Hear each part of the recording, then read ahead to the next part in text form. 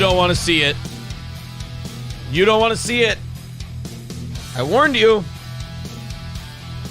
I just remember I told you didn't want to see it. You guys want to see what April did last night? You want to see what she did? She's got 2 black eyes. She's got 3 broken ribs. And a guarantee, personally, to me, that she won't talk back. I'm just kidding. She changed the set around a little bit. There you go. Good morning, everybody. Welcome. Why do you always... I got to tell you something. You got to change something about your look. I know. Because we start... You're not here, and this looks perfect. I know. It didn't. And then you sit down, and you literally... I don't know if this is something about your mindset and something about how you behave as a human. You need to fucking change your outlook on life and maybe not be so negative, because you literally suck the light out of your side of this set. I don't know what happened. Could you at least show them so I don't look like a guy who doesn't know how to properly light a fucking thing? Could you walk off the set right now and watch it explode with brightness? Watch this. Look at that. It's brighter now. It's brighter when she leaves. And then she sits down and sucks the life out of the thing. I don't know what to do. It's fucking remarkable. And I gotta say, as someone who looks at it all day, it pisses me off. Look at how dark it's getting. Do the configuration and up the brightness. I can't, because for everyone else, it's fine. So it's just on this TV right now? It's not everybody? No. I'm saying for every other second mic, every other person that's on this show, it's fine. They don't suck the light out of the room. Fire me. I might have to. Just do it. This is unacceptable. The way you light things when you sit down needs to change. I don't know if it's a superpower you have. I don't know if it's genetic. But it's literally turning into nighttime. I don't know what to do. I don't know what to tell you. I don't have any jokes about it. I worked really hard yesterday, and it didn't do that. No. Don't act like you did something wrong, and it's done that before when the set was back. There's something about your skin, your hair, your clothes, whatever, that just sucks the... You know what? I think Grinch Girl might be right. You wear light clothes, you suck the light off of the set. I wore a black shirt yesterday, and there was no problems. That's kind of the point they're making. That's what I'm agreeing with you. Jesus. You need to go. I'm not kidding. You might need to change clothes for my mental health. I'm not kidding. I can't sit and look at the set like that. It will drive me fucking insane. I will feel bad about the show. I'm sending her up to wardrobe to put a new shirt on. I was excited. They're saying I look washed out. Oh, so this is my fault now. Now I'm too white. Oh, I was looking forward to having a great show today. Only I can derail things like that. That is my gift. But, yeah, it's still, you know what? Fuck it. It still looks dark. Now I'm bothered. We got everything lined back up, you notice? Everything is lined up again. Like, do I help if I turn off our main light here? Honest to God. I may just have to turn off my main light so I can no, because that one just gets darker. Holy shit. With this fucking thing. I hate it. Cambodian River Pig, and I trust him because he half hates us, half likes us. He says it evens it out. I may have to turn off my main light. Just in order for this to go well. There we go. We'll just switch. We'll flip this. I flipped a switch and I sort of fixed it. Someone says, do the show in the dark.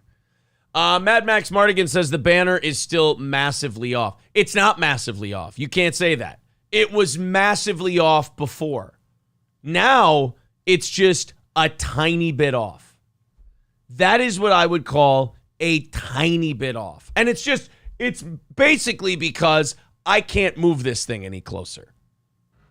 I could try, but then I'd be sitting here backed up against the thing. Cambodian River Pig says it's fine. No one cares about the lighting. I know, but this is part of my charm. This is why I continue to grow an audience, because I'm a fucking psychopath. That's because I turned my fucking light off. Because now I'm annoyed about my side being so bright. Oh, why don't you do a solo shot today and we'll just go fuck off? Fucking hell. I'm doing that way. Oh, see, look, you're much brighter now. Look at that. It's 1,000% the white clothing. You notice us men, we always dress in dark tones because we look gay in white. You're a woman, so you can pull off white a little more. Can you wear a white wedding dress, young lady? No. That side is fucking underlit. This side is overlit. That's the problem. So the audience is saying, I don't care about the lighting, but Aaron cares a lot.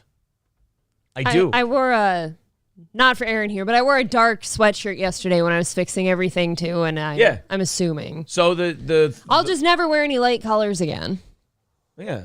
Why is that a problem? I'll just wear only black on this show. Look, I want you to look like you're in mourning every morning. We'll change the spelling too. It'll be the Steel Toe Morning Show, and we'll add a U in it. Okay. That sounds good. All right. Anyway, guys, I wanted to start the show by showing off the fact that it's just turning darker again. What the fuck are you gonna do? It's, you know what it's got to be blonde hair. It's got to be something like that. I can't change that. I can't do it. We have better. We bought expensive cameras. We might have to buy more expensive cameras. I look great right now, in my opinion. It's just darker than your side for some reason, like the background. I'm a washed out ass motherfucker. No, your camera's doing that cunty fucking thing where it's trying to grab onto something and refocus. I hate it. I think I might have to buy new cameras. At any rate, guys. I was really good morning. I was yesterday. really happy about the start of today's show, and now I'm having a breakdown over myself. Yeah, you can't imagine my stress over here. Guys, I have to tell you, it's really hard for new viewers to understand. This is 55% fucking around. It's only 45% I'm having an existential crisis. So it's a minority stakeholder. Matthew, one of our former second mics, says the camera shows her sucking your soul right out of the air. Is that what you're doing? Son of a bitch. Fuck me. Mad Max Mardigan says, you mean the Steel Elto show? Dude, I'm sorry, Mad Max Mardigan. I know you got a bug up your ass this morning. I can't help you. This is so much more improved. I feel so much better about this background than what we had before. Oh, thank Everyone Christ. behind the curtain, this thing cannot say one thing unless there's a single shot, because we can't crop our boxes any smaller. It's too fucking big, number one. And number two, yeah, we just, the way the we can't boxes crop are cropped. our shots any farther. That's it. I hear you. Well, we're still going to have a great show today. It's going to be a lot of fun. Her camera tones are still darker, can tell in the back. No shit, S2H. But here's what we're going to do. Ready for this? We're going to stop talking about it, and we're going to move on and do a show. How's that sound? Boy, the people over at r/Mersh wish they could get to me the way my set does. And anytime it's my fault, I am sitting here just sweating bullets. Bitch, nobody's saying it's your fault. This is my fault. No, it's not. I'm the only one who controls any of this. You have weird Swedish skin. It's God's fault. It didn't do this yesterday. It didn't. It does it during showtime. I don't know what to say. Certainly does. You may have to open those windows back up that you closed.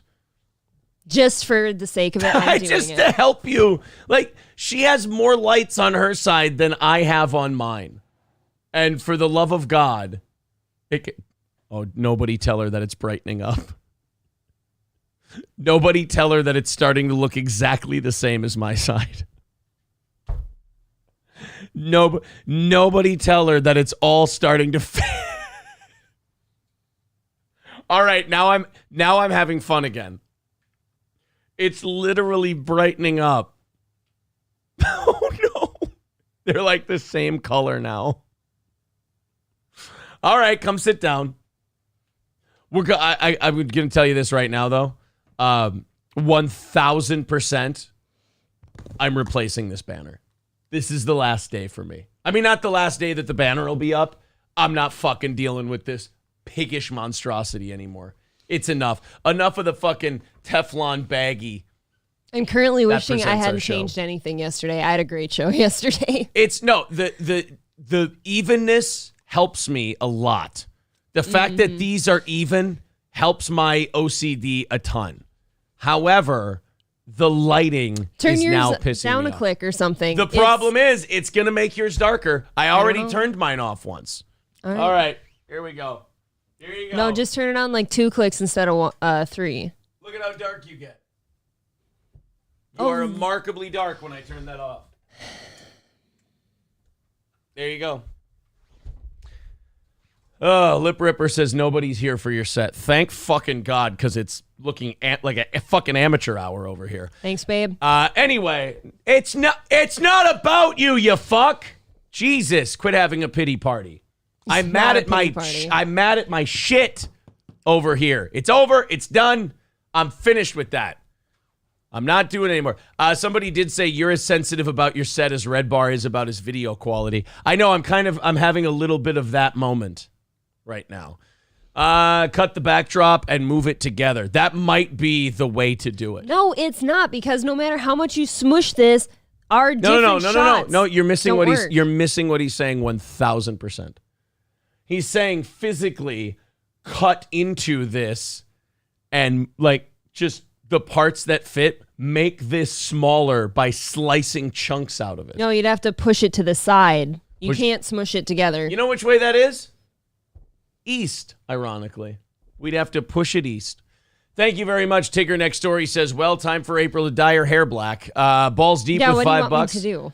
And is maroon just navy red with $5. Guys, you're going to like this part. We are 120 away from our goal today. 120 away from our goal. We might be, this weekend, it may be time to go to a one shot. Okay. It may be time to ultimately make the move and do the one shot and say, fuck it. I don't care. Whatever helps. All right. April should dye her hair black. She could one half of Billie Eilish. Oh, is that a Billie Eilish's fat joke? I think I'm one of, I'm the only one in Litchfield who never tried dyeing their hair black. Oh, did they all go through their gothic phase? It's not even a goth phase. It's just they just wanted dark hair. Well, it kind of matches the mood, you know, when you're a kid. I lived on the farm in Sunshine. It didn't fit my mood. God. John says, just green screen it so you'll have a full banner behind each of you. Green screens look like shit. Yeah, but you think this one looks like shit too, so what's the difference? We're going to keep going until I find exactly what I want. We'll go until I get what I need. I literally did so many things in this basement yesterday. The positioning looks much better. I don't know why. The camera didn't do this last night. I don't know why you suck the lighting out. I don't know what that is. I cannot tell you. The only thing I can say is it something about that fucking camera and whatever it's focusing on. Cody with $99.99. Thank you very much, buddy. That's going to be $70 off the goal this morning. Thanks, buddy. So we're 50 away from our goal and an extra 30 minutes of overtime. All right, you guys ready for a show? I'm ready for a show. God, I hope so. After 15 minutes of that happy horse shit. Here was the plan. I was going to start today's show by going, what do you think, guys? It's, we evened it up. And I am actually very happy about that. But now I have to do this. I can't. All right. Few things I wanted to talk about today. I got a DM from our buddy Zen Rhino. Okay. Love Zen Rhino. He's very supportive. Zen Rhino is someone who found this show when we came from Twitch over to YouTube. And he's been very helpful. He's sent me stuff to use for the show. He's been incredibly supportive, is sharing the show on his social medias and things like that. As nice as what Cody just did, then that's a lovely donation. And I thank him to the moon and stars for how supportive he and thousands of you are. But like what Zen Rhino does, that's what I'm talking about when the people who are like, oh man, I can't contribute to the show. It's like, no. You can contribute to the show. What you're saying is you can't donate money to the show. There's so many other ways to contribute to this show. And Zen Rhino is a great example of that. Yep. Zen Rhino sharing everything, liking everything, just being like the booster. He's promoting the show. Of this show. So if you guys are ever feeling, I don't want anyone to ever feel bad because they didn't become a member or throw in $5-10 in a month. I don't want anyone to feel bad for that. Times are tough. Take care of yourself. But what Zen does is the perfect example of, hey, then just do this. Yeah. The guy's great. Ryan says $15 from Zen Rhino. Ryan also says, praise the 3Bs Blazer. Applebee's sucking on bones, Mersh man. So I got to talk about that because that's kind of what I wanted to start with today. Zen Rhino sent me a direct message yesterday. And he told me, he goes, hey, man, you got mentioned on r/Mersh. Oh. And I went, oh, a subreddit? Subreddit. I'm going to make some guesses. Remarkably miserable, single young white guys. They don't like anything. No. And I'm guessing a lot of them probably had a podcast at one point and it never went anywhere. Because I'd say that's all accurate. I see the people that Reddit typically hates, and there's always a pattern to it. And the pattern is this. Guys it's like hating the girl who won't have a drink with you when you thought she was the attainable girl. You know, the one who kind of looks a little girl next door-ish, and You're like, I got a shot with that one. And then you find out you're actually beneath her, and she won't have a drink with you. No shot. So instead of you going, why don't I get better and work on my shit? You just go, dude, 100% of me is now dedicated to hating that chick. For no reason other than she didn't want to touch your dick. Right. That is what like an r/Mersh subreddit is like. So when Zen Rhino said, you're on there, I'm like, all right, awesome, cool. Let's go take a look at how unhinged and unhappy I've made these people. I go in there, and sure enough, unhinged and angry. And this was the amazing part. You know what r/Mersh is upset at me for? Your hairline. No, they'll get to that later. That I don't hate Mersh. It's literally as grade school as, this guy, why doesn't he hate the guy we hate? Guys, it's okay. You don't have to pay attention to it. As much as I like the show we do, as much as I love our audience, and as well as it's going, I'm very easy to ignore. Actually, if you're that subreddit, though, it makes sense for them to be upset that other people don't hate him because that's all those pages exist to do is hate. They hate Mersh. They hate Brendan Schaub. In that regard, yes. It makes sense. But in life in general, I want to encourage these young men to spread their wings a bit and not just be Reddit guys. They've been clipped. I know, but if you're Reddit guys, then that is your whole existence. That's my point. And I can't think of a worse existence. One guy wrote, it was something to the regard of, it sucks having to imagine someone who would be a fan of this show. So I simply wrote to the guy, I go, then don't. Don't trouble yourself.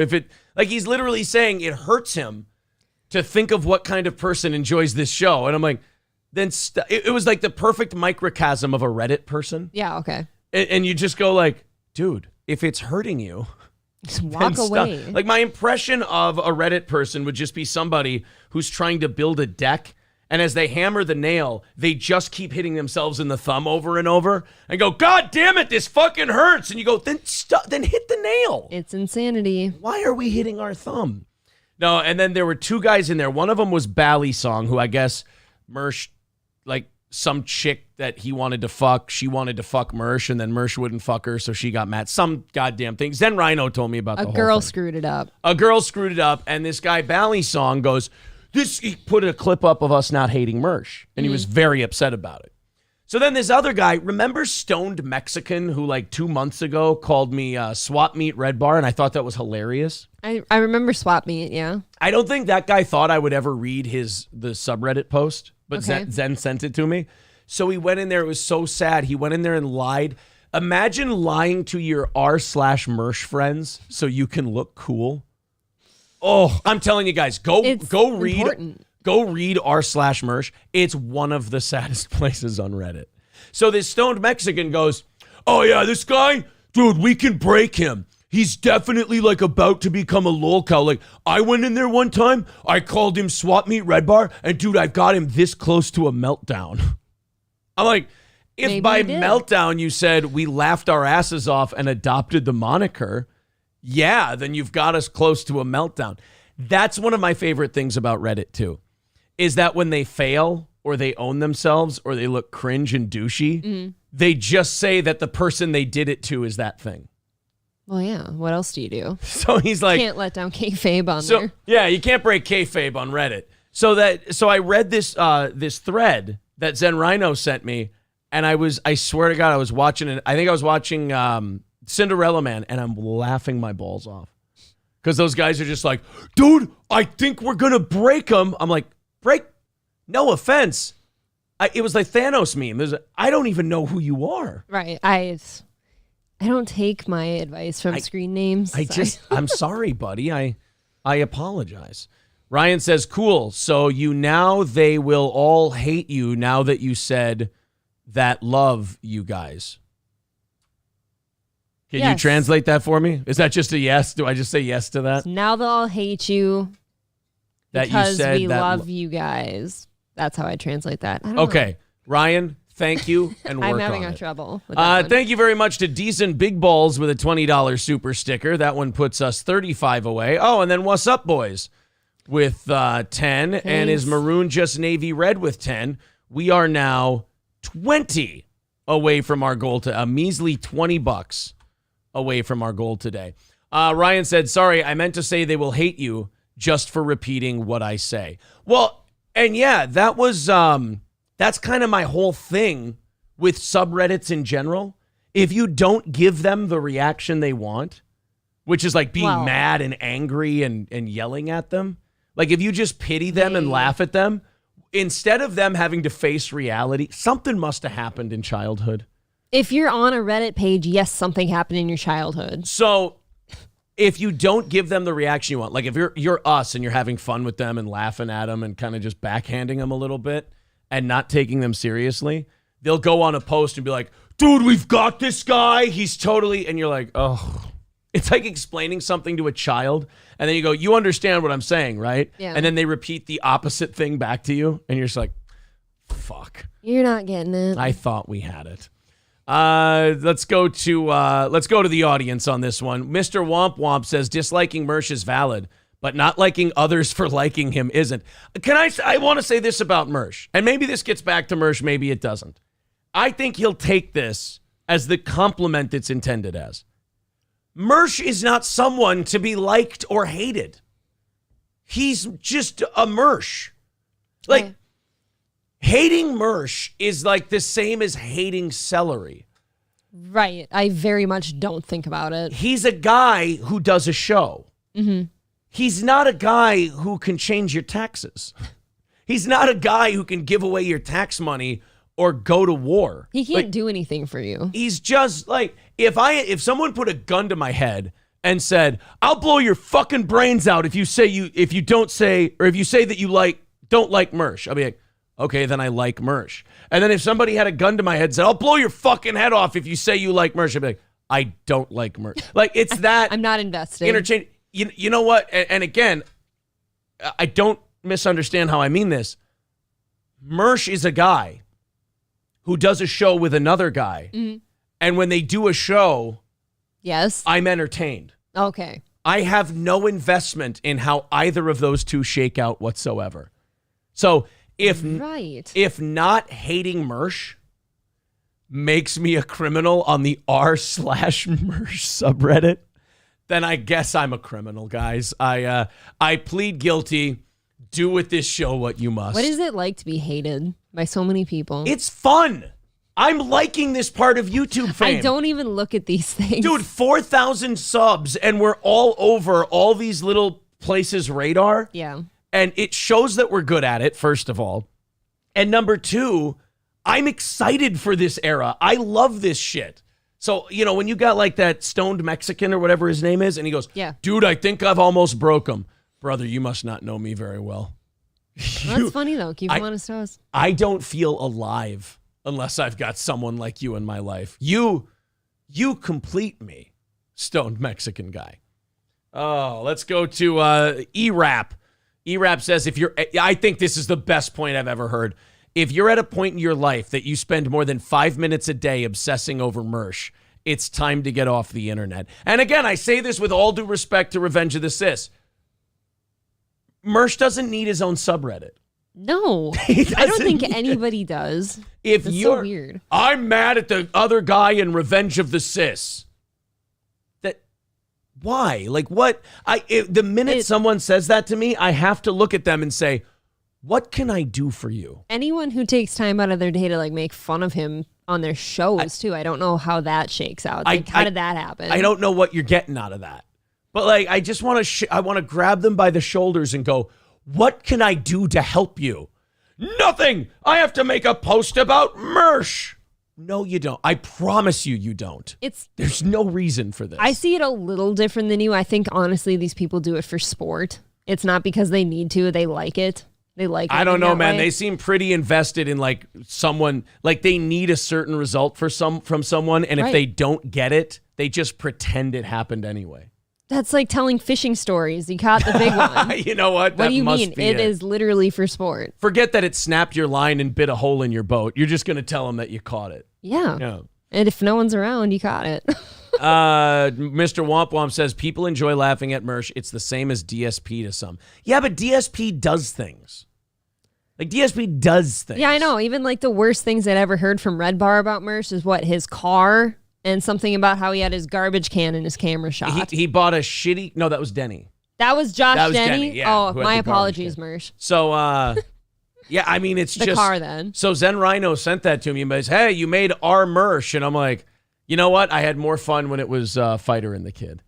Yeah. When the Fighter and the Kid subreddit, those guys were funny, the way they shit on us. I actually enjoyed that one. We read those on the air. That was funny.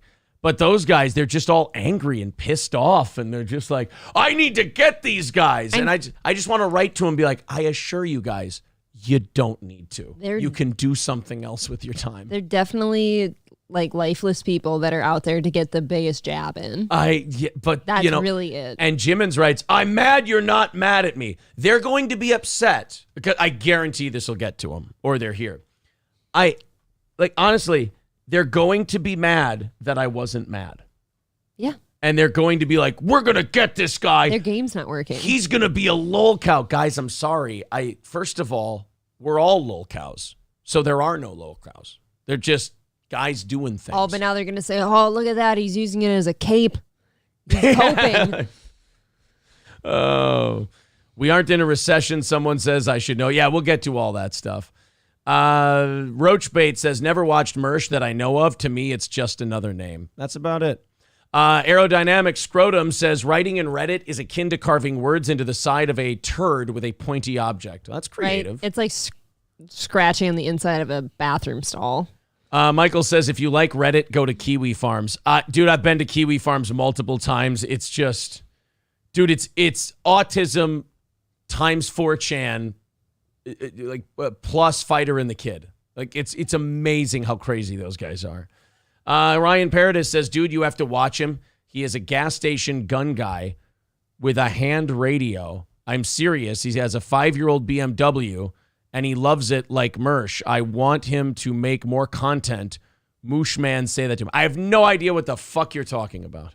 Mr. Womp Womp says, some people on Reddit are fighting wars their enemy doesn't know they're fighting.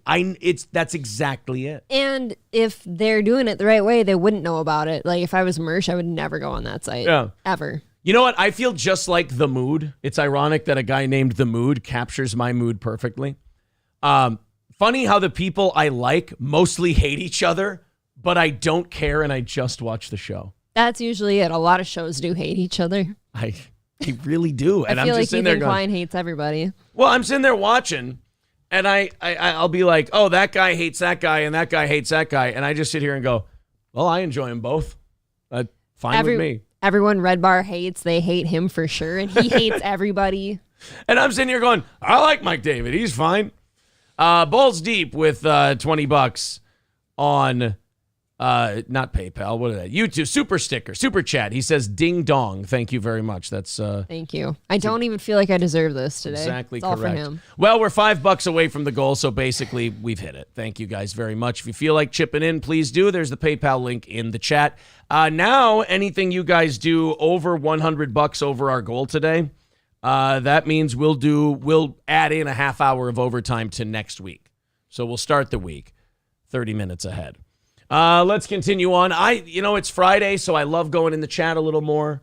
We've got a lot of fun stuff to talk about. We got a guy kicked off of Twitch. There's a guy who just got banned from Twitch. He had a bunch of followers and everything. Yikes. He doesn't know why, just like the rest of us. We've been banned from Twitch, and they never tell you. So you never learn. They don't tell you why that you got banned, but you just get banned. And this guy, his name is Greek God.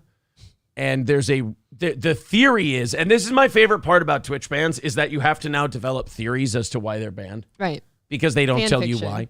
So this guy named Greek God, who I swear to God I've never heard of. Me either. But apparently he's big. That's another thing I love about the internet, is there's guys who are rich and successful and nobody's ever heard of them. You're all just kind of existing somewhere. I love that. And he got banned from Twitch, and they say it's because he mocked an Asian family.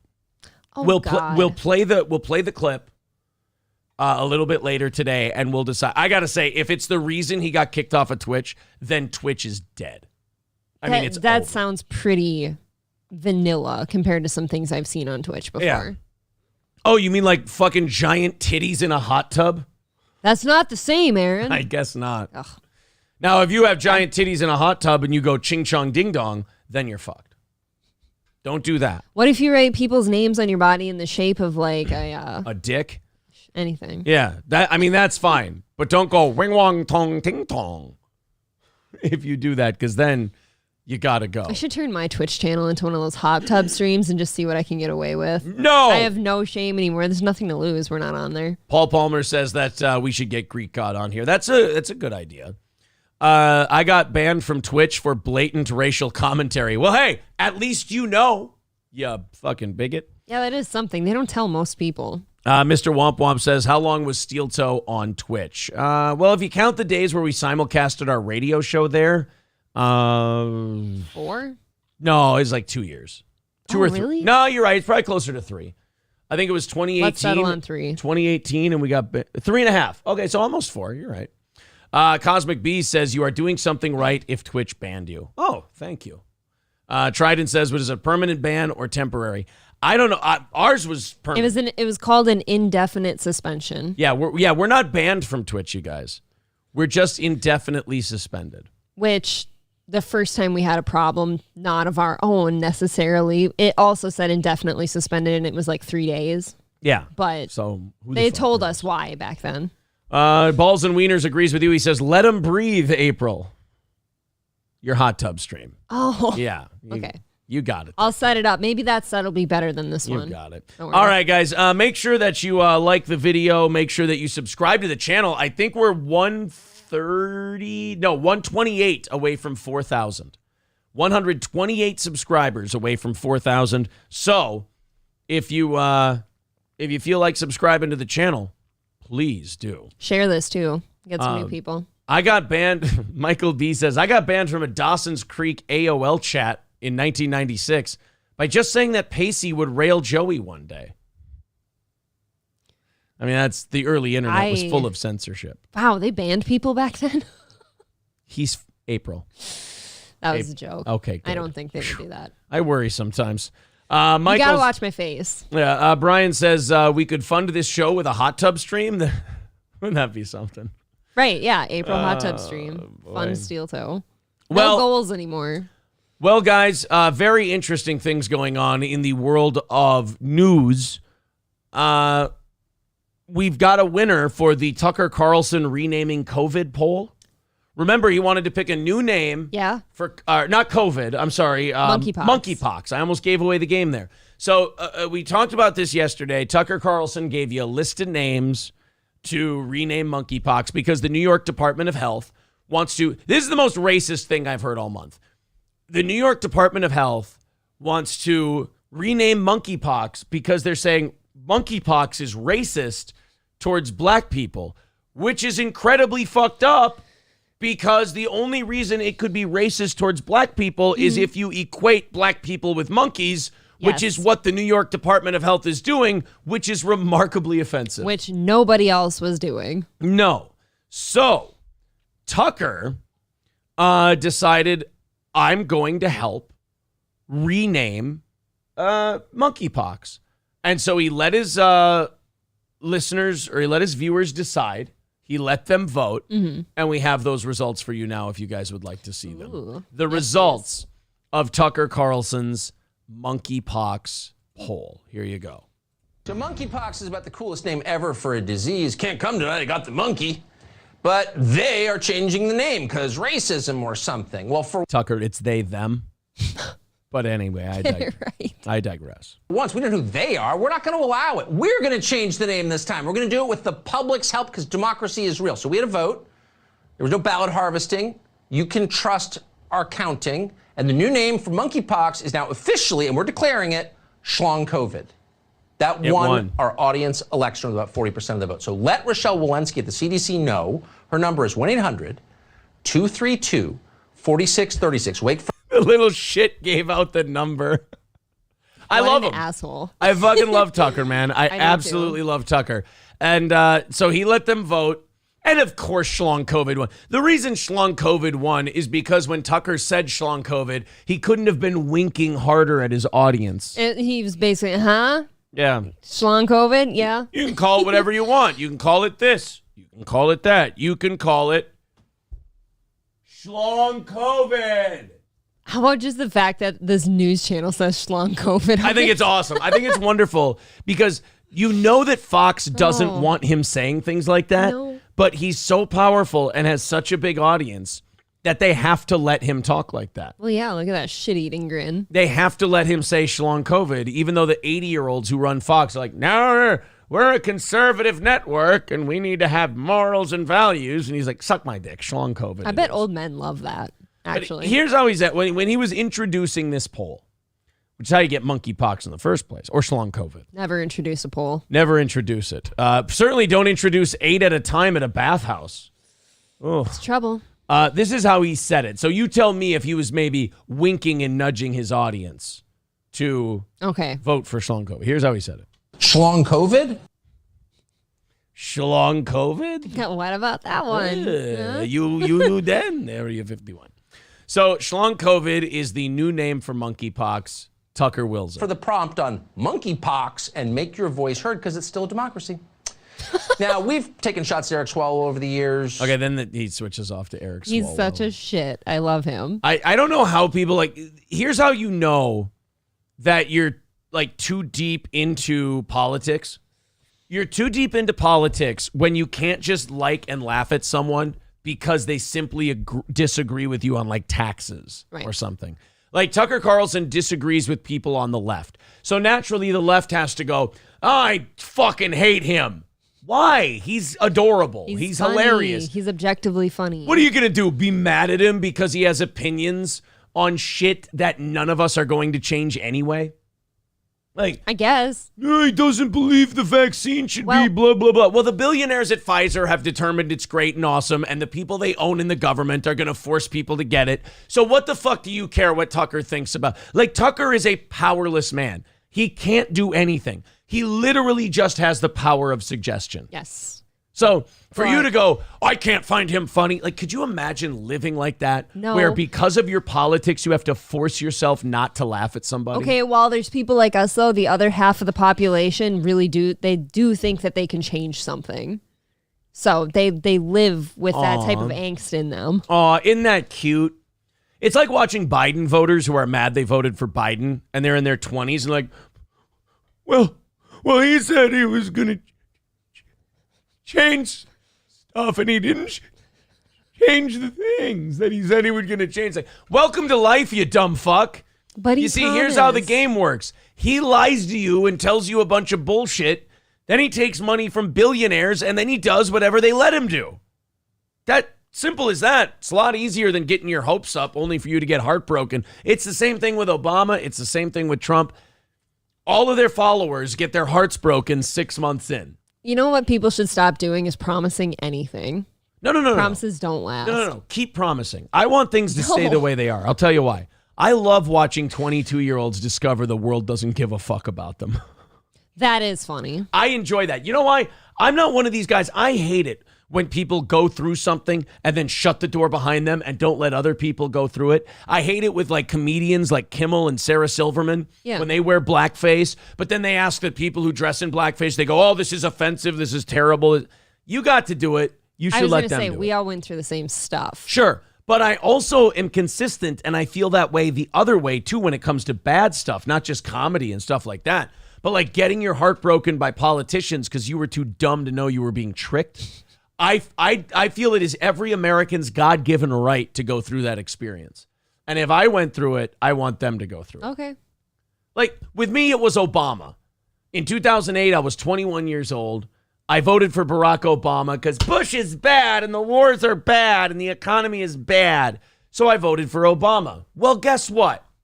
He didn't do any of the shit he said. I thought I was getting, at 21 years old, I thought I was getting free health care. I thought I was getting all kinds of cool shit. Oh, yeah. Nope. How'd that pan out? And guess what? You know those wars that I hated so much? The main reason I voted for Obama was I hated the wars. You know what happened to those wars? They didn't end. They just kept going. Yeah, just straight on through his administration. Almost through the entire next one. Yes, sir. All the way through the entire next one. Yes, sir. And then people forget, Afghanistan just ended like a year ago. I know. It's gone on so long, people don't remember when it ended. Yeah. So I don't want to stop young people from getting that feeling of disappointment and heartbreak. But I do want people to stop being so beholden to their politics that they can't laugh at somebody. Like, look at all the people I've gotten shit for enjoying. I enjoy Tucker. I do too. I find Bill Maher hilarious. I find Patton Oswalt very funny. Bill Burr. All these guys. And people go, oh, that guy's right wing. And I'm like, I don't give a fuck. His joke was funny. That guy's so left wing. I don't give a shit. The joke was funny. That is something I've done a lot in the last 2 years is I don't really care anymore about somebody's politics. I did care a little bit. I was that person like a few years back. And you just stop doing that and they hurt a little less. Could you imagine being 40 and standing for some politician or celebrity because of their politics? It's exhausting. I don't care if Bette Midler was a liberal or a conservative. I would still laugh my ass off if she fell through an open manhole cover. Yeah. It would be hilarious. I'd play the Goofy sound drop, the whole deal. It would be one of the funniest things I've ever seen. Oh. By the way, did anyone notice I fixed April's Yes, some people said nice job. That's what I asked you to do right away and you wouldn't do it. I was busy Well, I'm yelling. over here sick with myself. I was trying to yell. Yeah, but your yelling makes me sick when it was my doing. Oh. So you're wrecking your co-host. I'll try to do better in the future. Thank you. But I can't promise anything. Like I said, don't ever promise anything. Nobody sticks to it. Bumbaclo says Eric swallows well. Yeah, if you guys don't know about Eric Swalwell, go check him out. He was fucking a Chinese spy, allegedly. Hot. So that's always helpful for the country when one of your representatives is fucking the enemy spies. It's nice to see he came back from yesterday. Oh, and not only that, I saw Bumbaclo. I was watching Unique for a little bit. We're going to have Unique on the show on Tuesday. Not on this show, but on our noon special on Tuesday. We're doing an interview with Unique. I like him. And I saw Bumbaclo on there. And I was really happy. I was like, oh, cool. Bumbaclo likes our show. He likes Unique. I like this guy. But I was watching what was going on in the chat while I was watching Unique. And it put me on the kind of the Reddit rant that I went on today about how miserable they are and how funny it is to watch them. They were kind of doing the same thing to Kyle. And I think what they see in Kyle or me or Mersh or Red Bar, like these smaller shows, I think what they see is like, oh man, I don't like that they're making a living doing this. I should be the one. Like, I'm better at this. They don't hate you. They think they should be you. Okay. It's that weird, like they're going to try to, like the Selena paradox, like they're going to try to kill you because they want to be you. Not necessarily be me or be unique, but they want the platform that they have. Sure. And that's why I say I think a lot of people on Reddit got together with their buddies in a garage and did a podcast once and it never went anywhere. So now they're just mad at everyone who looks kind of like them or has the same kind of vibe they do and put out a show that didn't do horrible. Right. Yep. And so Unique last night was talking about Bryan Callen and Brendan Schaub. And his whole thing about Bryan Callen and Brendan Schaub was Brendan Schaub is suing Kyle currently. For what again? Brendan Schaub is straight up suing Unique. He had to take down his old channel, start a new channel, take down all his videos. Now he doesn't keep his live streams up anymore because, he's got lawyers now that are advising him on what to do. Yep. And he was talking about that. He's like, I'm the only YouTuber being sued for talking shit about Brendan Schaub. These guys in the behind the scenes and shit, they talk about me and this and that. And I understood him because I was like, I'd cock off too. Like, I'd wear that as a feather in my cap if that were happening. He's still posting videos about Brendan. Right. So he's still got the balls to do that. But then, like, his people in the chat started getting mad at him for saying that. Like, they started getting mad at them like, nuh-uh, Kyle. They don't even think about you. They don't talk about you, Kyle. You're full of shit. And I'm watching his chat, and I'm like, okay, he's going to see that and blow up in a second. So his own chat turned on him? Yeah, but I'm watching his chat, and I'm going, guys, they literally do talk about him. They have to have lawyer meetings about the guy. Look, say what you want about Kyle. He drinks too much on stream. He starts slurring. You can't understand a word he says. Okay, I totally... To each their own. I get that, 100%. It doesn't bother me. I find it funny. I don't... Like I said, I think what the Reddit people are going to find incredibly frustrating about me and this show in general is we tend not to take anything seriously. I certainly try not to. We're in this for the fun. But... they start going like, yo! Like this jealousy started pouring out of his own audience. We're like, no, Kyle! No, that can't happen. They can't talk about you behind the scenes. You're being an asshole. And it's like, guys, he's not trying to offend you. No. He's not trying to upset you. And when you go to those types of people and you go, dude, stop being upset. I'm not upset. You're triggered. I hate that word. I'm sitting here going, I'm talking to you calmly, and you're going insane. And you've got me triggered? Why aren't you this mad? I don't. So Kyle started. It's so funny. This was at the point in the stream where he's a little drunk. Okay. And he starts to go to his chat and he goes, oh, yeah? What kind of vest do you have to put on to go to work? What kind of shitty vest are you putting on right now to go to your shit job? Fluorescent. Well, I do this for a living. Yeah. And this is my job. And you got to put on some shitty vest. And I'm just sitting there laughing because I felt like I was in a fever dream. This whole week has been a fever dream with Gino Bisconte and r/Mersh and Unique and Review Tech USA coming on the show and all this stuff. And so I'm watching this and I'm like, I've got autistic guys yelling at Kyle simply for the fact that he said, hey, it's pretty cool that all these channels mention me and have to have conversations about me behind the scenes. Yep. That's pretty awesome for little old me. And then to watch a chat room full of people get mad about that. I was like, what kind of acid trip did I walk into? We've said the same thing here before when this show gets noticed by another show. It's like, I don't care if you're saying good or bad stuff, at least you're talking about I it. don't just say the name of the show, right? Right. You want to piss me Enunciate. off, talk shit about the show and like call it Revenge of the Sis. Like call it the wrong name. Or call you Aaron Berg. Yeah, that Mike David Say the name. Got me on that one. Say my goddamn name, Michael. I deserve the rub. Squirrel Boy Q with $5 says Steel Toes profits after April starts hot tub streaming. And it's just, it's an increasing chart. Look at that. I've thought about doing fishing ones before. Aaron's not okay with that one either. Why? Because they were usually shorts and a swimsuit top out there. Because you're trying to hoe it up while you're fishing. No, that's just how I fish. Veldrain with $5 says some people are like Robert Carradine in Revenge of the Nerds sequel, scared to death to hear their own laughter.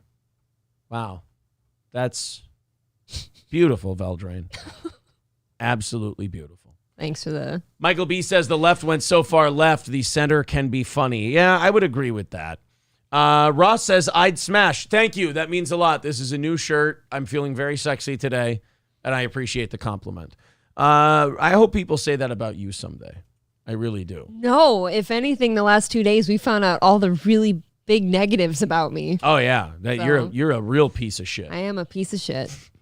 Roachbait says, when your comedy is based on politics run your show. I could not agree more with that. That would be exhausting. Curly Adams says, I miss the uneven background. I love shit like that. Don't do that. I tried hard yesterday because I'm starting to get messages from people that think it's funny off air to message me about the set now.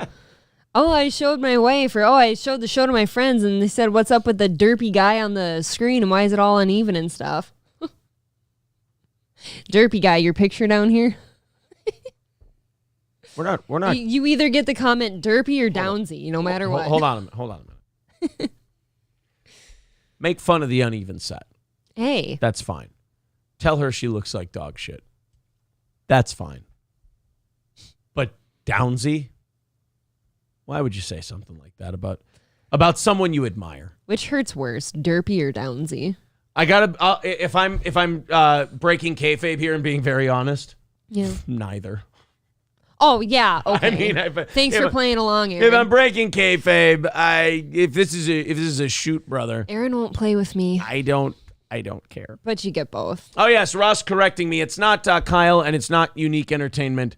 It's Sizon. I thought that was Mike a David joke would call being them. said. No, I just don't think Mike knew how to pronounce Sains.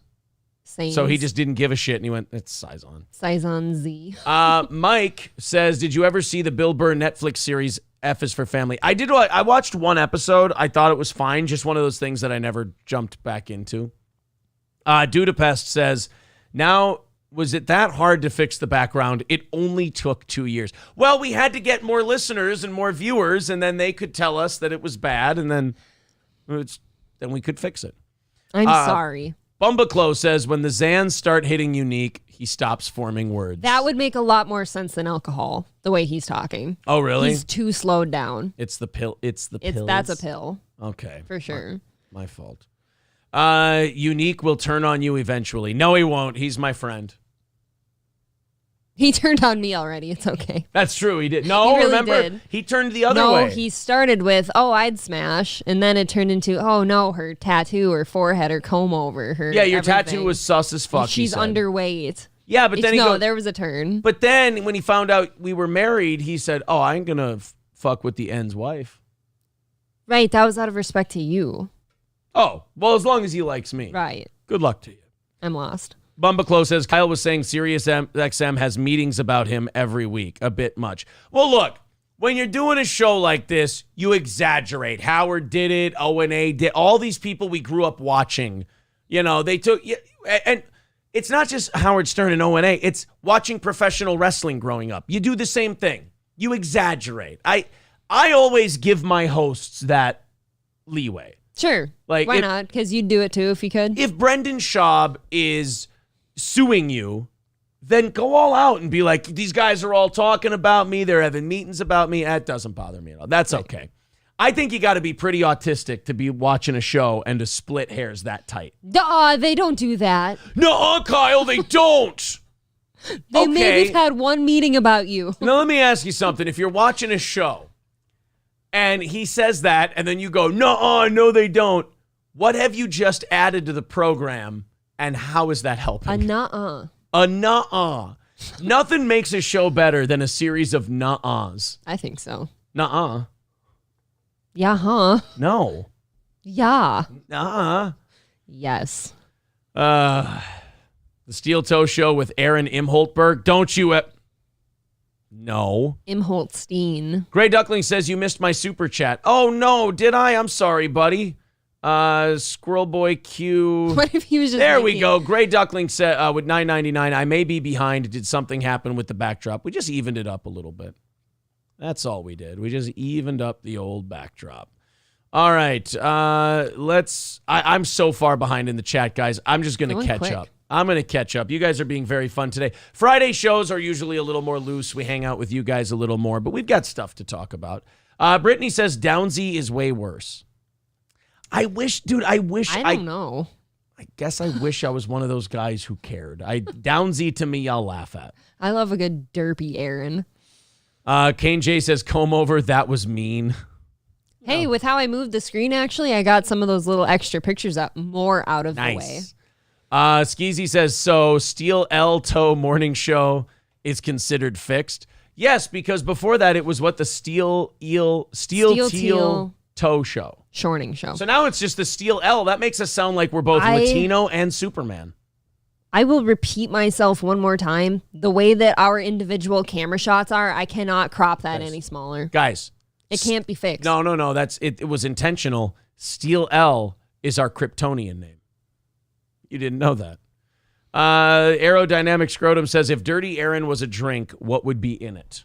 Vodka and pineapple juice. I was going to say more bourbon and cum, but to each their own. Fresh squeeze, too. None of that bottled shit. I don't want bottled cum.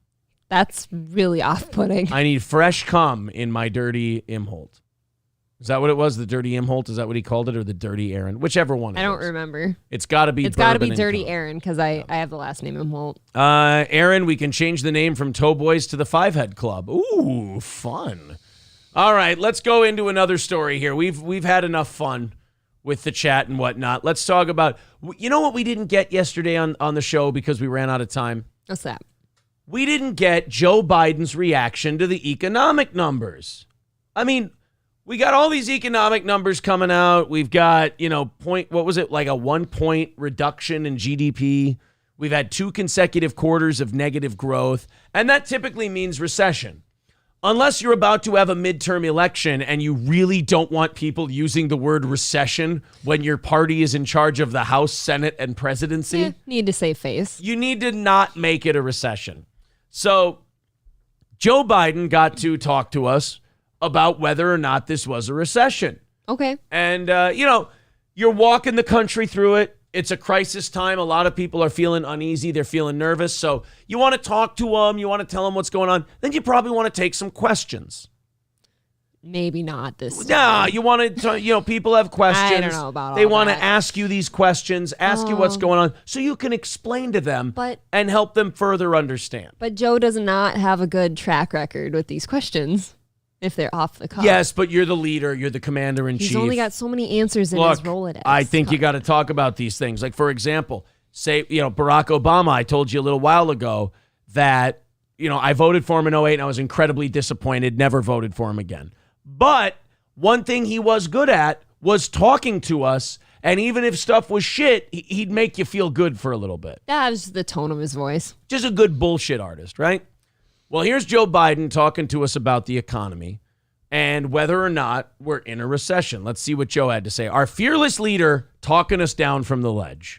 And just last week, as I said, SK Corporation of the Republic of Korea announced $22 billion in new investment in semiconductor batteries, chargers, and medical devices. Do you think he has any idea what he just said? No. No, I don't. Not even a little bit. When I hear him talk about semiconductors and this and that, I'm like, he read that right. And you can tell he's just reading that right off the paper. Yes, they put it in bold lettering. Say this one, Joe. And they color code it like different lines that he's supposed to hit. I don't think you can do that. I don't think you can write that down because remember, he reads that shit. What are you talking about? Remember when he said, repeat the line? Oh, yeah. So he reads that shit. You can't write little notes on there. No, that's what I'm saying. They put the different notes in different colored, print. And we were working on semiconductors and battery chargers. Read it again, you stupid fuck. I think you're supposed to say that part out loud, sir. Creating another 16,000 jobs here in America. And this is powering the strongest rebound in American manufacturing in over 3 decades, creating 6. Right, it's easy to have the strongest rebound in manufacturing when you came into office, you had shut down manufacturing. It's easy. Everyone's talking about, we have this great growth. Yeah, 5% from zero is a 500% increase. Right. Yeah, you shut everything down. Of course it's going to look good. Let everybody, can everybody from their jobs and then let them go back to work and then talk about your record employment growth that you're having. Ugh. And it doesn't matter that these people are getting jobs. They can't afford to buy the shit with the money they get paid from the jobs. Right. So the economy becomes a dead end. You know how shitty of an economy you have to have that you have all this employment and a low unemployment rate and your economy sucks? It's the worst. It's almost like you'd have to have inflation at 40-year highs. Yes.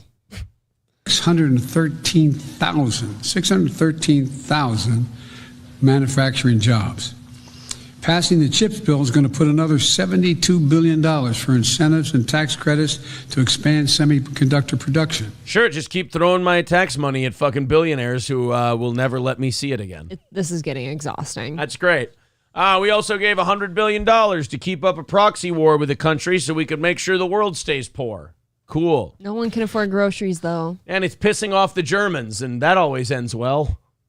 And the Inflation Reduction Act will add another $370 billion in clean energy tax credits in reconciliation, including... Wow. Thank Really? you. You mean it? More clean energy? You mean more shit that's more expensive? Hey, you know what doesn't need hundreds of billions of dollars in subsidies?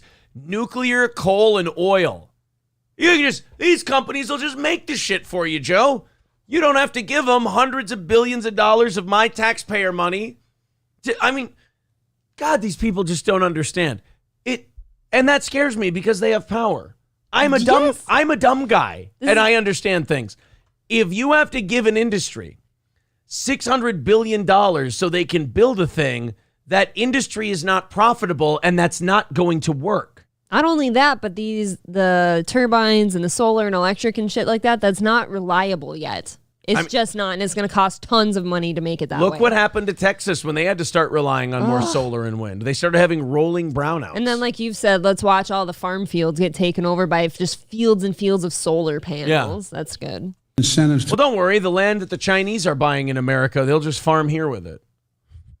To accelerate domestic production of solar panels, wind turbines, batteries, and critical materials processing. That doesn't sound like a recession to me. Thank you very much. And he just walks out. So no questions. He read off some random facts about semiconductors and some solar energy shit he was doing, and then goes, doesn't sound like a recession to me. Yeah, but you know what does? 40-year inflation and 2 straight quarters of negative growth. It's like you were talking to someone who's like, I was brutally raped. And you're like, oh my God, were you really? I mean, but your tits look great, and your face is untouched. You don't have any marks on your back. Not even a mark. It's like, yeah, but my asshole is completely blown the fuck out. Like I was sodomized violently. Yeah, but your nose and your tits and your ass, well, not your ass, your nose and everything else looks fucking great. But I've been traumatized. Doesn't sound like a rape to me. And then you just stack your papers and walk out the door. That's it. Dude, this is sick. He won't take any responsibility for anything. No questions. That's good. And you know why? Because he doesn't have to buy his own groceries. Yeah. He doesn't have to pump his gas. He doesn't know any of this stuff. I have to say one thing that impresses me about all of these guys.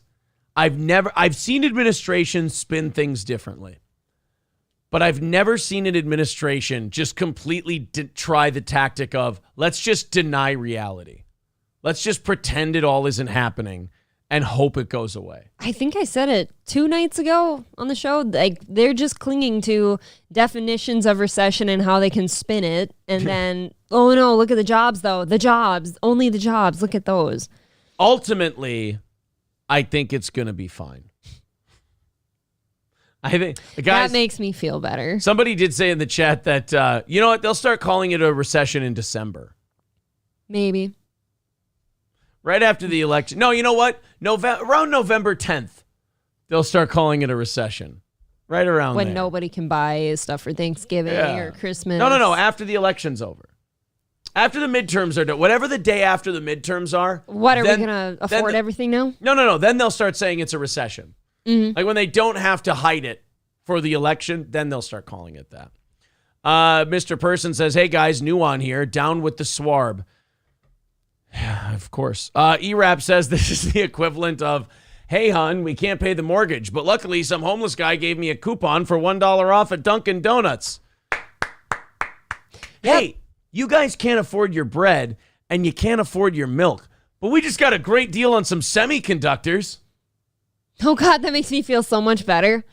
Oh, my outlook on life is so much brighter now. I think we're going to pull through this thing. Gray Duckling says, when does the third quarter GDP come out? Well, the third quarter is July, August, September. So this time in October, it will come out. Guys, I have a Howard Stern clip for you today. You know, if I would have said that 15 years ago. Everyone's excited. Oh, wow, a Howard Stern clip. What the fuck did Howard do? This will be, oh, man, this looks like it could be awesome. But now, 15 years later in 2022, I have a Howard Stern clip, and people go, oh, fuck. What did that old crotchety bastard say now? This made it to our cringe yesterday. Oh, no. And Machine Gun Kelly was on his show. And, dude, I swear to God, somewhere in an alternate universe, Howard Stern stayed cool, and he stayed awesome, and he was just a dirty old man, and he was still fucking on celebrities and shitting on people, and he hates this guy. That's kind of what I thought. Hates this guy. Why would he have him on? Could you imagine prime Howard Stern? Now, the title of this video, and I'm really worried this is going to get us clipped today, playing a Stern clip. Okay. But I'm going to play it. YouTube, fair use, commentary. We're going to make fun of this. We'll pause it a bunch to make sure we don't get popped. You know, that's another thing. People go, oh, why do people on YouTube pause their videos so much? If we don't provide ample amounts of commentary over this shit, we get our videos like limited in where they can be seen and demonetized and shit like that. I don't mind the demonetization part, but people not being able to see it, I limited fucking hate viewing, that. no. And some places are more aggressive with the copyright claiming than others. Yep. So you got to try and even when you do all of that transformative content, sometimes they'll still pop you. But Howard Stern had Machine Gun Kelly on his show, which first of all, ugh. Why? Second of all, he talked to him about a time that Machine Gun Kelly and Megan Fox did ayahuasca at some retreat. And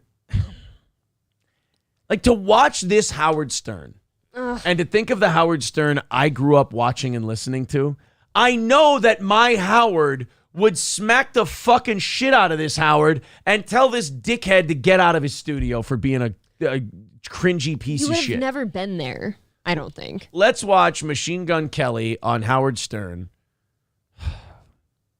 talking about his ayahuasca trip. Look, I'm sorry if anybody in this show right now likes Machine Gun Kelly. I feel it's my duty to show you this, to show you what you're liking. This guy is the biggest waste. Wasn't he? He's a problem. Wasn't he good friends with Mac Miller? I think so. The wrong one Even went. if they weren't, they should have been. Yeah. Oh, I don't know about all that. The wrong one went. Talent-wise, yes.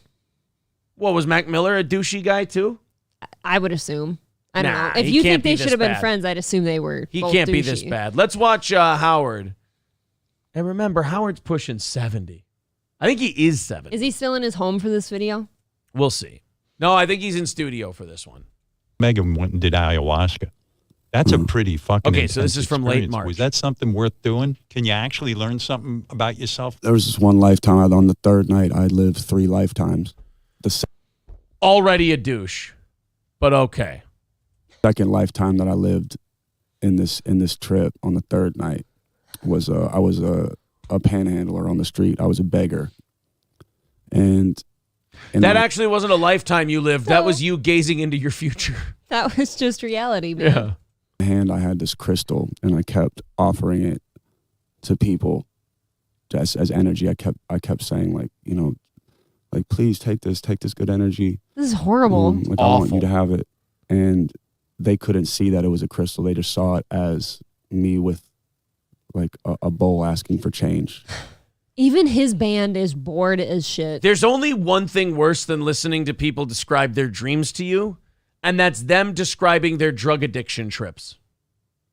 Yes, I don't know if Like, it gets worse. Dude, and I had a crystal, and it was deep, and you know what it meant? It meant you're a junkie. That's all it meant. There was no deeper meaning behind that. I lived 3 lives that night. Oh, did you? Were any of them more interesting So than this deep. one? Because I'll take that one. Right. But he is like the definition of vapid. And you know what hurts me the most about this? Is that it has Howard Stern? it has this name on. I don't want this name associated with this boring horse shit. The prime Howard would have started ripping this guy to shreds for oh God, I just had a moment now. You know what would have been great? If Howard had just been, dude, why are you being so... No. Oh, okay. If Artie Lang would have not tried to kill himself, not been hooked on heroin, and would still be on the show right now.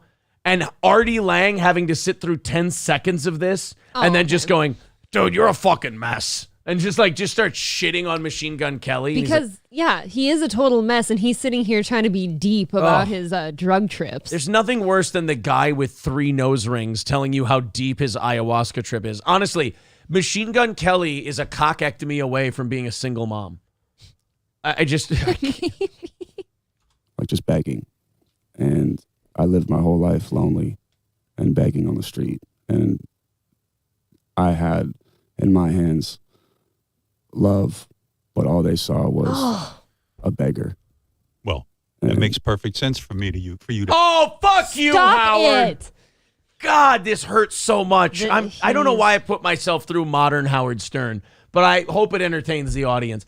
That makes total sense. Well, you know this fucking fruitcake Howard now.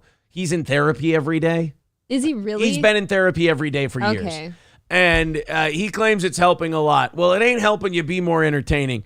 So now Howie heard this douchebag talk about his ayahuasca trip, and now he's going to validate this shit by telling him, oh, well, that makes total sense. Oh, guys, get ready for 2 douchebags. This is starting to go back to what you said about Eminem. Like, you're way more entertaining when you're a mess. Yes. Stop going to therapy, Both please. of these 2. Yeah. Both of these 2 more interesting when they're a mess. I can't imagine like how he got a Megan Fox either. A beggar. Well, it makes perfect sense for you to have a vision like that. You had to beg your father for love. In a sense, you were looking for a mother. And in a way, as a little kid, you probably felt like, can't somebody give me something? I'm out here begging you.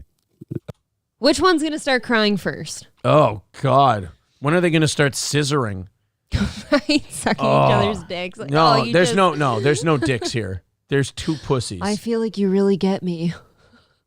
Machine Gun Kelly's bandmate is reading right now. None of them care. He's just looking at a phone or something, reading. Dude, I bet they've all heard this story like individually from him 20 times. Yeah, we get it, Kelly. Iowa. Oh, yeah, that sounds fucking crazy. Yeah, I got to do that. I actually never interpreted that one. I always spent time on the other ones. That one I never thought about like that. It was almost like I was looking down on the world, being like, oh, how could you Look see at that guy. He's glazed over. like that and not see that he was offering love. Machine Gun Kelly thinks so highly of himself that he interpreted his ayahuasca. You know, ayahuasca is supposed to put you more in touch with the world. I mean, it's bullshit, but it's supposed to put you more in touch with the world and see your more humble side. Even on ayahuasca, Machine Gun Kelly's like, I was looking down at the world and I was showing them something beautiful and they didn't appreciate it. They didn't like what I had to offer. Yeah, that was just a reflection. That was a documentary. Dude, Megan's like standing offset somewhere, like doing this and staring at him, like crying. Just so proud of you. So proud of you, baby. So brave. But what disappoints me is Howard Stern is sitting there. I'm watching 2 shithead assholes interpret trips with each other through therapeutic lenses. It's like, you're Howard Stern. Tell him he's a dick. That's what you do. That's what you're supposed to do. I don't know how screwed up all this shit is. I gotta be honest. I don't know how Howard Stern fans still watch. I don't know how many of them there are left, but I don't know how they do it. Right. Is maybe SiriusXM thinks like he's gonna be... No, I mean, in honesty, he's by far their biggest star. They don't have anybody else, so they'll just ride it out with him, I suppose. Into the sunset. Yep. Instead of begging. But that's a good way to interpret it.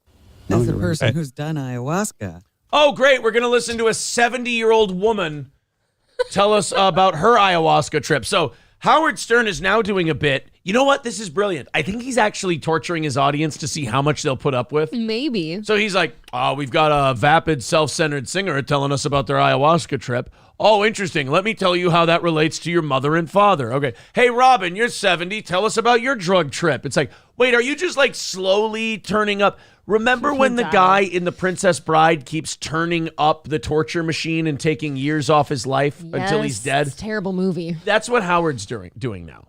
He's the 6-fingered man. This sucks. There's another way to look at it.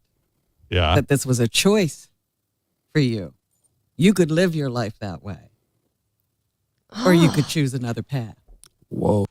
Wow. Thank you, Robin, so much. This is so much better than Black Jeopardy. I got to tell you, this is So much better than having Beetlejuice in studio. That's, oh, man. I feel like we've got The View going on here, basically. This was a choice for you. You could live your life that way. Or you could choose another path. Whoa. Hey, so Whoa, Robin. It's just too much. That's his response to both of these two. I've never thought about it that way. Whoa. I'm going to go home and meditate on this. You know what I hate about this fuck? Everything. This fuck walks away from each one of these shows thinking, nailed it. Yes. Oh, he's killing it. and Megan went too, right? Did she have a heavy experience as well? Yeah, second night. Is he crying? Yeah. Do you recommend this kind of thing, ayahuasca? I mean, it would scare the shit out of me. I do, and you know what? Now everyone wait for Machine Gun Kelly, because if he doesn't endorse ayahuasca, well then I ain't doing it. I sure wouldn't. think that we owe so much respect to the forest and the earth in general.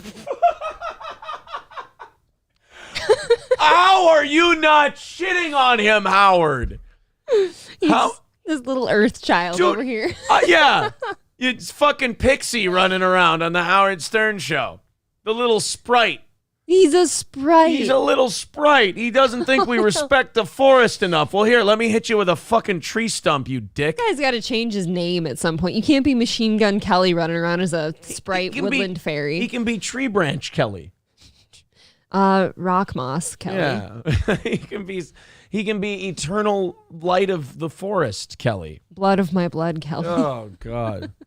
We don't give enough respect to the forest. And dude, I'm thinking about Jackie Martling. I'm thinking about Artie Lang. I'm thinking about all these people who would jump down somebody's throat. Rip him to shreds. If they would have come in. You know, how, Richard and Sal still work on this show. I wonder how many times Sal and Richard have been backstage and they've just been going, oh, fuck. Or have they went along with Howard in this bullshit? I don't think they could. I don't think they have the ability. You didn't think Howard would turn into this either, I'm sure. I mean, it's a paycheck, I suppose. It is a paycheck. Dude, little woodland fairy Kelly over here. Let's hear him out about Mother Forest, shall we? Okay. I'm listening. I like the forest. Let's hear Fern Gully Kelly. Let's see what he has to say Oh. about all of this stuff. The forest and the earth in general, like there's so many answers, and I want to build a coal-fired power plant in your backyard now. Machine Gun Bambi. Oh, little thumper. Oh, He's got the whole woodland band going oh, on. he trips on ayahuasca and goes, burr. bypass it because we're made to seem like, oh, it's crazy or it's witchcraft or these things that I really, really encourage. If there is anyone out there listening, like there's You know what? I don't think he realizes what a brilliant point he just made. Right. If there's anyone. Yeah, if there's anyone out there listening, boy, I hope not. That'd be you torture. Got your band's sitting here trying to not listen, but they're forced. They're not listening. And your wife. I watched this movie. It was called The Last Forest, I believe, and it was about the Yanomami tribe. And I it also is relevant because I just came from South America and just witnessed how much love and care the people there have. Did you hear that? The multimillionaire musician went to South America and felt bad for the little pygmies. So let's listen to him. I think you should build him a city. Yeah, sir. For all this destruction that we've caused, like all this deforestation, all the cutting down. Oh, dude, you live in a mansion and wear designer clothes. Shut the fuck up about the trouble we've caused and the trauma we caused. I fucking hate that. That's like these celebrities who talk about how we're hurting the earth and then fly around in private jets. That is gross. Suck my dick. Oh, we've caused so many problems. You know what that is? Your guilt of being really wealthy. But instead of you just going, fuck it, I got tons of money, you go, oh, but if I feel bad and I feel guilty about... That's why I never feel bad about animals being kept in cages. Sure. I never feel bad about the pigs, the chickens, any of that shit. Because you know what? At the end of the day, I'm part of the crime. I'm eating the food. So I ain't going to shit on the guy who keeps the pigs. Because all that is me jerking myself off so I don't look as bad. Well, it's kind of like watching there's a Kenneth Copeland interview, a brief one, where somebody criticized him for flying around the world in his private jet just for the sake of spreading the Lord's word, and stuff. And he's like, they're criticizing how much of the giver's money is spent on this private jet and stuff and his big ass SUVs and his suits. And it's like, well, how else am I supposed to get the word out there? Well, I mean, honestly, though, you know what? And as much as like Kenneth Copeland is one of those religious hustlers. Yeah, he is. His answer did make sense. He's like, if I flew commercial to Nigeria, it would take me 3 days, like 3 days or whatever. Yes, it's cheaper, but not cheaper, faster. Oh, well. He couldn't get from point A to point B as often as he does. Regardless, they've all got a reason for it. As long as there's a reason behind all this the spending antics and stuff. I respect Kenneth Copeland way more than I do Machine Gun Kelly. Well, I do too. That wasn't the point I was making. Poisoned their waters, like their rivers, with mercury, man. Like, we've killed tens of thousands of... They've eaten each other, fuckface. It's fine. I think he's just sitting there with a blunt in his hand. Did you see that? Yeah, he's sitting there with weed, bro, and he's rubbing his temples. And Howard... I'm tapping Howard on the face and just going, make fun of this asshole. This guy is sitting here with this weed in his hand, like that's his form of giving respect to the earth because the earth gave him that weed. Mother Tree Kelly over here. Mother Tree. Earth Mother Kelly. These people for gold prospecting, for land. For you wear gold. It's not ours. And they still... You wear jewelry, you fuck. Lots of you it, have too. Gold in your nose. And in your ear. Probably in your dick. Probably a couple in your dick. Like, God. That is something. That jacket that you're wearing right now was made with stuff from the world, that we dug up or cut down. We prospected for gold and we killed their tribes. Now nobody's grandfather's grandfather cuts off anyone's hand because they belong to that tribe. They like us down there, boy. I just want to be Ned Beatty from Shooter and yell at Machine Gun Kelly. I wonder how he'd feel visiting Central America with some of those tribes that would eat him if they stopped by to help. I want him to go to Sentinel Island and tell him about Mother Earth and how it feels about him. Dude, just watch the movie The Green Inferno. You'll change your mind. One village, and it brought stability to the region. So take us into their homes and they heal us. They rub mud and sticks in your wounds. They give you infections. No offense, I don't think go to Cedar Sinai when you get sick. You fuck. There's no saving this guy. No, or Howard. Like everything that's on his body has been made from shit from this earth that has been destroyed. I'm sorry. This guy doesn't bother me as much. It's the fuck who's allowing him to do this on his show that bothers me because he used to not do this shit. Oh, but you know why Howard's having him on is suddenly because Machine Gun Kelly's made a bit of a name for himself lately. He has a Hulu special out. He's with Megan Fox. And he's been touring. So suddenly it's just some more clickbait for Howard. And he takes ayahuasca. Because he needs clickbait instead of just making content like he used to. Was not around people that looked like me. I was with Peruvian shaman who don't speak English, who are looking at me with... I was with Zamfir, the master of the pan flute. Fuck off. My tattoos and my bleached hair and my jewelry and being like, I don't judge you. I don't see you for anything other as the soul that needs to be fixed. Oh, and I just got douche chills. Do you see what a great guy he is? He didn't judge the little pygmy guy in South America. I felt so loved. Something I never got from my father. You know what I do when I go to South America and I see the people there and they reach out? I go, don't touch me. This is expensive. Right. Don't put your dirty hands on this. Get your dirty mud river hands off me. He's about to say they rubbed mud all over each other's bodies. I'm going to do that, even though people that look like me have probably came and ravaged their land. That fucks me up, that they would still give us love. Wow. And we can't even just let them live. I mean... No thanks, Howard. I'll pass. That was... God damn, that was the gayest thing I think I've ever watched in my entire life. I will give him some credit for this. He didn't bring COVID into it once. You know what? That's all he's been about for the last 2 years. I guess there's something there. It's a step forward. Bumba Close says, this is even douchier than the Amy Schumer interview. Dude, it's pretty fucking bad. I don't think much gets worse than Amy Schumer. Silverwolf says, did April just say The Princess Bride is a terrible movie? You did say I haven't seen it for at least 15 years now because the last time I watched it, no, I'd give it about 20 years actually because I watched it when I was a younger, queer. I was about 10. I think I watched it, The Rat in the Tree. I had bad dreams about that rat in the tree with the red eyes and the noise it makes. That was Jabba's lair in Return of the Jedi. No. One of my favorite red letter media moments of all time is when they went, Star Wars gave us our first Jewish character, and it was the rat in Jabba's lair. That was jarring. I'd never thought about it that way. Robert Rasmussen with a $1.99 says, put Megan on the Sybian and get back to the old days. Exactly. You don't. You have Megan Fox outside your studio and you bring Machine Gun Kelly in. That's your first mistake. Back in the day, he would have like Carmen Electra.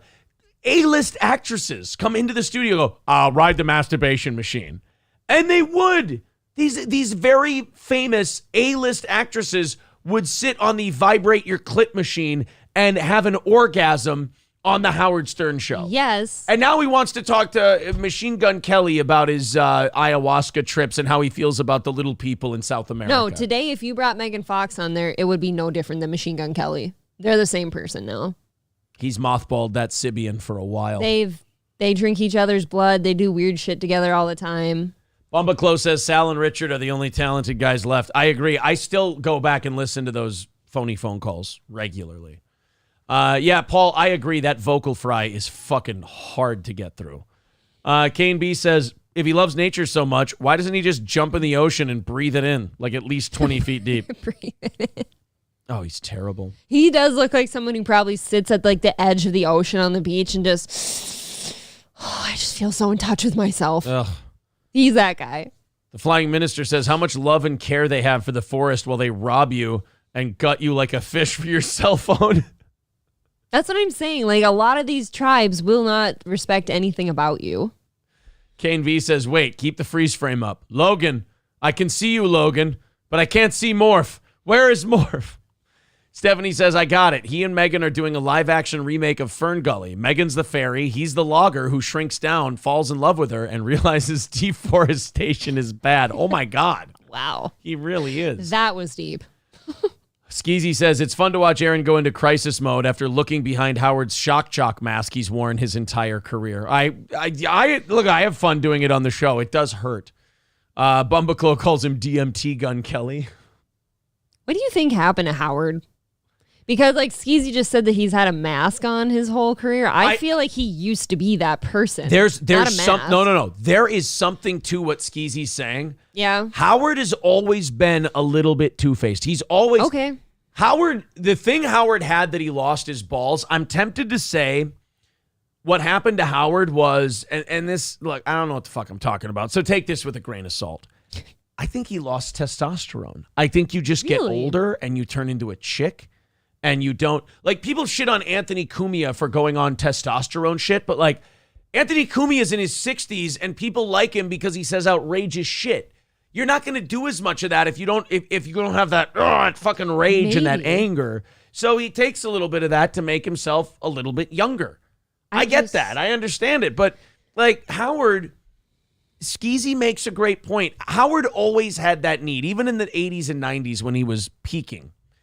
He had that need to be loved. And when Hollywood and the mainstream didn't love him, he went, all right, fuck you, I'll show you.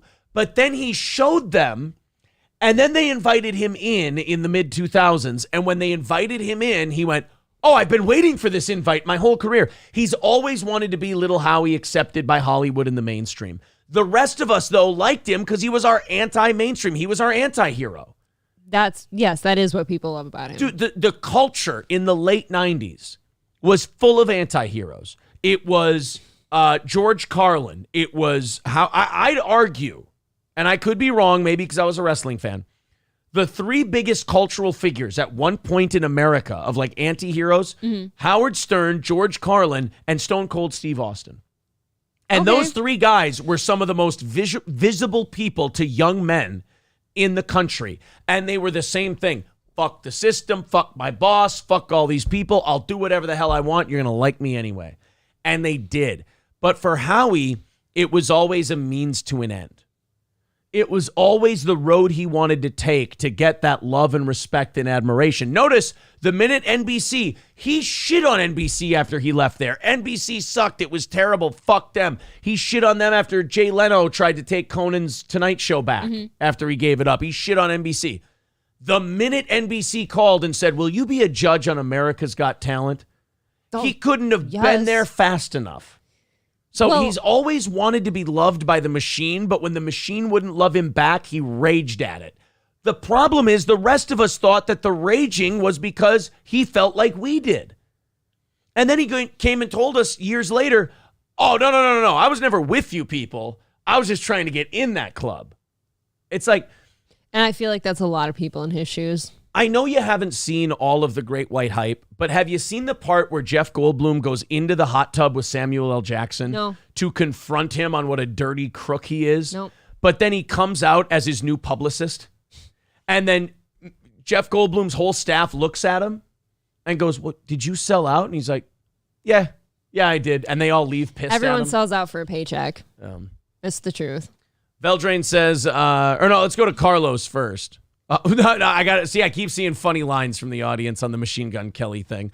E-Rap says his mansion uses more energy than my entire block. Yes. Ryan Paradissus says his name is Moonbear Bark. He has like a name generator app for just like woodland terms. Svelte Squirrel. Frolicking Deer Kelly. Carlos says, weed, bro. I'm MGK. I hate capitalism, even though I'm very rich, bro. Veldrain says, I like Machine Gun Kelly. What is the link for the GoFundMe for his severe beating? Trident said, my ears bleed when I hear the System of a Down cover on the same show. Oh, did he cover? Oh, no. I don't know. He covered. No, that shouldn't be allowed.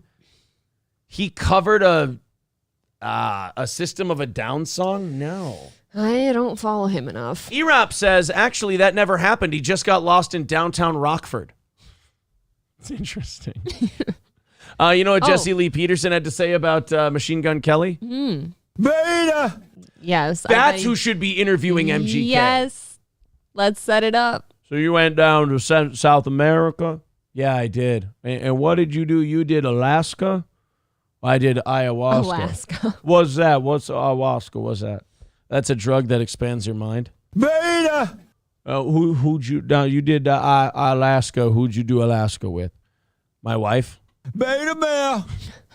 You can't have wives. But I found out that South America is full of beautiful little pygmy people that we fucked over for jewels.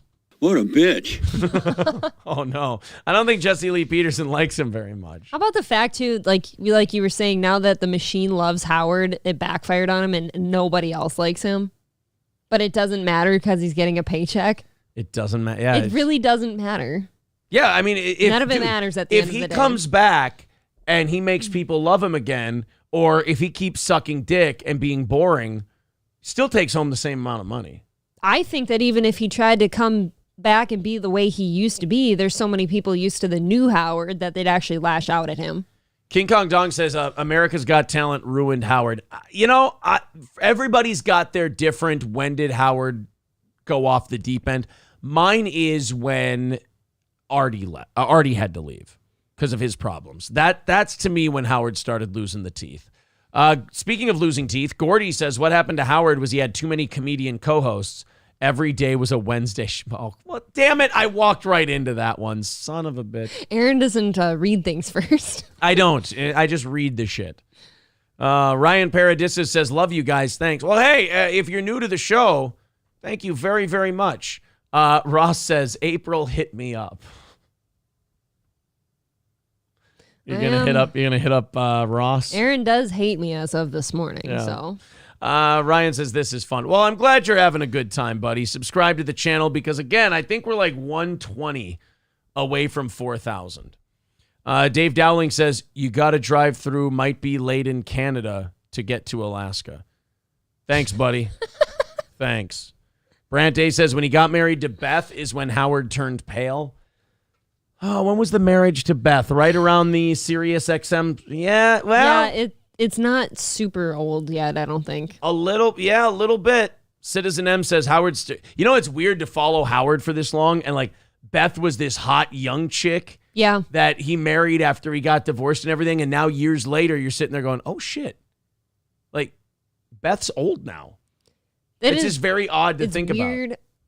In the last few episodes that I had listened to of Stern, they all revolved around COVID, and him and Robin would sit in their respective homes, Zoom calling each other, griping about Beth and how, God forbid, she wanted to go out and have coffee with her friends because of COVID. Oh, yeah, that's right. He always hated that his wife wouldn't stay in the house all the time. Talks about how he spends more time with his cat than his wife. Would you want to stay in the house with that miserable fuck?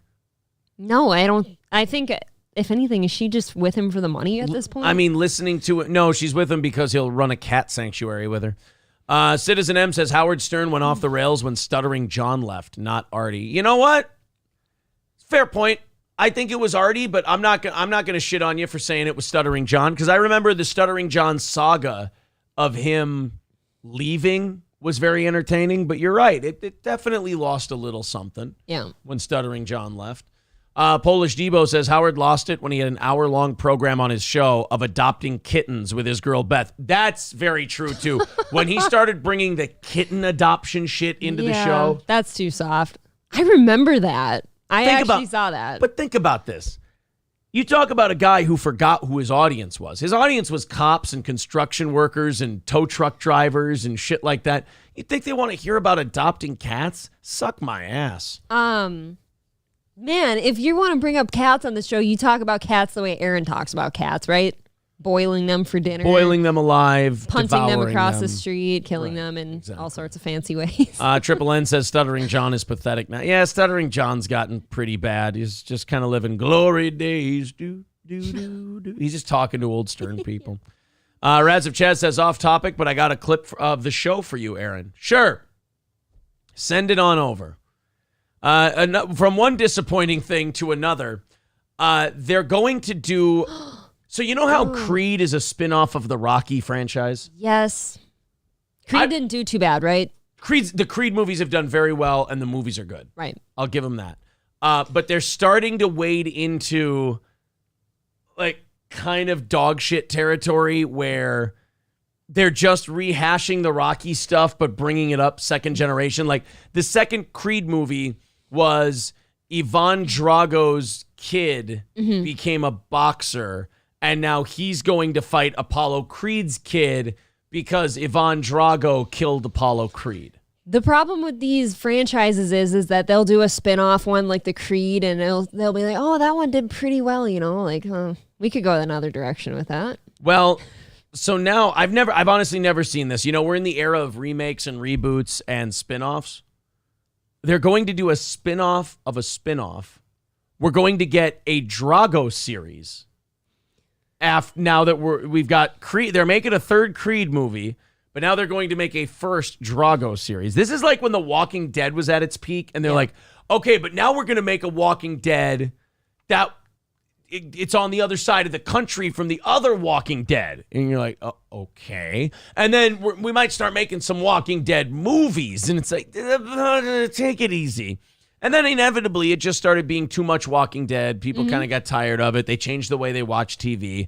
And then The Walking Dead now is limping into its final season, and they've got like 8 episodes left. Dude, all the spin-off stuff, that stresses me out because the original thing was usually really good, and the more you stray from that, it gets worse and worse. I mean, it's all for, like you said, it's always for the money. The creative people care. The network people don't. Right. They're like, give me more of this. Let's extract as much money out of this thing and then leave it for dead. But guys, you're squeezing the life out of it. It was so good. They don't see it as life. They see it, like you said, they see it as dollar signs. So a Creed spin-off film is in the works and set to follow the story of the infamous Rocky antagonist Ivan Drago and his son Victor. Screenwriter Robert Lawton is writing the screenplay for MGM Studio, who are looking to expand the boxing franchise that starred Sylvester Stallone and kicked off in the 70s. I mean, we're pushing 50 years of Rocky movies. We're stretching these Rocky movies. Half a century, dude. All right, ready? You can't do that anymore. More successful movie franchise, Rocky or 007? Rocky. I think people still revere the Rocky series a lot more than they do. They do. They treat Rocky like he's a 007. real person. Yeah. Like nobody talks about James Bond like he's a real guy. No. Like remember when James Bond rescued that satellite from crashing into Earth? No, people are like, dude, remember when Rocky fought Clubber Lang the second time? And they were like, dude, that didn't happen. That was a movie. But they're like, fuck you. People are saying 007. I think that was only for a short period of time that people would talk about James Bond like that. I think people still make Rocky quotes. I think they still want to go back and watch those movies. Satara 007, 007, 007, Yeah. one Rocky vote. Lord of the Rings. Yeah, King Kong Dong says, Rocky has a fucking statue in Right. Philly, you morons. All right, we don't have to be mad at the people who say 007. Jesus While Christ. King Kong Dong feels very passionate. He's okay. very excitable about the Rocky franchise. I mean, I love Rocky too, but I'm not going to suck his dick. Lip Ripper says, you're out of your mind, 007. That's crazy. Everyone is disagreeing with us. Yeah. I think we're not shitting on the 007 movies. I think they're great. But as far as like which one is like stood the test of time, I think it's Rocky. It is like 007 is like a unanimous pick. Wow. Except King Kong Dong and some other people. I am all wrong today. Who points out that he has a fucking statue in Philly, you morons. Well, you can run up those steps too. Nobody walks up those steps without thinking of Rocky. Actually, I run up them thinking about escaping the cartel after I watch Better Call Saul. Screenwriter Robert Lawton is writing the screenplay for MGM Studio, who are looking to expand the boxing franchise. Drago comes off the success of Creed, which followed the offspring of one of Rocky's rivals, Adonis Creed, a spinoff of a spinoff, if you will. I mean, are we just going to keep giving children to all the Rocky characters? Like, the next Rocky movie is going to star Mickey's grandson that he never knew he had. Yes, because Stallone's getting older. He can't keep up with, like, the young look anymore, so he has to be grandpa. They're going to put, I forgot his name, but they're going to put Tommy Morrison's kid in there. You know, and go, oh, it's like Rocky 5. It's Tommy Gunn's kid after Tommy Gunn died of AIDS. Okay. Papa Rock. God damn. Hey, Mr. T had a kid. Here you go. Here's Clubber Lang's kid is going to be a fighter. Now it's like, are there no good boxers just coming up? It's all everybody's kid from before. Well, right, Aaron. What do you want, the geriatric boxing division? It's like if in 20 years the welterweight division was Manny Pacquiao Jr., Floyd Mayweather III, fucking Danny Garcia Jr. Pretend you wouldn't watch that. I mean, I would hope that other fighters would be coming up through the system. Canelo will still be fighting at 50. The screenwriter impressed the production studio with his script for Becoming Rocky, which is about the making of the first film in the series. The script was one of 50 that won a 2021 Nickel Fellowship. I really don't care about any of that stuff. See, I think they're going to go the unfortunate route that Star Wars has. They had the original trilogy. It was awesome. And then the prequels are really just kind of... And then everything else that's new after that just kind of sucks and all the fans hate it. Well, here's except for The Mandalorian. Well, here's the problem, though. The where that kind of falls apart for Rocky is where Rocky 5 did poorly. Rocky Balboa did well, and the two Creed movies have been huge. So they're still playing with a hot hand. Right. They keep saying, oh, hey, we've made a couple hits here. Maybe we can do it again. And I just don't like stretching something that thin. Rocky box office totals. Let's see. Oh, God, we're going to have to do our own adding. God, doesn't that suck? Here, where's my phone? Oh, I dropped my phone. Oh, I was just going to... Let's do some addition here. Somebody said here, if you want to find out which one's bigger, Rocky or 007, just go ahead and add up the box office. So let's do that. I'm ready to write down in total if you have one. Let me open the thing here. 127 million for Rocky 4, 124 million for Rocky 3, 117 for Rocky, 115 for Creed 2, 109 for Creed, 85 million for Rocky 2. I feel like these should be adjusted for inflation. No, because the 007 movies won't be adjusted for inflation, so it's fair. Whatever. I'm Brendan Schaubing it today. Oh my God. Rocky 5 only made $40 million. Ouch. Oof. That's Look a rough at Rocky 3. All right, so $787 million for Rocky movies. Now, in fairness, there are far more Bond movies than there are Rocky movies.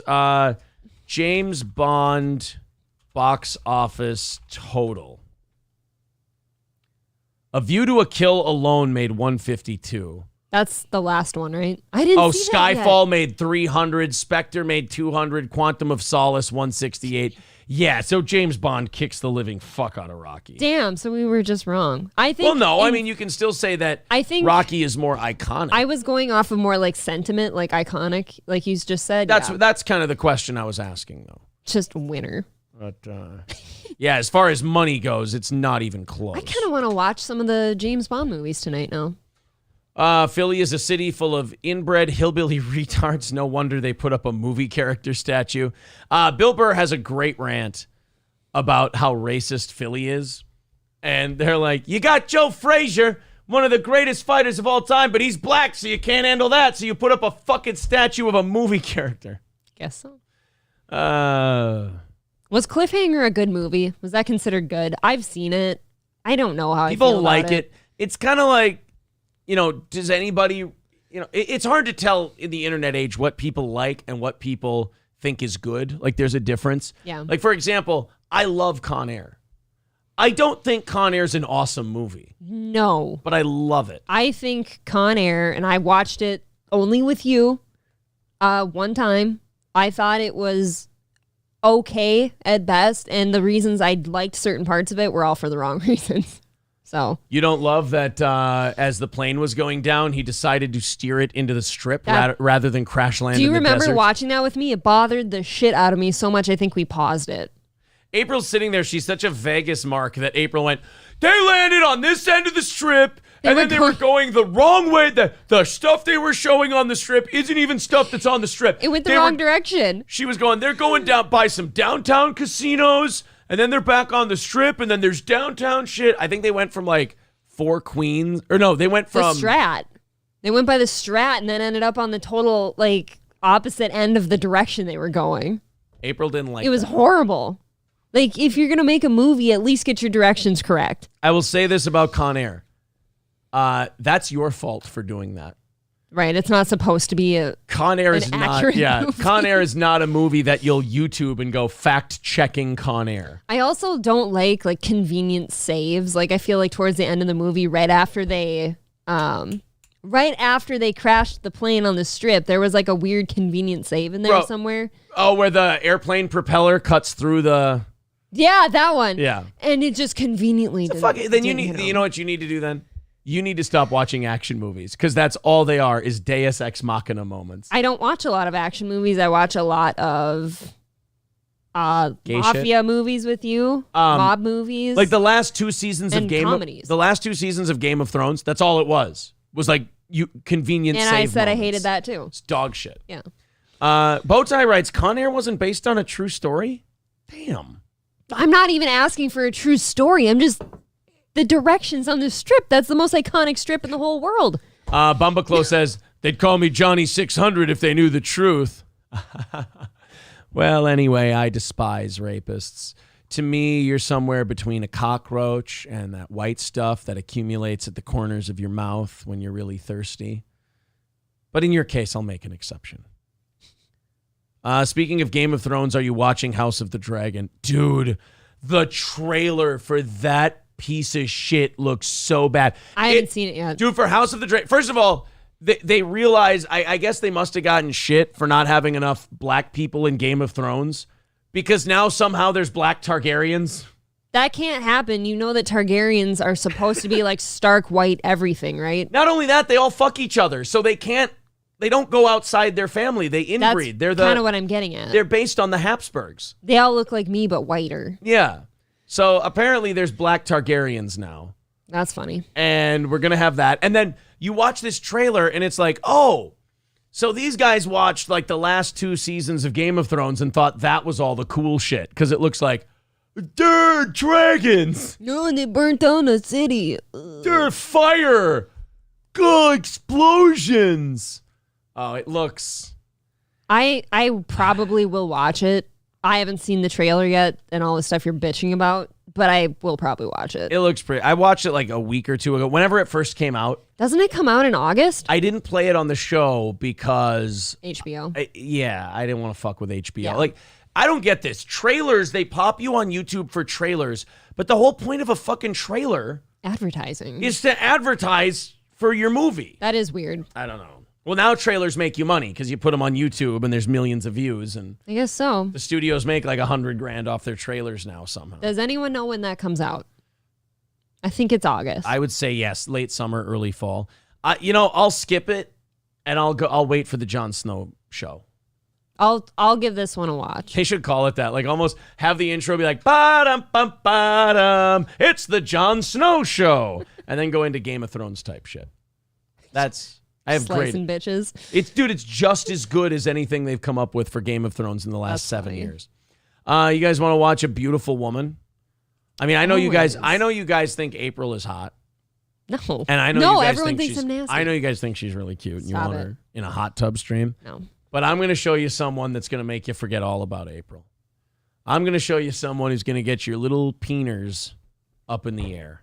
You guys are going to want to fuck. Oh, no. You guys are going to want to fuck whatever you're sitting on whenever you watch this. This is an elementary school teacher. You know those teachers you wanted to fuck back in the day? For April, it was the woodshop teacher. He was in his late 50s. April has daddy issues. Don't say that. So, everyone knows the woodshop teacher in Litchfield. but was he in his 50s? Yeah. Oh, no. So anyway, this is an elementary school teacher, and she's going to tell us the importance of talking to children about sensitive issues. Oh, yeah. You guys ready to get boners? I have one. Here we go. I'll say this, David Tua looks terrible since his retirement, but let's go ahead and watch this. This is Luna with Love. You didn't want a big screen this one? She already is. Okay. I Mack truck screened it. Here we go. I'm a non-binary elementary school teacher, so You didn't have to tell us. That was not necessary. I mean, sometimes we can look at you and we just go, we know. But Aaron, would you? How much would it take? I mean, I can't believe that she doesn't have windshield wipers on those glasses already to clean all the cum off from all the people that want to fuck her. To be honest with you, that shocks the shit out of me. First thing I noticed was, hey, why aren't there any windshield wipers on those glasses to protect from all the cum? That's number one. I always figured that non-binary people probably have more sex than we do because they have so many more options. You know, they go either way or all ways. Yeah, that looks like it has a lot of options. I sure think so. So this woman's, I think we should start doing that. Whenever people start going, my pronouns are they, them, or non-binary, you should just look at them and intently, and don't break eye contact and just go, I know. Because you rarely ever have to tell anyone. No, I know. Yeah. It's okay. No, we can skip that part. What are you trying to tell us? This whole thing, I got loud and clear. I mean, loud and proud. Look, not as subtle as you thought. That's all I'm going to say. All right, let's listen to this pic. I'm a non-binary elementary school teacher, so here's how I talk to my students about pronouns and such. How about this? You don't, and you teach them English, and you teach them math, and you teach them how to read and tie their shoes and make friends, and you shut the fuck up about the crazy shit that's going on in your brain. How many people now have their pronouns like tattooed on them somewhere? Dude, like on their wrist? Is it like do teachers, maybe I forget when I was in school, did teachers go like, oh, kids, since I'm bipolar, I want to talk to you kids about what bipolar disorder is? No, you took your fucking medicine and you went and did your job and you kept that shit to yourself. That's actually something you would rather not talk about, right? Do you know how many kids in like the 60s, 50s, 60s, and 70s were taught by hard drinking, mentally scarred, fucked up World War II veterans? Bottles in their desk. All the goddamn time. Kids were taught by so many fucked up veterans. But did the veterans ever go, all right, kids, now I want to tell you exactly what happened at Okinawa. My company was stranded for 3 days on the southeast corner of the island. We had to eat the bodies of the dead just to survive. Like, no, they didn't share that with children because they knew it was inappropriate.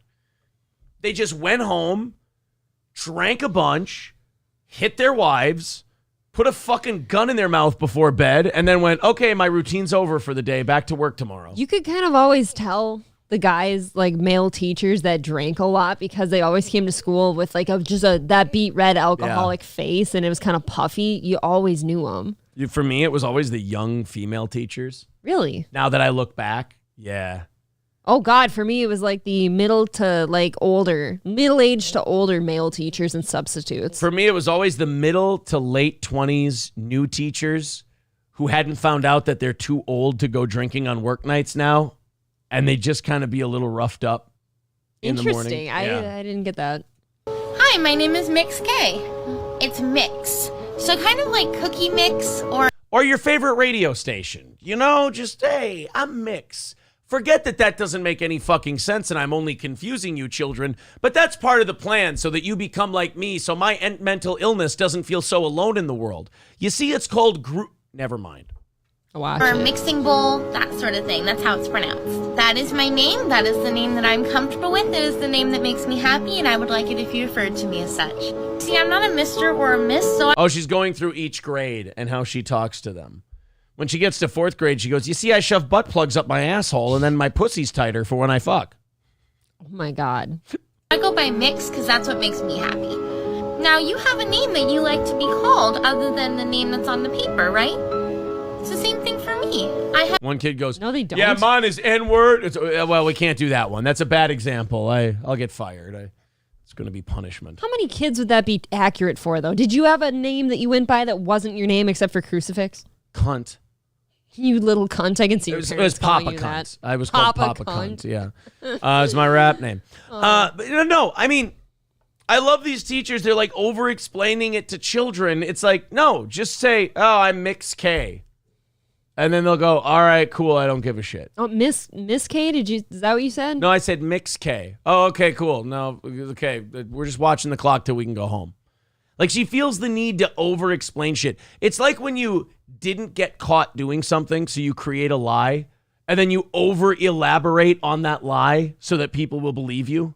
Oh, yeah, I've done that all the time. It's called an addition, according to somebody we know. Who says that?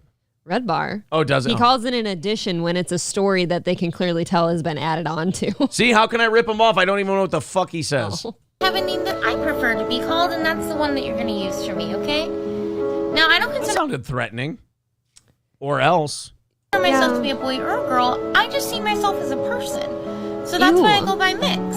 Oh, but by the way, this is what I love about trans lefties. Ready? I don't see myself as a boy or a girl. I only see myself as a person. Okay, cool. Now do race. And they're like, what do you mean? No, people's race is what makes them different, and they can't change their race. Oh, so they can't change the thing they were born. Have you ever noticed that none of these people can be science teachers? They can't. None of them really cut it in the biology department. They don't get it. Yeah. It's really hard. So I'm actually non-binary. I'm not really comfortable with feminine terms being used for me. If you can find some alternatives. I mean, I'll be comfortable. I don't feel comfortable with the amount of femininity you have either. If we're being fair with each other. Cruel, Aaron. What? Cruel. I was trying to agree with her. Christ. Stop calling her her. Oh. It's them or it. Something. So that's disrespectful now. Is it cool again? Because it was wrong for a She long just time. asked us to find alternatives to Miss. So. Is she really cuddling a little stuffed animal? Oh, these people are 4. Would be great. My pronouns are they, them, and she, her. Thank you so much for asking. What are you? But you just said you don't go by Miss or anything like that because you don't see yourself as a girl. She, her. She says she does not like to be addressed as a girl. Oh, wait, I've got it. It's almost like they're making this shit up as they go. And we can't keep up, and not for lack of trying, Right. so they hate us. And we have to play along. That's the weirdest part, is that they know in our minds we're going, oh, fuck, it's more trouble than it's worth to just, I'll fucking play along. And then but now they've convinced, they know we're just playing along, but they've convinced themselves that we're not. It's a weird thing we've got a weird, like the normal community and then the non-binary community, we have a really weird fucked up dynamic going on with each other. I just kind of hate that, like, a lot of people like us two, if we had her in front of us, we're not going to be assholes or going to, be respectful of whatever she wants to be called. But then when we don't quite get it right, not for lack of trying, like I said, they're upset with us because we can't keep up with their new rules. No. They're upset at everything. They're just mad. It's really exhausting. Talking about gender is not something that's out of the realm for children. Honestly, the most understanding people when it comes to my identity have been the students that I work with.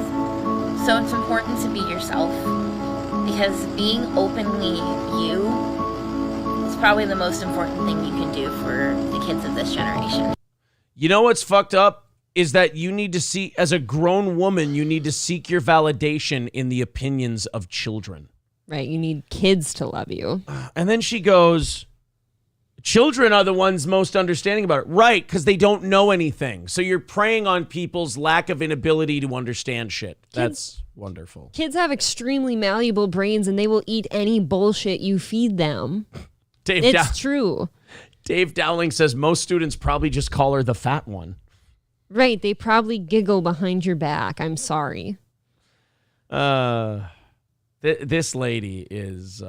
I just wish, like, I don't think any of us would even be talking about this if they would just be at least adults about it. Like, just keep it to the adults. The whole point of being like the trans and shit, isn't that all about who you want to be with and stuff like that? It wasn't about kids. Yeah, we don't need to talk to children about this at all. We don't talk to kids about sex until it's like a sex ed, and then it's like just being careful. It's not trying to like point them in a direction. Some idiot says this is why I homeschool. Dude, it's why a lot of people are homeschooling. I've had that conversation with my parents. Polish Debo says, this is so mean.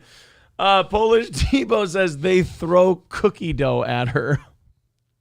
I'm just imagining the visual of little kids hucking cookie dough at a chubby little teacher, and it's just so mean. Why doesn't she try to teach home ec? Garrett says, yeah, let's take advice from an obese child wearing pajamas sitting on her bed. Oh, Mai says, it's the fat guy from Jurassic Park. Oh my God, it's Newman. It was Newman. I'm non-binary. See, nobody cares. That's so funny. That's really funny. Guys, if you're enjoying the show, please hit the subscribe button, smash that like button, and click the bell to get notifications. I'm getting kind of slutty and gay about this, so I am going to look it up. You're slutty and gay? I'm being a little slutty and gay about this. Well, your shirt is a little low cut today. It is, and nobody said anything about my tits. Less than 120 away from 4,000. Less than 120 subs away from 4,000. Guys, we've been here for 3 months. We're pushing 4K. We're rattling everybody's cages. We're rattling Reddit's cage. We're rattling Gino's cage. Like, everybody, Mike, everybody shook up. Even people we like and we enjoy and we got shaken up by us and banned their audience from listening to us. We've made some friends along the way as well. It's been really awesome, and I'm looking forward to this thing continuing to grow. 4,000 in 3 months means that 10,000 is not out of reach. Can we get to 4,000 over the weekend, do you think? Ooh. You know? Got any videos to post? I got some Howard stuff to post. I've got some Bryan Callen stuff we're going to do that's going to go up. Okay. And I've got this Greek God thing. There's a chance. The Howard stuff, the Callen stuff, and the Greek God stuff going up as a clip. It's a possibility. 120 away from 4,000. Let's see if we can get there. If you've enjoyed yourself today on this show, if you've liked today's show, throw us a subscribe. But at the very least, like the video. That really helps us in the algorithm. So if you like the video, we humbly thank you. And also, if you're wondering why we're not can rattling today, it's because you guys hit the goal in the first hour again, just like you did yesterday. So I don't know. It's awesome that we've barely had to ask for a damn thing, because that is the only thing I don't like, is that we do have to do that peddler shit. You know, we do perform and then hold the hat out. You know, we're a smaller show. We'll do what we have to do. But the fact that you guys have been knocking that goal out the last 2 days in the first 20 minutes or so. I know. The shows are so much better. Imagine a time where this is like the usual. Like, we have so many members maybe that we don't have to do goals. Thank you guys very much for that. Robbie Manis says, I bet you... Oh, okay, I've been challenged. I can do this. April, read what he said, and then I'll show you I can say it. Say it nice and slow. I feel like you're tricking me now. No. Just say it nice and slow. Okay. I bet you can't say Irish wristwatch. He says fast. All right, ready? Irish wristwatch. Was that fast enough? Irish wristwatch. Irish wristwatch. Irish wish. Oh, see, I fucked up there. I did fuck up once. It's a tough one. Irish wristwatch. Irish wristwatch. Irish wristwatch. Irish wristwatch. Irish wristwatch. Fuck, it is hard to do those last couple of times. But I did do it 2 or 3 times in a row. So you got to give me that. He says, wow, good job, though. Thank you. I appreciate it. Your undershirt's Are you out. fixing my fucking Your shirt on air? undershirt is sticking out, you bum. Thanks, Ma. And try to do it quietly. You know what annoys the shit out of me about Sopranos? Their shirts. I like Sopranos. I enjoy the show. I think it's great. We're almost into season 4. Oh, wow. But that they call, and is this an Italian thing? I guarantee we have at least 5,000 Italians somewhere. Do they really call spaghetti sauce gravy? Do they call sauce gravy in Italian cultures? I don't know. Because I really need you to stop. It's America now. You guys have been around. There's no new Italians coming in. You guys are all, 4th generation at this point. Cut the fucking horse shit, please. You know what else bothers me? Is like, I'll take one of his therapy sessions, for example. He'll be just talking like a normal American, like lingo, normal words like we talk. And then out of nowhere, they just pull a word like gabagool. That makes like no sense to anybody else. Have you ever seen like that happens in Hispanic communities where like the kids are raised American and shit, but they'll still throw in a few Spanish It's words? just thrown in out of nowhere, though. It's a cultural thread back to where the family came from. Sure, but you talk completely normal besides this word here and that word there. When they're like, and then he comes over and he starts complaining to me, marron. Like that shit. Yeah. You don't like that? It bothers me. Like, either talk like that or don't. Please. I don't know. And they're like, or they call it coos. Yeah, Still this chasing guy- that coos. well, no, that's a term for pussy. I've never heard that term That's an before. old-timey term Never for heard pussy, it. yeah. Or like when they go, and he comes over here like I'm some kind of a schmuck fanabla. No, but like that's unnecessary words. Look. You You gotta don't need cut. it. You gotta cut people from New Jersey some slack. It seems like you're trying they're really garbage. hard. You're trying hard, though. Their big industry is garbage handling because they're garbage. But you're trying you're American, but you're trying so hard to be Italian. Yedmo says it's a Jersey thing. Yeah, that's gravy is just it's a Jersey Is thing. it like a pop and soda thing, like the South says? Tiny bit, Coke. Yeah. Krillo says wearing an Everything. undershirt, hiding the moobs from us. How dare you? He also wore a dark color, so you can't see like the underline of them. Is that what I did? Much like me. The Sopranos isn't overrated. Yeah, our new buddy Bumbaclo said Sopranos is overrated. Really? I don't think it's overrated, but I'll say this. I think what happened is Sopranos kind of broke down the walls on what you could do on television. Sure. So then new television shows came and built off of what Sopranos did. Like, you don't get Game of Thrones. You don't get Breaking Bad. You don't get Mad Men, Walking Dead. I don't think you get those shows without Sopranos coming through and just smashing the shit out of what's allowed to be done on TV. Why have we never talked about The Sopranos that way before? I've never heard that said. I think the industry in general talks about Sopranos that way. It's considered a very groundbreaking show. For example, there is no Office if there is not Curb Your Enthusiasm. Okay. There is no any of those shows that NBC just took and fucking made them insider documentary shows. Those don't exist if Curb Your Enthusiasm is not shot the way it is, filmed the way it is. But yeah, all of them. What's the other one that rips off The Office? Parks and Rec? Parks and Rec, yeah. Does Community rip off The Office? I never really watched Community, so I don't know. No, gravy is something different, bro. Sorry, Return of the FOMO. I'm willing to learn on the gravy issue. Junior is diving into muff. My favorite term for anything gay, though. I know that wasn't a gay reference, but the thing, my favorite thing for gay is that Goodwill Hunting line I quoted yesterday. Hey, it doesn't matter to me that you putt from the rough. Well, putting from the rough. Wow. Gravy is with meatballs, sausage, broccoli, and pork chops, and simmers all day. Okay. Broccoli. That sounds terrible in there. Fair enough.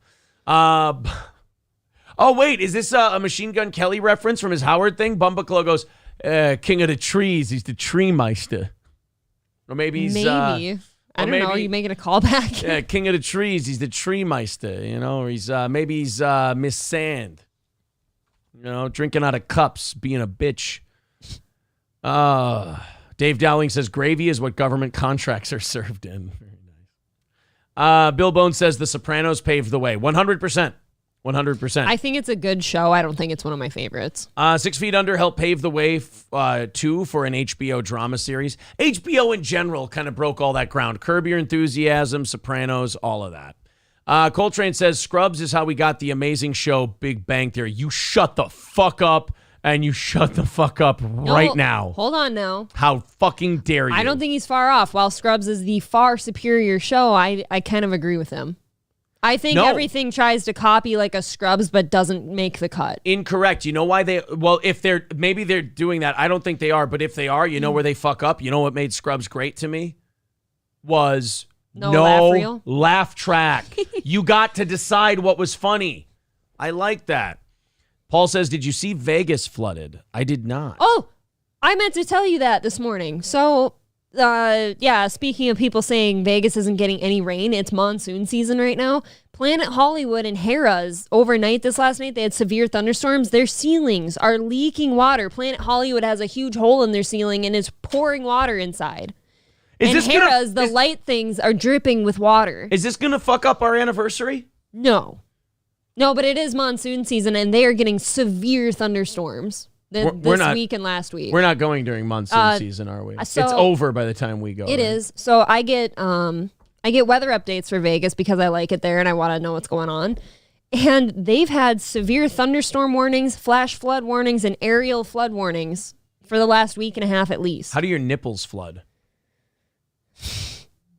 Get a lot of cum on them. Areola floodings? That's a terrible thing to have. That was hacky. I'm sorry. I'll go die after the show. Sometime when you go on Facebook today, those Vegas pages we're part of, people are posting videos of Planet Hollywood just pouring water. Well, shit. Yeah, we always go to Las Vegas at the hottest time of the year because it's cheaper, basically. You get really great deals in August.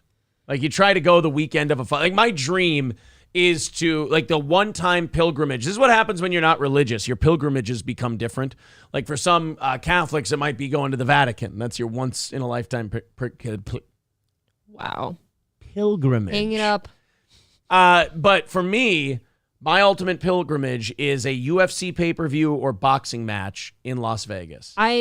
For about the last 6 years of my life, it's been a big deal to me to go see a fight at the MGM. So for me, it's like, my attitude towards it is UFC. You're going to have to go for like 2 nights only. You can't do these 4-night trips because that 2 nights is going to cost you as much as 4 nights is. Yep. And I'm not going to spend more than what we already do. It's hard to think about making that happen. Balls Deep says, for the Konami giant toy horse racing game in Vegas, take the dark horse long shot, 120-1 payout. Thank you, buddy. Put $1 in there all day and just see if you get the dark horse every time. I guess. Why not? So I think we are $25 into next week's goal. Remember, if we go $100 over our goal on Fridays, we start you out with 30 minutes of overtime in the next week. So $100 over. But right now, you guys have been extremely generous. Thank you, Balls Deep. Our goal today is nothing. There's the PayPal link in the chat if you'd rather do it that way. If you want to become a VIP, you still can. But otherwise, we're not asking for money today. We've hit our goal a long, long time ago. I'm going to play a clip that's going to make some of our newer listeners mad at me because a lot of our newer listeners discovered us through DSP stuff, ripping on Shab, ripping on Gino, ripping on many different people. Sure. They found us that way. You know, you can't post your funniest clips of your show just talking about shit and have new people find you. You don't end up in the algorithm or what they search. Yeah. So they're going to hate. Like, everybody thinks that because you have a clip of a lol cow type of guy, that every clip you got to shit on them and make it, you know, mean and nasty and shit like that. Oh, boy. Here we go. There's some of these clips where I do feel bad for these guys. And there's a Bryan Callen one that came out yesterday during their Fighter and the Kid episode that did kind of make me feel bad for Bryan Callen. Because if you guys don't know about Bryan Callen, Mad TV, what else? Hangover. He's been in a bunch of stuff. Oh, by the way, thank you, Declan, for $5. I haven't had PayPal up. Forgive me. He's yelling at me. He said, I gave you money on PayPal. You haven't thanked me. I haven't had PayPal up because we hit the goal. So I apologize for that. He says, can you wish a happy 3rd birthday to my son, Declan? Steel Toe has become part of our morning routine. That's horrifying. That's concerning. That is disconcerting to a remarkable degree. Although, you know what? Our youngest is 3, and she wouldn't know what she's hearing. That's not true. Oh. She's starting to talk in sentences, and she repeats everything she hears. 3 is an extremely copycat phase. So if you start hearing fucking shit and cunt, suddenly your 3-year-old saying So you're saying when I took her to gymnastics to meet you and Charlotte on Monday, I should not have had ROTC on? It's bad parenting. What can I say? Sorry, everybody. No, they hear things at that age. Thank you, Declan. I appreciate that. So we're now $30. Happy birthday. $30 closer to going 100 over for today. Thank you. So I hope we're good now, buddy. Happy birthday to your 3-year-old. Happy birthday to your 3-year-old. Labglass says, do you guys bow and pray facing southwest since Vegas is your mecca? I mean, I guess not in that regard. I'm sorry. No, Aaron doesn't believe in any praying. Dave Dowling says, I found this show by Googling crappy morning show with noob hosts. That's not true. I found you as a fan of this show, Dave, by Googling guy with shitty inspirational quotes. You know what? That's not morning fair. motivation. You know what? Can you tell that Dave and I, neither of us had our hearts in that? We love each other too much. Easy Money says, better than what they hear from teachers at school these days. You know what? That's not incorrect. Yeah, maybe we should start them young. We'll give them the right stuff. Good morning, Nate. Hello, buddy. Guy Sartell says, I have to mute the show when my kids are around. Wow. Exactly. Kids repeat stuff. Guy Sartell being responsible. That's lovely to see. You remember what the youngest said even half a year ago in the oldest bedroom over here? She just yelled out loud. I think she dropped a toy and I happened to be by her and she just yelled, son of a bitch. And neither of us say that, so she just heard it somewhere. Yeah, if she would have said... repeated it. If she would have said, goddamn sack of cunt, then I would have known that was me.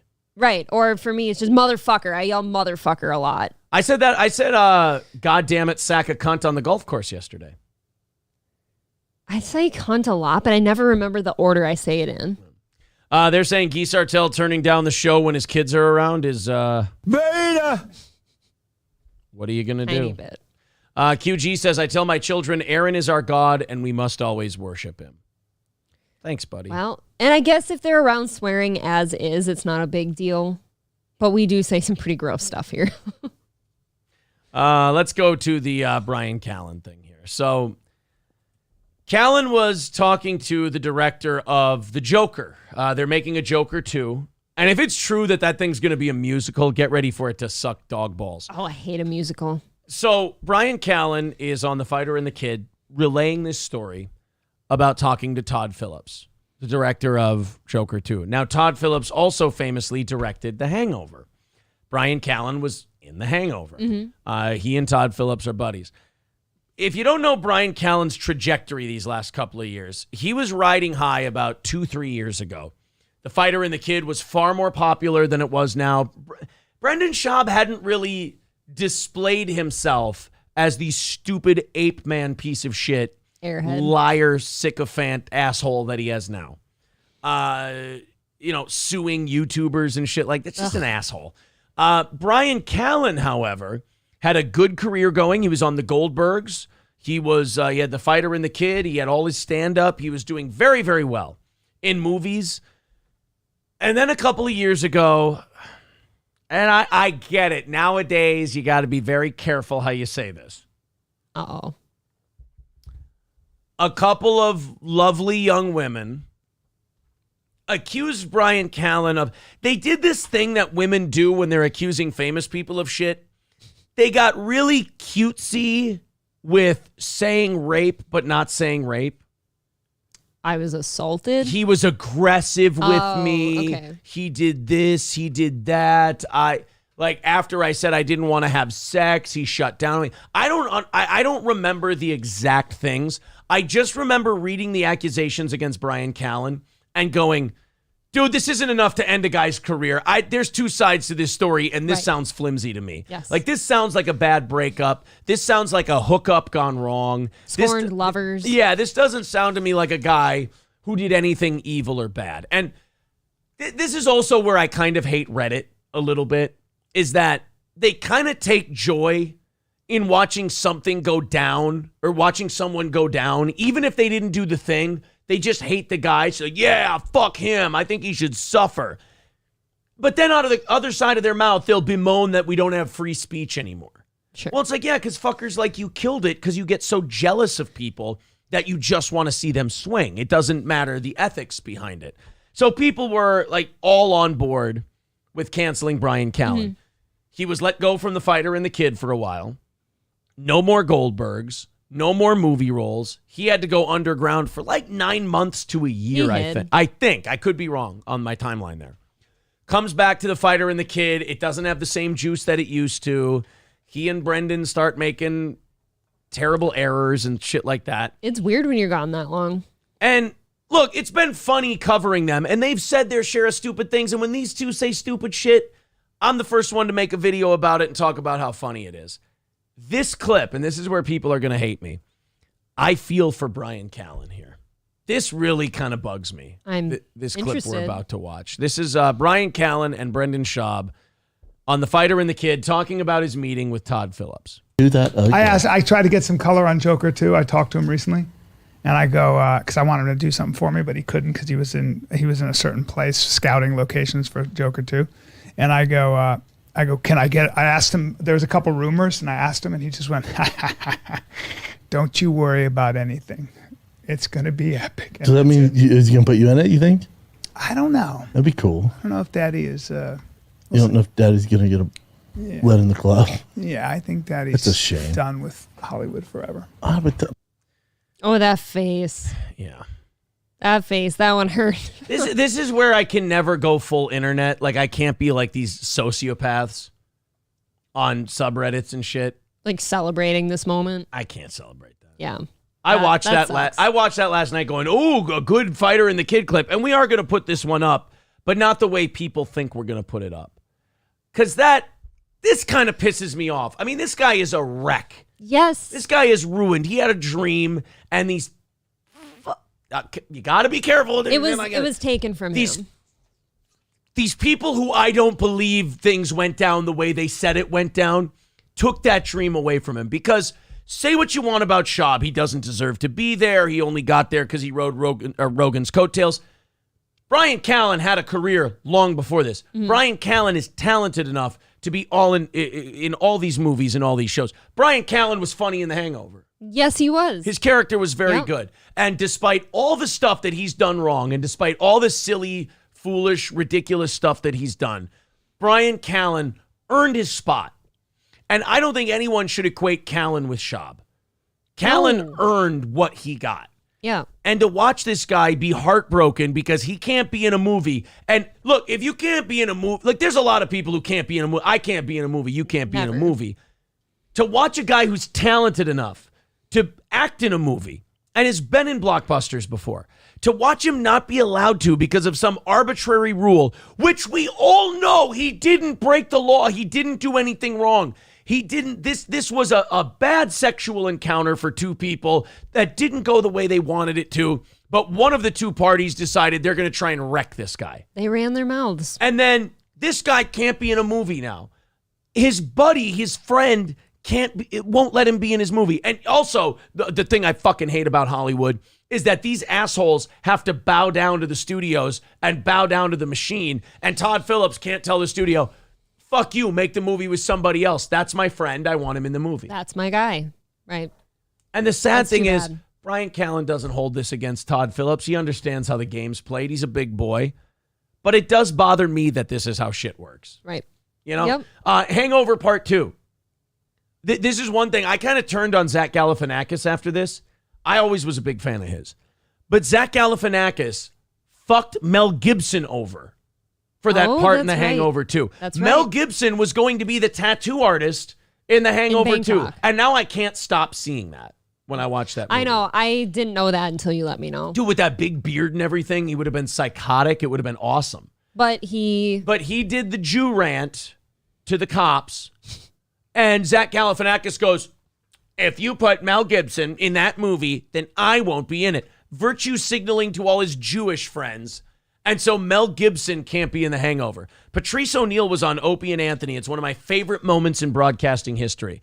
And he was just tearing down Hollywood, just ripping them apart. Yep. And he goes, you think Zach Galifianakis has the power to speak up about Mel Gibson? And he goes, all the Braveheart movies, all the Mad Max movies, Lethal Weapon, all these. He goes, you think Zach Galifianakis can take him down? He pounded the table. He goes, he got permission.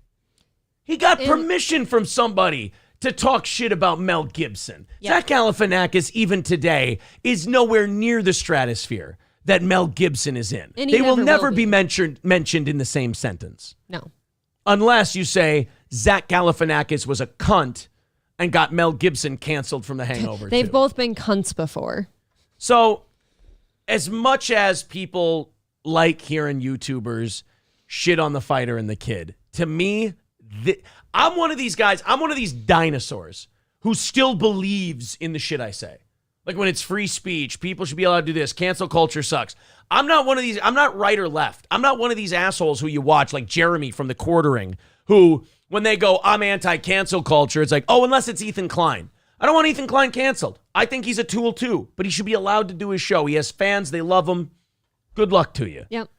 I'm not one of these guys. I believe in it 100%. If Brendan Schaub were being canceled over some bullshit, I'd stand up for Brendan Schaub. I can't celebrate someone's downfall just because I haven't enjoyed their content before. There has to be a reason it goes against something I feel for me to enjoy their downfall. I learned a lot about myself with the whole Kathy Griffin thing. I think she is ultimately unfunny and unbearable, and I hate her. I can't stand her. I don't watch her stuff. But like when she went through her whole thing, I'm like, she should still be allowed to do that thing. Right. And I learned a lot about myself there. I'm like, that's where I found where I stand. But that taught me a lot about right-wingers too and Trump people. Oh, yeah, for sure. Oh, if they don't like the God King, then it's okay for them to be canceled. That's why most of the people who complain about cancel culture, I have zero sympathy for them, because I know for a fact that if it was someone they don't like, they'd celebrate it and go, oh, good, they're getting a taste of their own medicine. Well, fuckhead, that's just going to make it easier for them to do it to you next time. To me, getting their comeuppance for doing something unfunny and stupid is more so like, don't go support their thing they do. Don't buy tickets to them if you don't like them. Don't go actively searching out their cancellation or taking their opportunities away from them, because give them the opportunity and watch it nosedive then. Well, and they let them do it themselves. They seem to make you miserable. Right. So stop watching it. Right. If you don't like somebody, don't go out of your way to watch them or talk to them or about them. So let's go watch this face again, the Bryan Callen thing. And this ain't right. I mean, this isn't right that his friend can't put him in a movie because of some allegations that are absolute dog shit. I mean, just a whisper with no proof, no evidence, no trial, no nothing, no crime committed. Correct him. And he can't be in a movie now because of that. It's bullshit. Watch his face. Yeah, epic. Does that mean is he gonna put you in it? You think? I don't know. That'd be cool. I don't know if Daddy is. You don't know if Daddy's gonna get let in the club. Yeah, I think Daddy's It's a shame. done with Hollywood forever. But He was smiling and That's laughing a about that sad movie. man.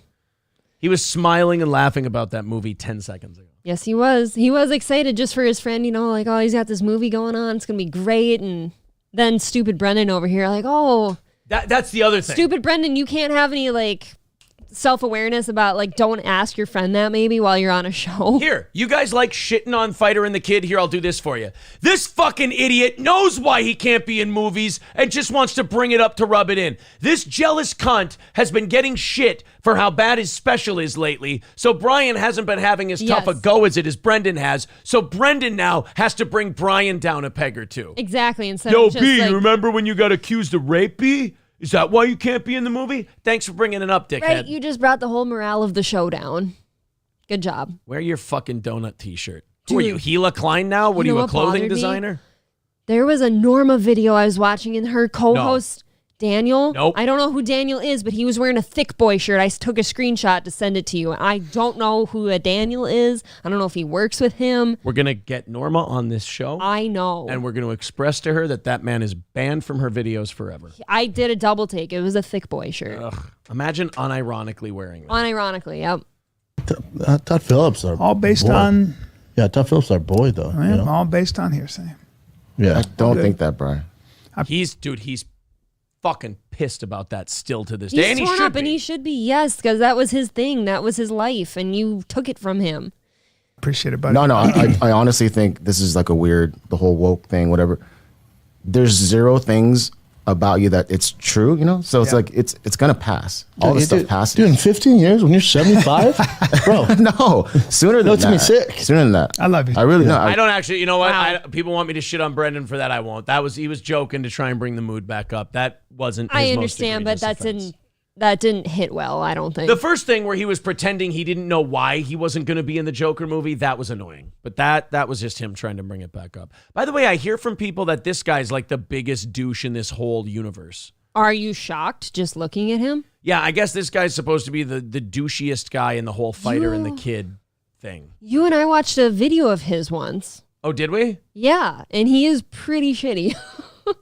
I don't remember what his show is called. He has his own show. Oh, he's the guy when Brendan was on Tiger Belly about the controversy between those two shows. Yep. He said, oh God, I can't remember that guy's name. But Mark, I think, is his name. And he goes, yeah, I told Mark, don't do that. It's not helping. So Mark was one of the guys going after people on Reddit. Right. So he was one of the idiots making things worse. And he's got his own show. It's something about haters. Is it just called Haters? The Haters Be? It's something with haters in it. And he just thinks he's this Adonis on this show with something to say. Ew. So I don't like he's him. pretty gross. I don't like him. If he speaks again, this conversation is terminated. Chops, thank you very much for the $10 super chat. He says how he crosses his leg like that without crushing his balls. I don't know. That is the lady way to sit. There is something about the way those guys sit that is unnerving, but I'll let it go this time. Bumbaclo says Callen was in Joker for like 10 seconds. Okay, so that's even worse then. So he was in the original one. Oh, that's fucking shitty. Nate says, guys, Callen is pure evil. I followed him around very closely. Very bad guy. He's earned this treatment. Can you trust me on this?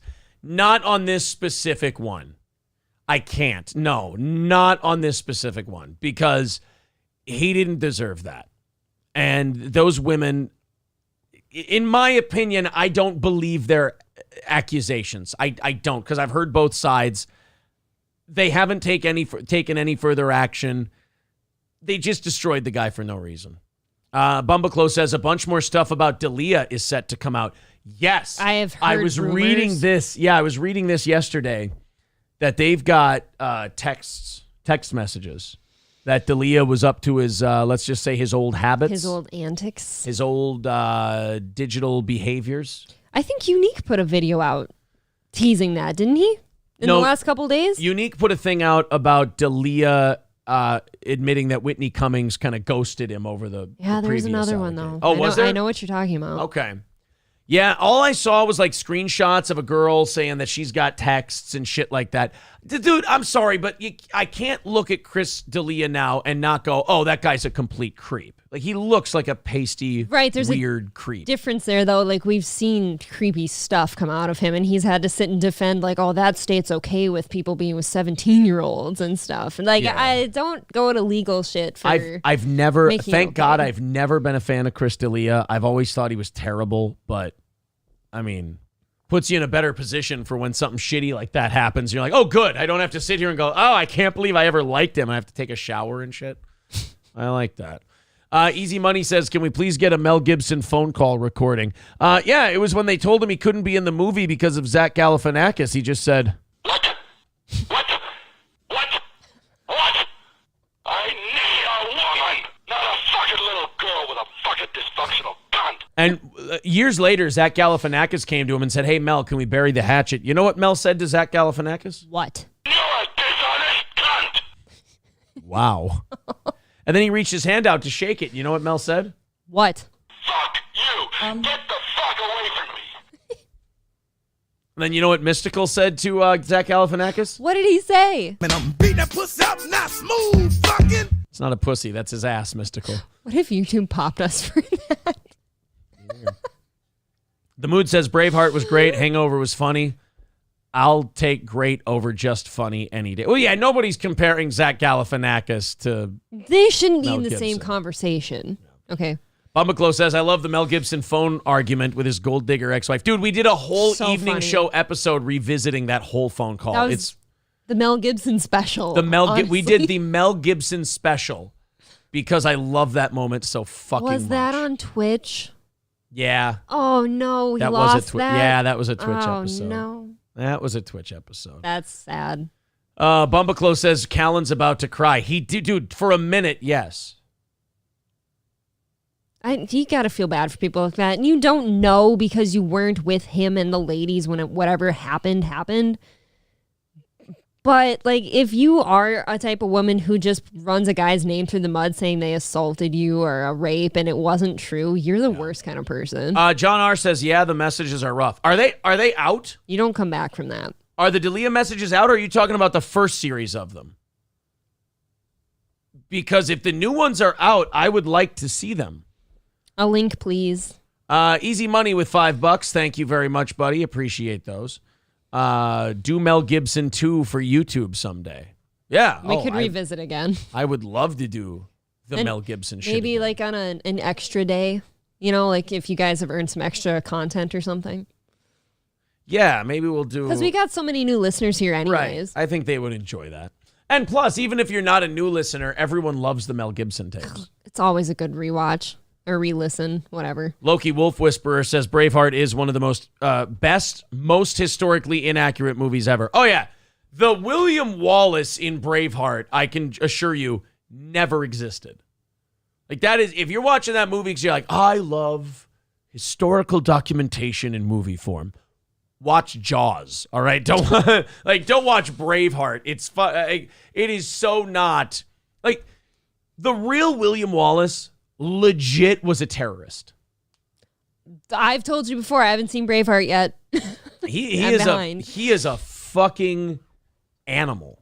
The real William Wallace. Put it this way. And what, the movie portrays him as a hero or what? Oh, he's just a freedom fighting hero. Got it. Just a good, That's all I need to know. He's a baby face good guy. No. Mel Gibson. William Wallace was a savage animal. I mean, the treatment the British gave him in his execution, he 1,000% earned. Okay. Yeah, Mood says William did exist, but he was a brute. Yeah. You guys did a breakdown on him describing the exact allegation that was made. D'Elia? No, I heard there were new D'Elia, not the old D'Elia things. The new D'Elia ones. I heard there was new stuff coming. Yeah, there is rumors of new stuff coming out that he's still doing these things. Cambodian River Pig says Callen did not earn it. His father was the CEO of the biggest investment bank in the world. He only went to acting school because he was horny and there was no internet back then. God, people just really fucking hate Bryan Callen. And look, I think he's been a fucking lunatic psycho over this Bobby Lee thing, absolutely. But if we're going to start saying guys don't deserve to be in any movies because of who their family members are, then Nicolas Cage is fucking out of here. I feel like a lot of people would be out. Like Nicolas Cage, Emilio Estevez, Charlie Sheen, like fuck them all. Like they're gone. Because like half of people's accomplishments are who they know. Right. So like, that's why who can get me a deal here? That's why we're nobodies. I don't know anybody. We're trying to know some people. Cambodian River Pig says he's just not talented. Be real. He's not believable on camera. Oh, Cambodian River Pig. I'm not saying we should, like, if we remake the fucking Apocalypse Now, we should put him in it. But can we agree that as like a wacky, shitty side character in a comedy, like his role in The Hangover, we can admit was fine. that's where I'd stop it, though. It was fine. River Pig, I'm not saying that I'm not a Bryan Callen mark. Like, I'm not saying, oh, he's great. I just think the reason, dude, if they were not going to put Bryan Callen in movies because he's not that good, I'm fine with that. Believe me, that I wouldn't lose a wink of sleep over that. But there's a reason there. The reason that he went down is bullshit. Mm-hmm. Because as much as I may think Bryan Callen's just, whatever, take him or leave him, that gold digging, making up sex shit about people and then getting them canceled over it, I fucking hate that. When it's like unsubstantiated allegations, like that's bad. River Pig, I'll say this. You're going to learn this about me as you continue to be a fan of this show. I hate women far more than I hate anyone else. He hates me. It's only, what I just said is only half kidding. Mel Gibson is greater than Bryan Callen, says Bumbaclo. I mean... Dudapest says, when was he in The Hangover? He was the guy in the wedding chapel. The best little chapel? Yeah, Eddie, is it? Eddie, yeah. He was Eddie in The Hangover. Pulls out all the merch that they ordered for their wedding, the coffee mugs and shit. Okay, that's not a brilliant, amazing actor. It's an easy fucking role. It's just, they needed a guy to play that role. He did okay. It was a little cameo, and then he gets shot. Buster says Callen talked about how he forced his will on women. We have a video on that on our channel. I mean, we talked about it on this show. But that is true. We have done that. And I get that. But it does sound like the shit that went down is not necessarily that. Right. Having some space from the last video we did, I think it was hard to watch. Well, imagine Aaron sitting here watching it, and he's got a show, he's got this thing he loves doing. What if somebody came out with a bullshit allegation against him, and then nobody watched his show again? I did finger Buster Bayhausen once. Okay. And needless to say, it was not, it was against his objections. You did ruin a woman's life in high school. That's true. But that was only He's got a rap sheet. I wasn't trying to ruin her life. I was trying to make her Ice Age queen. For your own enjoyment, you ask. So what? She gets something out of it. I get something out of it. What do you want from me? Virtue? Yeah, fuck off. You were the last person I go to for virtue. Thank you. Unfortunately, I married him, I guess. No. I'm really curious about this Greek god guy. I don't know Greek god, but you brought him up last night. So he's a Twitch streamer. I don't know anything about him except he got banned recently. Yeah. And I need to know why. And I need to go over this thing because there's a small internet drama over this whole thing. I do want to finish up with Cambodian River Pig, though. I like him a lot. Yes. He says, same with Shab. His father sold his internet security company for millions of dollars when Shab was 8. Same with Dalia. His father is a famous producer. It's all trust fund kids. Again, I'm not arguing those points. You're absolutely right about all three of those guys. All three of them, very rich fathers. But again, like Nicolas Cage comes from a rich family. The Sheens and the Estevezes come from a rich family. Most of them will. Robert Downey Jr. comes from a very famous family. So I can't make that the sole reason why I don't like a guy, because then I got to write off a shitload of people. And I don't really feel like doing. Michael Douglas, same thing. His dad was one of the most famous actors of all time. Well, I bet when you dig in, there's a lot of people like that. Johnny Chimpo says Perry Caravello got a Twitch ban as well. No. Okay, that is not surprising. Now I'm ready to go to war. I know you've been off Twitch for a while, but I still watch his show occasionally, and some of the shit he says just off the cuff that like his producer's not planning on, it's scary. And I know they don't keep their videos up, but if somebody reports him midstream, I can totally see that happening. Perry Caravello doesn't get banned from anything. Perry Caravello is a hero. Why was he even there? Perry Caravello is the measuring stick I use to determine whether or not the person I'm talking to is funny. Oh. If I talk to someone, I go, do you like Windy City Heat and Perry Caravello? And if they go, I don't get it, I go, you're not a funny person. But if they go, I think he's plenty funny, but he does say some pretty bad stuff sometimes. Twitch is fucking themselves right in the ass. They are, because he's very funny. But he has said some very racist and / anti-Semitic things, or things about like trans and gay people that are really, really bad, but it's very funny. I want to put, before we move on to the Greek god thing and the Twitch conversation, I want to put Nate and Cambodian River Pig in some rarefied air in Steel Toe fandom. New listeners who are highly engaged in the internet, but you can have a fucking conversation with them. Yeah, it's very respectable. I want to. These two deserve total kudos and credits in the chat real quick, because all of the people who came with us from Twitch and radio and all that, naturally, they're awesome. They're cool. They're great. But like when it comes to the new listeners, they've all been awesome. They've all been incredible. Like we've got a very high conversion rate of people who go, what the fuck is this? I like that. But like Nate and Cambodian River Pig will do this thing where they'll push back. They won't just swallow whatever I feed them. They'll push back, but most pushback you'll find out is just you not being clear. And just you need to clarify to that person what you meant. And they go, oh, I see what you mean. Or you just have opposing views, but you decide not to hate each other for it. Yeah, like Cambodian River Pig about my point on Callen and D'Elia and Schaub and all that. Mm-hmm. He says, true, I did not know that about the other guys. Thanks for letting me know. Yeah, I'm not saying that D'Elia, Schaub, and Callen didn't have a shitload of help. They had a fuckload of help from very wealthy families. Absolutely. I just can't use that as a reason to like write off what they've accomplished, because then in my mind I'd have to write off a shitload more people. Right. But no, so Cambodian River Pig, you're absolutely right. But at the same time, I just can't use that as a way to go, oh, well then fuck him. Someone says D'Elia allegations on Twitter. Well, let's see. Chris D'Elia. I wish he didn't spell his name like a fucking goon. Alice Hamilton, here is a thread of the screenshots from conversations that my friend had with Chris D'Elia. Warning, there is some pretty gross stuff in these screenshots.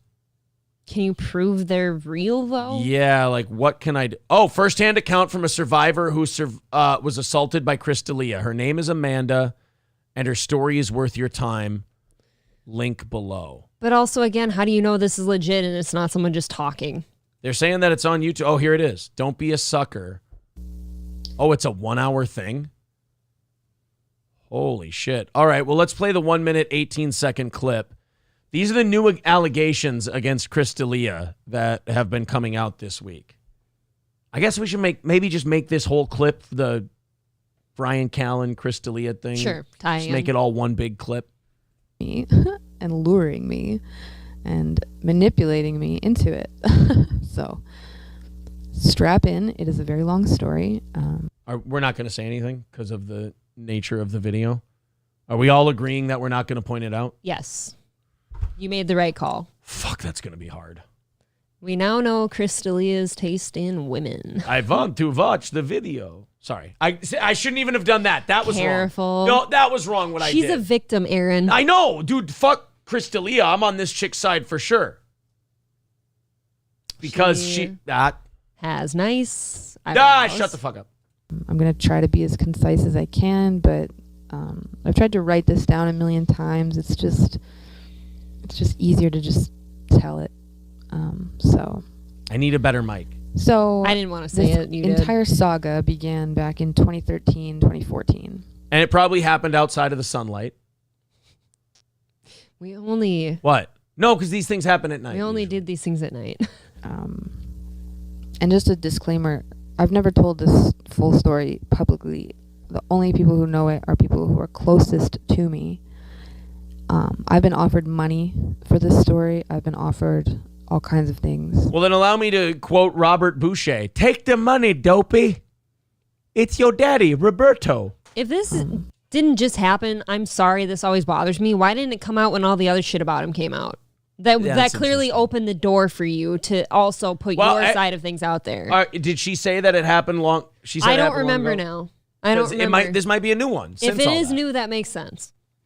If it's new, then you're sorry. Yes. If it's new, I'm sorry. Blue check marks offering, but I wanted to tell it on my own terms, in my own words. I thought like one day maybe I could help like an independent person by telling it on their platform, because so many people have asked for it, but I'm sure we're past the point where anybody cares, hopefully, and this is purely just for my own, catharsis. So that's the whole clip. God, I wish we would have got to some fucking allegations there. Yeah, we should have just I'm not gonna clicked watch on the 1 hour thing and clicked in the middle to something. I don't know if I want to watch a 1 hour video of it. And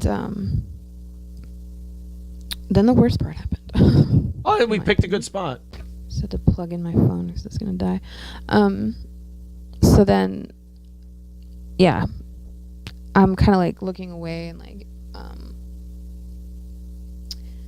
I'm like on my knees, but like trying to think like, what do I do? Like, what do I do next? Like, I don't want to offend him, right? Like, I don't want to offend him. He's my fucking hero. And I like have been doing like worshiping him for months, like listening to his podcast every day, listening to him. Oh. I think I skipped the part where he made me a fucking elder. He made me an elder of his cult on the episode called Ragnarok. He names me in the episode. Okay, I don't care if you're a comedian or whatever, but if you've got elders and shit, that's a red flag. That's not okay. That's too much. Like, even if you're, like, people don't even do that shit sarcastically. Right. If you're doing elder shit, I'm now kind of interested in, for my own time, maybe I'll listen to this whole thing and write down a couple timestamps of some jarring stuff. And yeah, so he named me as the elder right after I had done the cosplay. Oh, she dressed up for him. Within like 2 weeks of that was when he announced the show in North Battleford. So for me, it was like, man, like this guy publicly named me on his podcast and made me an elder. He mailed me a pin and, you know, mailed me a pin and a certificate, and like he's retweeted my tweets that I've made. Like he's safe. Like he seems like a safe person to Dude, be you know what's with. gross? This is exactly how grooming works too. It is, yeah. Oh, that is so oh you do God. all this stuff to like become people's heroes. Yeah. And get into their personal life and give them the personal attention they need and crave. Yeah, see, shit like this is weird because, like, she's coming up with all these things that happened that she didn't think anything was up, and when you hear it back from them, you're like, "Oh, dude, he was planning this." When she listens to herself back, I bet she's even like, if someone else was telling me that story, that's not good. This is what sucks about having a 90% male audience. If someone accuses me of this shit, it's also going to be very gay. So I really hope that nobody feels like they have an axe to grind against me. How about you just not be a shitty person? And I'm not gonna butt fuck any of you guys. Sorry if that's what you were. I'm sorry if you're logging off now. If that's where you're angling for. But I'm not gonna butt fuck any of them. But like, if they accused me of butt fucking them, there's gonna be an added stigma to that. I think you're gonna be okay. Okay, thank you. That's all I want. The only accusations around here, ironically, is that I butt fuck you. That's true. I'm a victim. I think you're fine. Because of his public ties to me. Well, he's a very good manipulator. So yeah, I'm like on my knees and I'm kind of trying to look away, like, what do I do? And then he like literally just grabs both sides of my face and goes, look at me.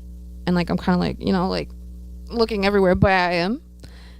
And he goes, look at me in my eyes. And I'm like, oh. So I look at him in his fucking beady, you know, lifeless void eyes. Like a doll's eyes. And he just goes, if you do what I say, everything's going to be all right. Like. Oh, dude. That's not okay. I know some people who have been in positions like that. It never ends well. Dude, I have some vibes right now that I'm getting. That, you know how when you hear an accusation, sometimes you just have a feel and you go, nah. Or you hear an accusation, you go, oh yeah, that makes sense. Oh shit. I'm getting a huge that makes sense vibe because you look at Chris D'Elia. First of all, Chris D'Elia looks like a guy who always has clammy hands, and I never trust those people. Yeah. You can see those words forming in his mouth. Yeah, the people that are accused of this type of stuff always fit the bill. And it's more than twice. 3 times at this point for D'Elia. If you just do what I say. And so I just kind of like. She's very young too. Like this, Like, what the fuck do you do at that moment? Like now, I'm like 100 million things I should have done. Punched him, hit him, kicked him, bit his fucking dick off. Like anything. You know how much of a hero she would be? Yes. If it came out in the news that Chris D'Elia lost his dick because some girl he was trying to groom bit it off. She would be revered as I a would hero. be giving her a cut of this show's earnings for the rest of my life if she bit off Chris D'Elia's cock. It's interesting. But in that moment, it was just like, you know, like all these things are going through my mind. Like, I don't want to offend my fucking hero. Why is he doing this? maybe he just wants to get this out of the way. Like, I don't fucking know. Like, it just made no sense. And What is that? You're the only woman here. What is that about women that even when they're being used like this, they still don't want to upset anybody? I don't get that. I will speak from my own experiences without being too detailed. It's because, well, as women, you are kind of, it's in your head. You're taught that men can be the bigger, scarier person. Okay, so it's a physical fear. I think so. For me, at least, it was physical fear.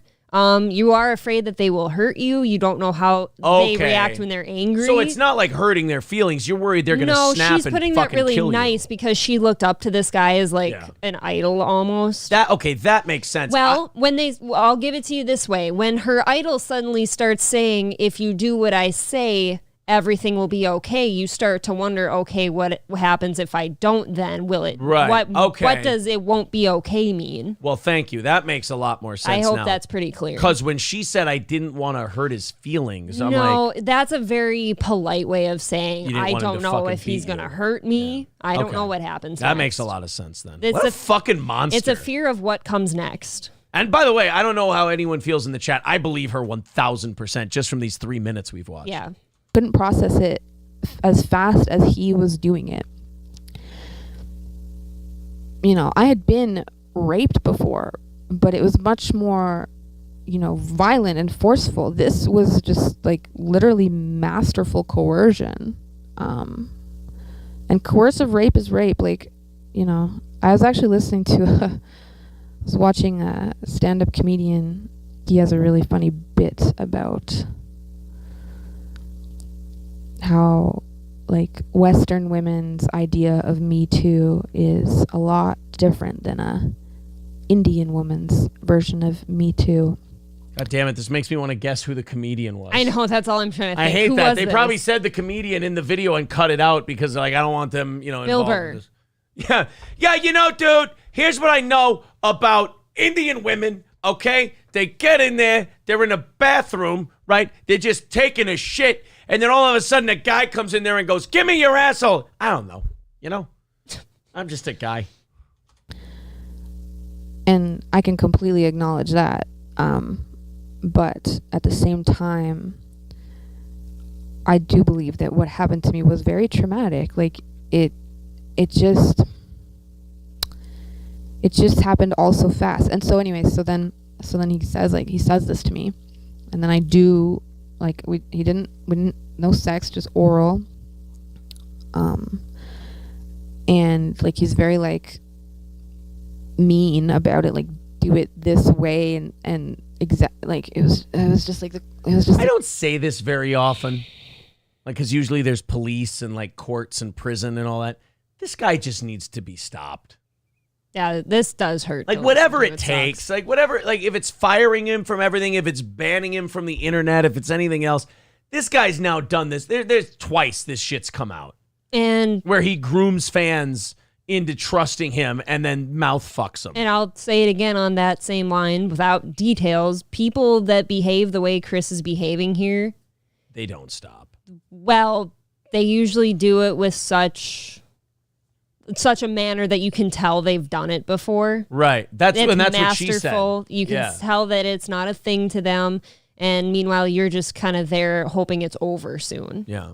Like the creepiest, cringiest fucking, oh my God. Like, look, like I'm so proud of myself for how much I've healed because I used to not be able to talk about this without crying. My eyes are watering, but understandable. And I'm winning because of that. See, now this happened a while ago. Anyways, moving on. I'm sorry this is slow and I know it's painful, but this is just how it is. Yeah, we can go through that and get some. I think we've got the main point of it so far, but we can go through that and maybe on an evening show or something. Go through the Chris D'Elia We can do a D'Elia special. Yeah. Labglass says newbies get the Proctor treatment before they are respected. Fair enough. Tigger next door with $10 says your hatred of women is the reason I monetarily support this show. That's very nice of you. We're actually $55 ahead of our goal. If we do 100 over our goal, we do an extra half hour to start next week. I don't remember the if you last time. If you want to contribute, you can, but we haven't had to really ask for anything all day. Oh, This and has been $5. Thank you very much to Gray Duckling. All of us are waiting. So, Jesus Christ. Wow. Woo. Takes a lot to get me to blush, my friend, but that did it. That did it. Well, what's your answer? Just kidding. Oh, me? Oh. Yeah. We found out this morning he likes bottled cum, so he spits out anything fresh. Cambodian River Pig says, I just found them untalented and assumed it was their connections. Oh, no, you're right. It's absolutely their connections and a lot of other people as well. Aaron needs to answer for the blue polo and the black undershirt. I'm glad after all of that, I know. That's what you took from this. I always tell him, you can't wear that undershirt with those because the sleeves stick out. It's really bad. People are, Haters Will Say is the name of that creepy guy's podcast. Haters Will Say. Haters Will Say. Ew. Oh, right. Quit being obsessed with your haters. Like, we started our show laughing about the Reddit people on our Mersh who said, I don't like this guy. He doesn't like Mersh. You just laugh. You have fun. You talk about him. They're always like, don't talk about the haters, B. They're just looking for attention. They deserve the attention. They're obsessive. Sure. People that crazy deserve attention, and then you have some fun with it. Bill Bone says he did a double take when he heard knees. Me? What? Cambodian River Pig says the only thing that matters is her age when it happened. If over 18, it's useless. Well, not if it wasn't consensual. Yeah, that's true. I mean, then you got that part. And I get and it. We don't know how old she is. Right, but that part is he said, she said, and after this much time, I don't know how much you can really Right, now at this that. point, you're just kind of telling your story to get it off your chest. I'm catching up in the chat. When I was saying I'm not going to butt fuck any of the listeners, I'm getting multiple people trying to give back their memberships now. I'm sorry about that. No butt fucking. I'm out. Yeah, like he's a creepy dude. There's definitely beyond the age thing. There's shit going on there. Like that. The elder even if stuff's she's pretty weird. That elder shit fucked me up quite a bit. That really was disturbing. Cambodian River Pig says this woman is broken. Oh, yeah, you can tell. She admits it. She's like, this is the first time I've been able to talk about this without completely crying. That's therapy for a long time. Curly Adams says this sounds like a clip from Law & Order SVU. A little bit. Right? Cue the music. Boom, boom. Danger Bear will. Yeah, I get it. It's kind of a fresh wound for her, so she doesn't want to do any video production behind it. You know, would I shit on her? No. Would I shit on her audio quality if this wasn't such a sensitive topic? Of course. Right. But, you know, given the... Can somebody buy her a nice microphone, though? Please. Someone. I mean, Chris D'Elia, it's the least he could do. Send her some audio equipment. God's sakes, Chris. So she can talk about your horrific doings. Yeah. Clearly. I want to hear about what a piece of shit you are in crystal clear audio. I don't know if there's anything, like, it's so hard to listen to audio that you can just hear every single, like, it's like a, but when you talk, yeah. You know what I mean? God, that sucks. Sir K says, anyways, on the VIP elder meeting, we should burn no, there's no elders here, and there's no VIP elder meeting whatsoever. Do not listen to that man. He's on drugs. Okay? All right, Greek God. We got to do the Greek God thing. Okay. I've been teasing it for a while. Somebody found us the Chris D'Elia stuff, so we had to go to that. But this guy on Twitch named Greek God, I don't know what he does. I tend not to care what these people do because after being on YouTube for a few months, I kind of see the contrast in broadcast quality. Yes. Like you go on YouTube and there's people doing shows. You go on Twitch, there's guys walking around just their fucking neighborhood being sweaty.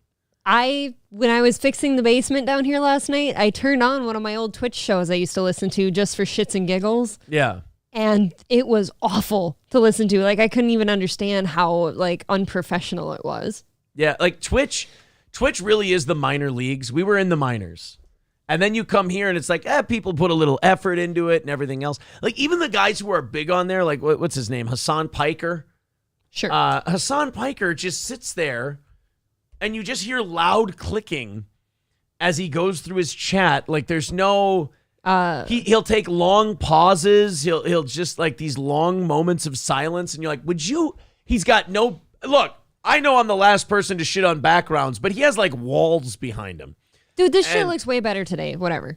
Yeah, and you're just sitting there and you're like, dude, is there going to be some effort? But on Twitch, you don't need effort. People flock to that shit. Tim the Tap Man, he's huge. And one of the biggest things I'll ever complain about on Twitch is I checked his show out one day and I kept it on there to see how long he'd leave. He announced that he was going to take a runny Taco Bell shit. And he was gone for 45 minutes while the chat just watched his chair. They watched a chair. And they stay there. He had 30,000 people watching him, not even there, just his chair. The Buzz Nelson is right. Double A ball, as Calpo would say. God. But like I was watching another guy who was on Twitch, and he put some of his clips of his Twitch stuff on YouTube. Yeah. And he, what's his name? Destiny. And he sits there and plays Minecraft while he's interviewing people about politics. And all you hear is click, click, click, click, click, click, click, click, click, click. And then he's like, yeah, so anyway, about the alt-right, I was thinking click, click, click, click, click, click, click. And then like the alerts are going off for subscriptions. And I'm like, this is a goddamn mess. And people are like, I love Destiny. He's great. I wish we'd clean it up a little bit. Oh, I do, but clean it up. Another complaint about Twitch now that I've noticed lately is these same shows I used to watch religiously, like every single day they're on during the week. I now check in with them and they never had ads before during like midstream. It's and I'm not kidding, it's every single 5 minutes. Every 5 minutes, it's like a commercial break on radio. Twitch has gotten brutal with ads from what I've heard. It's infested with ads. So there's this guy, Greek God, and he's just this, I don't know what he does. I just know that he got banned and it's become a controversy online. Okay. He was walking around just being a big sweaty guy with a backpack. Okay. He looks unnerving.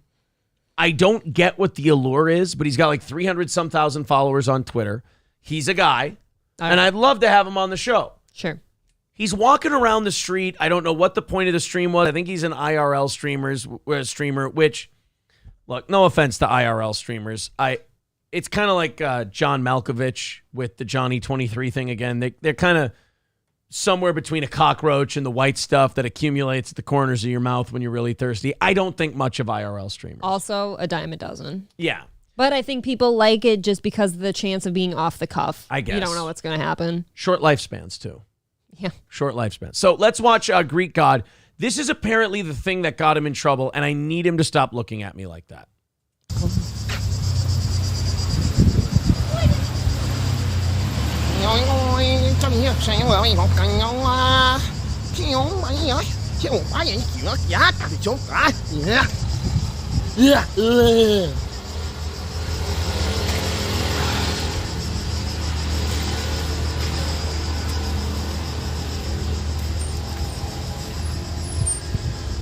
So far, he got banned shortly after that. So far, my diagnosis of this video is, okay, he's being a guy walking around making funny noises. Yeah.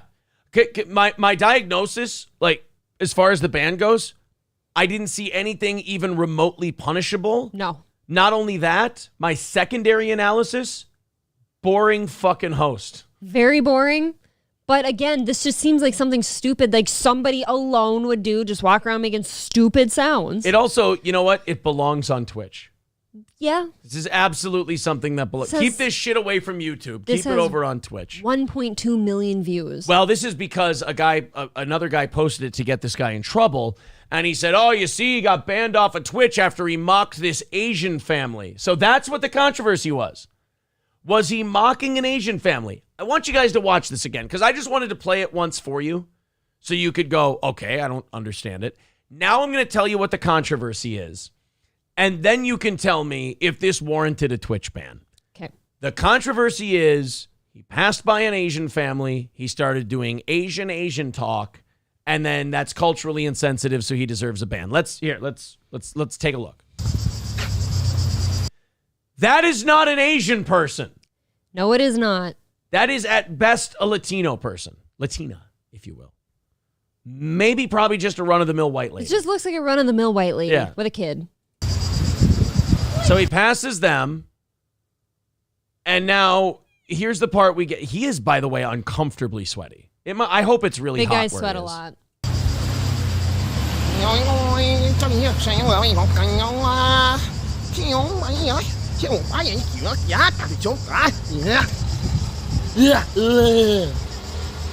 Honestly, it just looks like a guy having an autistic spasm.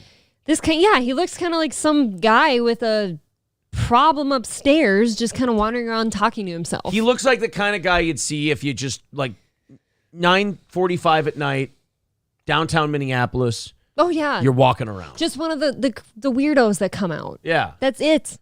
Just a guy who, when he starts doing that shit, you just kind of go like this with your body as you walk by. You go, oh, let's get out of here unscathed. That's all that is. I mean, fuck a Twitch ban. This doesn't even deserve like a public, what the fuck are you doing? No, this happens in East Side St. Cloud at night. Yes. You know what? This happens on the east side of St. Cloud at 11 in the morning. Sure. I mean, it's...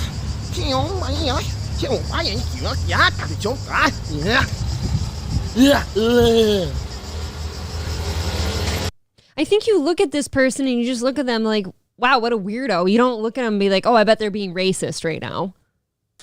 That whole platform is fucking dead. They're shooting themselves in the foot for sure. Honestly, I mean, this is what It's happens over. when you put the dear lady in charge of your regulations and your moderations. I mean, that guy, look, I'm not saying that I would become a huge fan of this Greek god fella. I still have no fucking idea what he does, but that does not deserve a ban. I don't think so. Did he follow that up with like a racist statement about somebody he just passed? Or like if after that he went on the Kramer from the Laugh Factory rant? Exactly. Okay. That I understand. That I get. But that's the thing that got him kicked off. Cody Dog says he is just dehydrated from all the sweating. Yeah, that's all it is. I mean, even Unique is hard to understand sometimes. I don't think I'd ban him. Everybody shot a piece of shit. I don't like it. Yeah, But that doesn't even matter. You don't know where the cucumber berry and bang your head on for dental floss. You never know what that guy could be saying. Did you pick to up any words I out heard of that? cucumber. Yep. Cunt? Dental floss. Dental was in floss. there. Okay. Cucumber and dental floss. I heard cucumber. Yeah. Easy Money says, how are you two not laughing at that? Because we're streamers and we're watching somebody get banned for that. Because it's dumb. Like it was. That's my Yeah. biggest problem is not only was it not ban worthy, but it's not even like funny or interesting. It's just a guy who had a verbal spasm. He's just being stupid. I've seen guys walk around saying stupider shit than that. It's a guy who looks like a second-round draft pick in the NBA, making goofy noises with his face. What does that mean, Aaron? Sometimes those European players get drafted and they're kind of goofy looking with wiry beards. It just looks like a second The round. beards that look like pubes, kind of. Yeah, he looks like a second-round NBA I always pick. pictured that's what yours would look like if you grew it out. Oh, thanks. I appreciate that. That shows very little confidence in my beard growing ability. No, I've always wanted you to try, and you won't even let it go a No. week. Not at all. I'm Why? not I'm sure everyone's very interested here to see what a beard would look like on the Aaron M. Holt. It would look fucking terrible. I can tell you this right now. Have you ever had one? I can't get past how patchy it is when I start growing it. So no, I live with you. I can see where your like 5 o'clock shadow is. It would come in enough. Can I tell you this? This shit here makes me crabby, so I can't do it. Like if this So gets too shave long, this part and just do the chin straps. But if this gets too long, I get cunty. I Chin get in straps. bad moods. Mustache. I'll grow a Spartan. What's that? I don't know, something from Red Dead Redemption 2.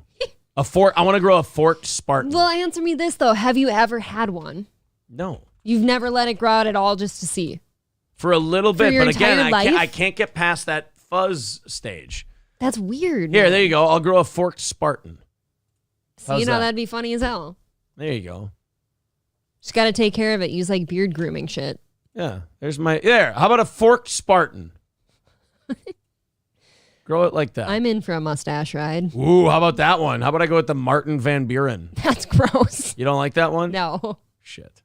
I dig a chin strap though. How about that though? On you. That looks pretty good. Oh, look at Sam Elliott. I want to over see here. a chin strap or a mustache out of you. Boy, you can really make Arthur Morgan look a lot different. I haven't really explored Red Dead Redemption 2 enough in the last 4 years. This is telling him he needs to play more. Jay Wusso with $5 says the reason he got banned was because of his takes on wanting a traditional woman, but he couldn't word it correctly, so they mass reported him. Yeah, fuck that whole... Dude, honestly, fuck that entire platform. All it takes is people going, I don't like him. 15 people write in, and then Gone.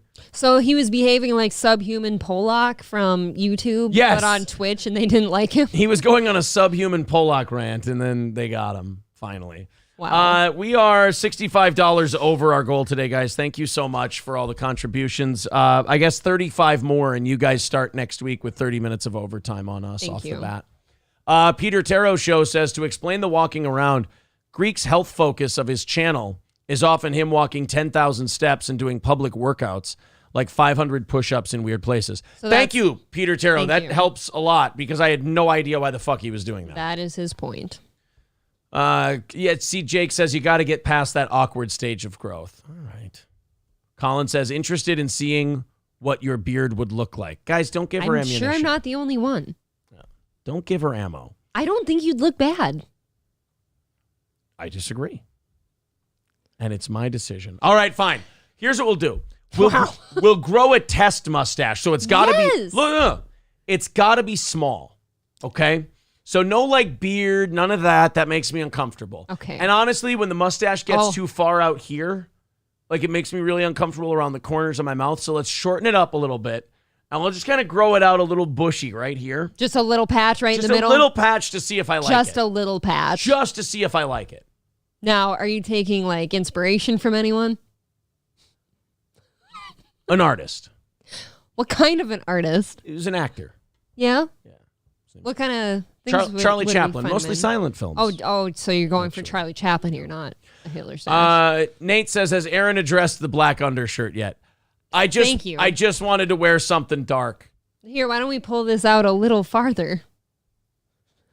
Oh, shit, that's really bad. Yes, it is. I tried to Holy tuck it in fuck. earlier. God damn, I told you those undershirts suck. You got to get new ones. Sorry. Jesus Black Christ. and navy do not match either. Little Lemmy says, if Aaron grows a mustache, I'm going to call him Gus Johnson until he shaves it. I want to see it. I'll back up, Aaron. I think you'd look like a subhuman mutant, says Hulkamasha Baby. I've never told someone thank you for calling me a subhuman mutant, but... Now, goatee is not your style. Don't ever have one of those. You don't get to fucking tell me. If I decide to grow it out, I get to decide. How about some sideburns? How about you grow out your pussy hair and tie it in braids? Who gives a fuck? I'll do what I want, thank you. I'm sorry. You know what? Look. I lashed out. And I'm sorry. How dare you ask me to do such things? Grow out your pussy hair. It would be funny if you just grew it out. Braids. No, but I just want you to grow it out. I want you to shave everything, but let two corner strands go, like up near where the pussy starts, and just let it grow down like Viking braids. I think that would be awesome. Just have two really wispy long pubes and let them go down. That'd be kind of fun, right? Shave all... No, you don't understand. Like rat tails? Shave the whole pussy area. And just like where the... So the whole runway is clean, but... Go north of the clit a little bit and leave like two little patches of hair, like little Krusty Why? little Krusty the clown things. And then let them grow out big time. Sorry about that, everybody. Let them grow out and then just tie them together. Celtic knot pubes. Right. That's perfect. Funny. Would you try that? No. That's something people don't see but that's so uncomfortably weird. So you don't like when people tell you to grow out your hair. That's just got to be clean. Maybe now you understand. It's got to be clean. Eric Castile says, also, I got directed here from the Fallon, I think he means Callen and Schaub stuff. I also distrusted those two.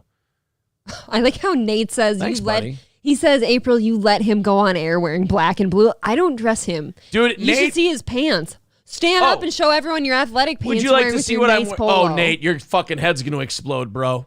Just much like he did at Raleigh's when we surprised someone with their birthday gift, he wore athletic bottoms with a nice polo. Nate, let me have it for that, too. You should. Nate, are you ready to fucking die, buddy? You're going to hate this. But this is ruining some of the mystique of the show. Okay, don't stand up then. I want to, but I'm just letting you know that this ruins some of the mystique. Nate's going to fucking die. Aaron's bottoms never match. You don't see my bottoms ever, so I just wore my golden gopher sweatpants. He's all business up top and casual on the bottom. Is there something wrong with that? Well, it doesn't match. It's not on camera. You're right, but you go out in public like this later. He doesn't change. That's the only bad part. Cambodian River Pig says the Hitler mustache style came about because of gas masks during World War I. Really? You had to shave your mustache all the way up to seal the mask properly. Yeah, so all of you guys who shit on Hitler for that mustache, you're just rooting for his, I don't know, fucking, I don't have it in me to do Hitler jokes at this moment. Mikey's comment is very funny. Mikey says April could grow a Fu Manchu on her cooch. It would be a Fu Man coochie. You guys get to decide if that's funny or not. I'm not passing judgment. I love Mikey lately. He's my number one listener. See, Nate just put puke face. He doesn't like the sweatpants at all. Like I said, I don't have a problem with it as long as you don't go in public like that, but he does, and he's a really tall guy, so his pants are always 4 inches too short. He wears flood pants everywhere with his nice shirts.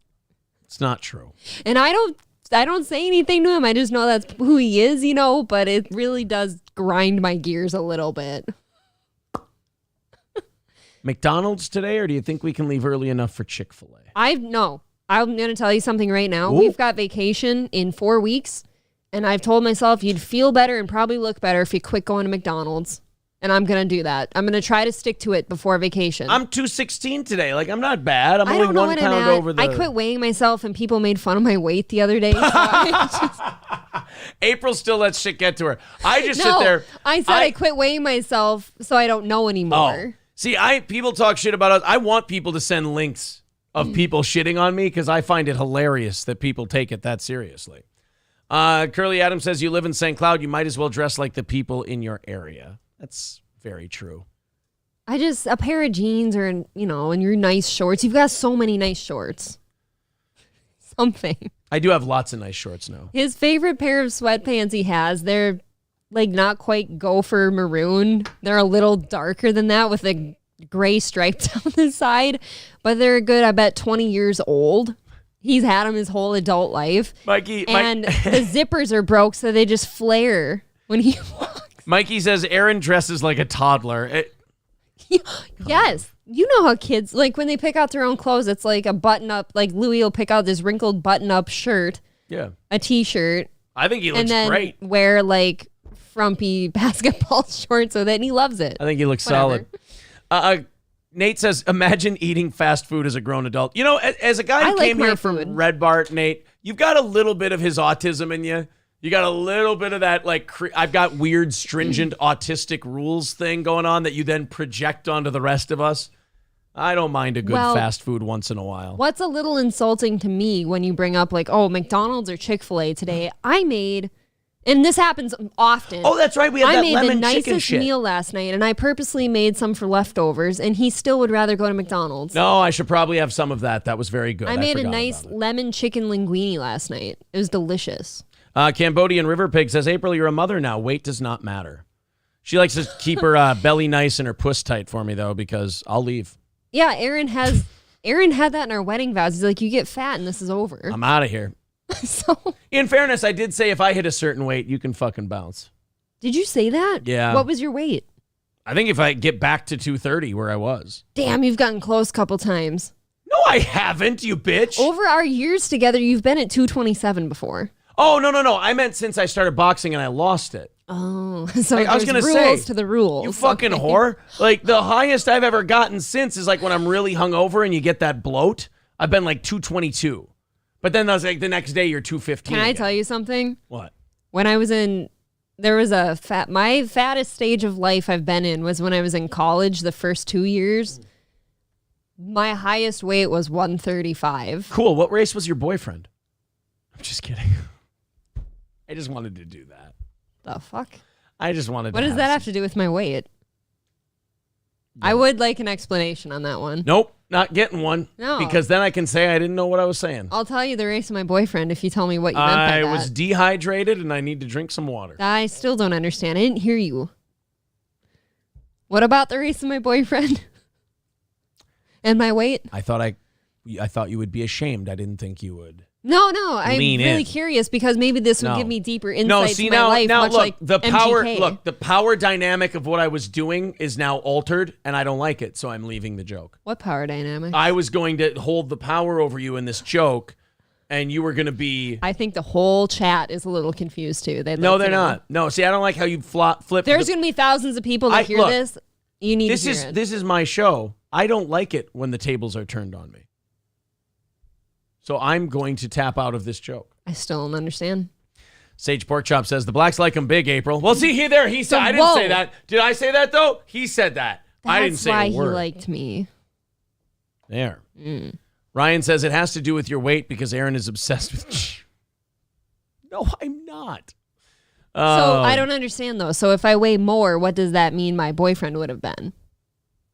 What does that matter? Cambodian River Pig says, I'm not confused. Aaron gets it. We all got it.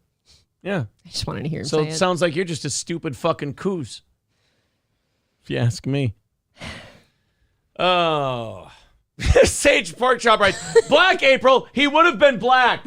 This is bothering some people's Asperger's a little too much. Oh, no, I know what he means. I just need to hear him say it. Okay. Lemmy says, I look like I weigh about 95 pounds, but I weigh about $125. I don't even know how the fuck that even happens. I know, right? Because you have like no tits and no ass. I don't know. My highest weight ever in college was 135. And for like the last 5-6 years, I've been at about 119 to 125. Yeah. Well, and I'm like Ace Rothstein. Like I make her get on a scale and I go, what is that? That's 7 pounds higher than the last time. No, she got lazy is what it is. This is unacceptable. I want you to get her a fucking plane ticket and send her home. No, Mr. Rothstein is fine. Let's get into the Jerry Jones story. I've been meaning to do this one for a couple of days, and I need to get away from that fucking terrible joke I made, if you don't mind. Jerry Jones had to apologize. Jerry Jones, the owner of the Cowboys, had to say that he is sorry. He is sorry, and he'll never do it again. Oh, my God, he looks so old. Look, man, Jerry Jones is starting to look like Palpatine because he's about as old as Palpatine He's is. pasty. You guys want to hear what Jerry Jones said about, well, I'm not even going to tell you what it's about. Why he had to apologize? Here you go. It's from TMZ. Oh, this is from TMZ. I don't know if we don't get popped. He blends in with the backdrop. Yeah. Our staff, certainly our scouts, Jonesboro, Arkansas, when they gave a big memorial to Lace, and Lace held court out here, and I've always, I'm going to get me somebody about to stand up there with me and dress him up like Lace, and think Lace is still out here helping us. Look at the practice with us, but we're bleeping out midget now? Come on. We can't fucking say midget? We are soft. I learn things I know every that you day. get mad when people say, oh, everyone's gone soft. People have gone soft. This isn't even That's soft. This is just, no, they're doing it because they're worried other people might get upset. I guarantee you TMZ is not soft, and they don't think that midget is bad. It's actually worse than being soft. They're assuming that other people are going to get pissy, and instead of going, fuck off, we're going to play the word, they bleep it so that they don't get emails. That's worse. It is. It's more jarring, and it's going to make people wonder, oh, what did he say?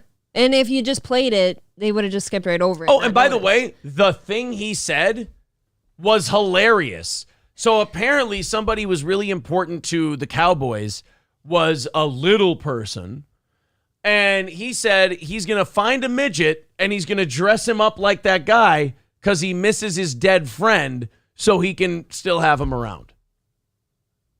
Big fucking deal. Jesus, suck my ass. That's a Carrie Underwood he's song. just an old dude, too, and he said midget. Big deal. Right, that's the other thing I don't like. He's 90. He's said much worse. He's 90 he's years old. He's probably said the N-word more times in the last week than he's ever said midget.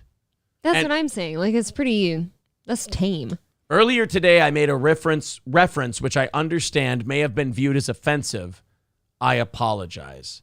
The use of the M word. We're now saying the M word. Little People of America, regarded as the largest dwarfism support. So dwarf, little people, all saying the same thing as midget. Ironically, though, like, You know the midget bowling stuff? Like that used to be at Stoney's, right? Those midgets call themselves midgets. They call themselves that. They don't care. So again, it's just another example of people kind of white knighting for a group that didn't complain. How old is Jerry Jones? Oh, wow. He looks terrible. He's 79? Yeah, that's a rough 79. Fuck, Jerry. What happened? Well, the Cowboys happened. A 79-year-old man said midget, and you went, he needs to apologize or the little people could never be whole again. Oh, my God. Relax, guys. I agree with the people saying don't apologize, because once you start apologizing for that tiny thing, like, they're going to get you for the next thing, too, and it's going to get bigger and bigger, or smaller and smaller, actually. I'll be honest. I think we're past that point. I think we've crossed the Rubicon on that. Like, there's no going. Everyone's like, when's the backlash coming? There might be a backlash to all this shit, but we're never putting the genie back in the bottle. No. That's never, ever happening again. I hope we end up, what do we have, an hour left? I hope we end up getting to this woman who says she has the reason as to why white women date black men, and I swear to God, it's a white woman. I swear she might be the most racist person I've ever heard from. We have to get to that. Do you know how that would have tied in nicely to your joke? Do you know how now the most racist people are the ones who think they're not being racist? Yeah. And so they feel comfortable talking freely about anything, and then when they start talking to you, you go, "Oh my God, you're like a real one." Like people who joke about race and have a good time with it, and then get called racist, they're like, "I'm not racist. Stop it." Dude. But then if that person ever meets a real racist, it's kind of like, oh my God, like they're serious about the shit I joke about. Like this is eye-opening to me. Like it's probably almost a year ago already that one evening show where we had a story and I'm like, they're literally segregating people, and you yelled at me for it. But these people like promote segregation without saying the word segregation. They don't even see it. Someone saying about Jerry Jones, before we move on to this, someone made a very funny joke. They go, who was? They deserve credit. Declan Dillon says, whole new meaning to the word bigot. He's a bigot. Oh. A bigot. Okay. I liked it. You guys can all... You had to explain it a little. Fuck off. I liked that now. joke. Tigel Badiz says he needs to hire an M coach now, or an MQB. Yeah. Hey, babe. Maybe an M defensive end, because you have to say M now. You can't say midget. You get an M defensive end, he can run right underneath the lineman's legs and get to the quarterback. Hey, babe. What? Tickle bitties, not tiggle bitties. Tiggle bitties. Get it? Now I get it. I'm sorry, you came up with a hack fucking name and I couldn't figure it out. Tiggle bitties. And now that's my fault. That's my problem. No, it was really cute how you said it. Tiggle bitties. I'm like that guy who gets prank called, and I'm like, oh, Mike Roch says, and I don't know. All right, let's watch this one. Jack Mahogoff is calling. Let's watch this girl be, like, honestly, the most racist thing I've heard in a month, I'm going to say. Really? It's saying a lot, too. It's a lot, because I hear a lot of racist shit. He looks for it. On my show. But this is maybe the most racist thing I've seen in a month. And what makes it so racist is this chick thinks she's down. Okay. So here we go. Why white women love black men. The title already is off to a raging start. And all I'm saying is sometimes people look like a stereotype. Okay, anyway, let's... Is that a septum piercing, or is that just the lighting? No, that's definitely a septum piercing. You got it. I'm just saying. Okay. You know what? You know what? You should probably just... Why don't I just play it? Yeah. Okay. White women love black men because of the power dynamic, because white women have never had any power over men in their lives. Because obviously all the white men in their lives have always had all the power over them. So white women have whiteness over black men. And obviously to be in any sort of like control feels good, especially when you're used to never being in control. Okay. You want to start? What do you want to start with? Ma'am. Miss. Even if this was like a bonfire thought that you had with your girlfriends, You don't talk about it. You don't say this one out loud. You say, okay, you know what? I think I'm onto something here, but I don't know if anyone else will see it my way. It might sound better in my head. Work it out a few times. You need to yourself. Clarify, reform some things but maybe just keep that one in the back of your head. I want to stand next to like a really inner city black dude, like a hood black dude. And I want to have her stand in front of him and me. And I want her to start going on this rant, and then I want to make eye contact with the black gentleman at some point and have him go like this, like, I'm like, yeah, you can hit her now. Yeah, it's time. How about this? Women have never had any power in a relationship. Fuck you. Dude. Have you met a single mom where she can wield power over the father of that child like it's a stick of dynamite? I think they've had power. Have you ever been to custody or divorce hearings? I think women have some power. Or even just in a completely loveless marriage where there's kids. Now, women walking all over the man. How about the part? Yeah, that too. Yeah. How about the part where she goes, white women feel power over black men, so we date them so we can have that power. Dude, she's got several bullet points here that are like, okay, this is... Well, by the way, not acceptable. White women would look at her and go, yeah, that's not why I'm with my black husband. That's not. I'm going to shut the fuck up. Let's let this whole thing play. Let her educate us. And we'll take bullet points on what we think was fucked up. So we've gone through 20 seconds. Let's reset. White women love black men because of the power dynamic, because white women have never had any power over men in their lives. Because obviously all the white men in their lives have always had all the power over them. So white women have whiteness over black men. And obviously to be in any sort of like control feels good, especially when you're used to never being in control. White women feel safe with black men, not only because of the hypermasculinity that they believe black men exhibit.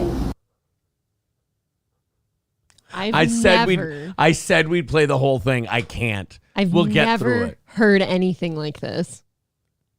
See what I mean? Like, it's the most racist thing I've seen in a month. You can make racist jokes all day long. It's a joke. Ha, ha, ha. You're never kidding. Joked about this. Because the hypermasculinity that we see black men have, what they're trying to say is aggression. Aggressive. Testosterone. Shit like that. She's trying to say, like, oh, if she's being threatened by somebody, they'll fight them and because they'll go to violence right away. That's really evil to say that. But because of the whiteness and power they hold over black men. This is why also white women can still be racist and be with black men. Oh. And be like conservative white women will be like married to a black man. Sure. And this is why white women love their black sons and hate their black daughters. Which there's no evidence that's a fucking thing. None. Black sons give you access to the patriarchy. They give you power, whereas black daughters don't. So there's the clip. What does the YT mean? White. Get it? Why? Okay. White. And if I were a black guy, I'd be pissed. This is infuriating. Never once mentions my dick. The low-hanging fruit. I don't get credit for the one stereotype. That was the one, good one. The only reason you date me is because you feel like you have power over me and you think I'll beat the shit out of people. Wow. That's really sweet of you. That's fucked Thank up. you very much. How is she not getting more backlash for that? You said you found that on r/cringe. R cringe, yeah. R cringe. Okay. Kitten Cock says, run it past a friend before putting it on the internet. I'm even saying don't even get to the point of running that past somebody. That might have actually been on Not the Bee on Twitter, actually. More people need to see that. Wow. Angry Saxon says, is she Latina talking about white and black people? No, I thought she was white. Because I wrote down her handle so I could look her up a little more. It is Vika the Vegan Madre. She's definitely Latina. Oh, that's a Latina then. Yeah. Oh, so she's not even talking about her own race. So she's shitting on two races. She's not a part of them. Wow. Yeah. She's calling one of them very racist and the other very aggressive. Jesus. It's good. Curly Adams says, I'd paid it. Well, you know what? I know what happened. Somebody lost their black boyfriend to a white lady. That's what happened that hurts, here. Huh? Now it all makes sense. The vegan madre lost her only meat dish to a white chick. Got it. Okay. You know what? Now I get it. Loud and clear. Yep. It's all coming together. That was so aggressive, though, that whole statement. I actually wrote her name down so I could look her up some more. Ryan G says, I wish you never showed me that. I already thought humanity was hopeless before I saw it. You see, but this is a good illustration between people who do racial comedy and humor and don't mean a word of it. Right. I want to show you an actual racist person. Yeah, if anything, this could give you a little bit of hope. Like, there's people like us and probably most of you guys that would make lighthearted jokes about shit, and then you watch somebody like that and you're like, oh, I'm nothing like her. Yeah. Like, it makes you feel better. Yeah, I feel way better watching her. Jesus. Yeah. But that's not good because that means sometimes you go, am I a little, just a... Oh, do you ever ask yourself that? Yeah, and then I go, you're fine, N-word, and then I'm done. Right. I call myself that. He's usually sometimes. talking to Gordy. No, I call myself that sometimes for reaffirmation. I just wanted to point out this article for you here real quick. The media is doing their best to spin the economic news from yesterday. Okay. They're doing their best to, As expected. We're not in a recession, you guys. Recessions are gay. Oh, we're going gangbusters. Yeah, it sounds like a good economy to me. Looks pretty good. They're doing this thing where they go, hey, you know the thing we've been using as the definition of a recession forever? Yep. That's not the definition of recession anymore. Well, it's one thing for the people in charge to point that out. They've got something, invested in it. Yep. However, the media is another thing because they're choosing to cover up the dog shit with toilet paper. This is from CNBC. The economy may look like it's in recession, but we still don't know for sure. So the media isn't even doing their own research and reporting the news. They're just waiting to see what the White House says and just repeating that. Boy, that's an easy job. Right. You don't even have to be a journalist anymore. Yeah. You just regurgitate what the higher-ups said. You just wait for your marching orders from the president, and then you just say that, and hey, we're the news. And these are the fucking people with the balls to say that we need to watch out for misinformation. Yeah, because as long as it's not their misinformation. Right. It's fine. They sit there and they go, it may look like we're in a recession. You may feel like we're in a recession, but we're not really sure yet. Well, how do you know that? Well, that's what the administration said.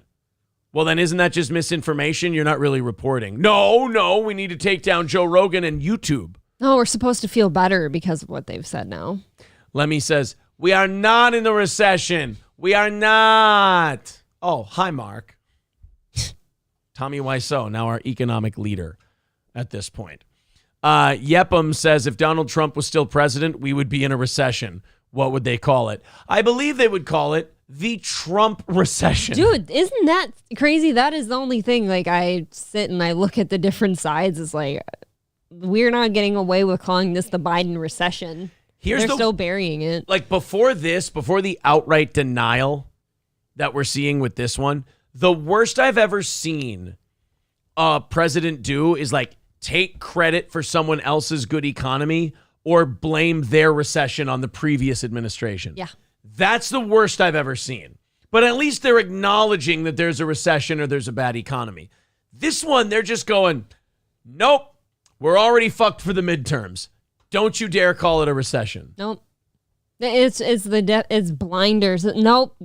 They're just looking forward to the election. They're like, nothing else. I can't see anything. Meanwhile, none of us give a shit because whether you call it a recession or you don't call it a recession, we're all still living it. Except for them. Right. It's not like you not calling it a recession makes our life any better. Oh, yeah. We covered that the other day. Yeah. You still got to pay the same. If you go around and you go, la, la, la, we're not in a recession. When you put the gas pump in, it's still going to cost the same amount of money. My analogy the other day is if you roll a turd in sugar, it's still a turd. But they're like, no, look how sweet it is. It sounded like something Vince Lombardi would say. Sorry. I don't know if he was a great man. Okay. Vincent, a great man. Thank you. This is a fun little story out of Idaho. The Pocatello Police and Pocatello Firefighters Unions are calling for a Pocatello City Council member to resign. April, why do you think they're asking a city councilman to resign in a small town in Idaho. A small town? Small town in Idaho. City councilor should have to resign. Why? I'm going to guess they made a racist comment. It's almost like you've done this before. Okay.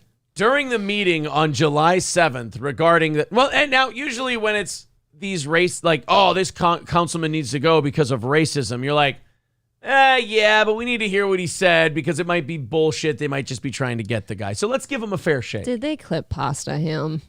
During the meeting on July 7th regarding the hiring of police officers using grant money, Pocatello City Council member Roger Bray said, quote,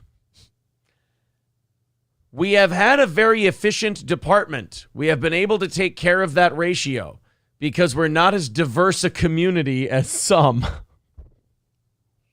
So outright attributing their success to being not diverse. That would be correct. That's good. The exchange was between Bray and Pocatello police chief. Now imagine this. The police and the fire department want him fired. Imagine being too fucking based for cops. Fucking based. Like, imagine just being too out there like that for police officers. Whoa. Imagine making a police officer goes, "Hey, now that was pretty racist." It's like, really? Yeah, I mean, I've clubbed a black guy in the head with my billy club just for standing on the wrong side of the street. But that was out of line. That was too far. That was fucking disgusting. The exchange was between Bray and Pocatello Police Chief Roger Shy after the police chief explained that the force has 1.6 officers per 1,000 citizens, when the national average is 2 to 2.1 per 1,000 citizens. Councilmember Bray reiterated his position in a conversation with local leaders of the NAA. Oh, no. Oh, no. He went to the end. You know what? I gotta give him this. Got some balls. He went to the fucking National Association for the Advancement of Colored People meeting and doubled down. The balls on this guy. That's like Don Imus getting in his trouble that he got into years ago. And then they bring him in front of Al Sharpton and they go, "Al, Don, what do you have to say for yourself?" And he went, "The thing I said was, in case you're wondering, nappy-headed hoe." What the fuck? Councilman Bray reiterated his position. In letters obtained by KPVI, the Portneuf Valley Fraternal Order of Police Lodge 13 took a vote of no confidence in Roger Bray as a member of the Pocatello City Council and have requested that he resign. Along with that, members of the Firefighters Local have joined with the police union in calling for Council Member Bray's resignation. KPVI has reached out to Council Member Bray for a response. I want to see if has he talked about this at all? I don't know, man. I want to see if Roger Bray has come out recently and addressed any of it. Doesn't look like it. Well, somebody who doubles down is probably not going to care to address it. Yeah, I'd just like to say one thing about this whole deal. I feel like, honestly, it's being cooked up by a bunch of whiny white women in the media. All right, so we're going to keep going with that. Keep digging that hole. Well, people are still arguing about what kind of turd our economy is. Ouch. This goddamn rib pops when I laugh on this You guys are, either I've lost the chat and I need to hit refresh. Oh, no. Or they are still, well, it happens sometimes. Or they are still arguing about whether or not it's a shit cover. No, they're still arguing about the shit covered turd. It's a turd truffle. Yeah. They're arguing about what kind of turd the economy is. Someone said that's a good name for Kalila. A sugar turd? I think that's what they said. Wow. Yeah, sugar turd does kind of sound sweet. You know, it sounds like it's kind of nice. Like, hey, sugar turd, how are you doing? What are we doing with the kids today? I don't fucking know. I'm exhausted. Are we taking them to a long week. We have that free bowling pass. I'm not in for bowling today. You could take them to your neck of the woods and they could swim and ride four-wheelers and all that shit. Mm-hmm. Otherwise, you got to take them to the beach. You got to do something. It's a nice day. They got to have some fun. We could maybe go to Shields and get that kickball. Charlotte's been wanting to play kickball forever. You don't even need Shields for that. I feel like kickballs are everywhere. Where does a homeboy get a kickball? For God's sake. Guys, it finally happened. The World Health Organization chief, 3,000 cases later, now says, quote, men who have sex with men should limit sexual partners to curb the monkeypox spread. Wow, thank you very much. We could also take them to the outdoor store they like so much. Gander Mountain. Gander Mountain's been closed for years. No, what's the one then? Not Dick's. Yeah, it's not Dick's Sporting Goods. What the fuck is it? Are we really blanking out on this? Cabela's. No, because if you're looking to stay in a budget, like taking the kids shopping is never going to work. Then fuck me in the It's ear. outside. Why? Whatever happened to going and playing with your friends in the neighborhood? They have I've friends given here. you options, and you are. I being love Cabela's, but they you're always being want a fucking turd right now. obnoxious amounts of toys and candy that they don't play with. No. You don't say no. Well, I say go ask Dad. Thanks a lot, you fucking pressure putter on her. But then you don't say no. Well, You're yeah. supposed to be the hammer in this house, and you don't do it. Oh, I hammer. I hit them with a hammer before. Jesus. When they ask for too many toys. I'm gonna have to get out of here, so I'm not. It's like, an inflatable. an It's an accomplice. inflatable like county fair hammer. We could see if there's any county fairs going on in the area. Talk about budget blowing. It's got to. Oh, those are very expensive. It's not expensive with adults is the thing, because we don't buy stupid shit. We buy a couple beers and some food. I want ride tickets when I go. I like going on rides. I'm a child. What do you want from me? Anyway, back to the gays. Men who have sex with men should limit sexual partners to curb monkeypox spread. You know, it would have been really nice if we didn't decide right during the outbreak of this, when we knew exactly what was going on, if we wouldn't have felt the need to be so politically correct. Yeah, you could have stopped the spread a long time ago. Well, and I think everyone I knows don't- the answer. I don't know if you could have stopped the spread, because that predicates that they listen to you when you tell them. But you could have at least went, okay, we made our steps. We told people what to do. We gave our advice. Right, you could have held yourself in like good respect as a doctor. Right. It'd be funny if like all these gay guys who like before monkeypox, like, you guys should wear a mask and keep people safe and this and that. And then monkeypox, they're mad at all the people who won't get vaccinated and won't wear the mask and everything else. But then when it comes to monkeypox, like, you guys got to stop butt fucking each other. Stop being homophobic. We'll do what we want. Oh, so I guess you don't care about the science and stopping the spread. Macho Man's advice for COVID would have actually worked for this one. Yeah, you got to make sure you're not playing with their butthole. Yeah, you got to stay out of that dark cavern. Yeah. Open it up. Bats fly out. Blisters fly in. Oh, yeah. Uh-huh.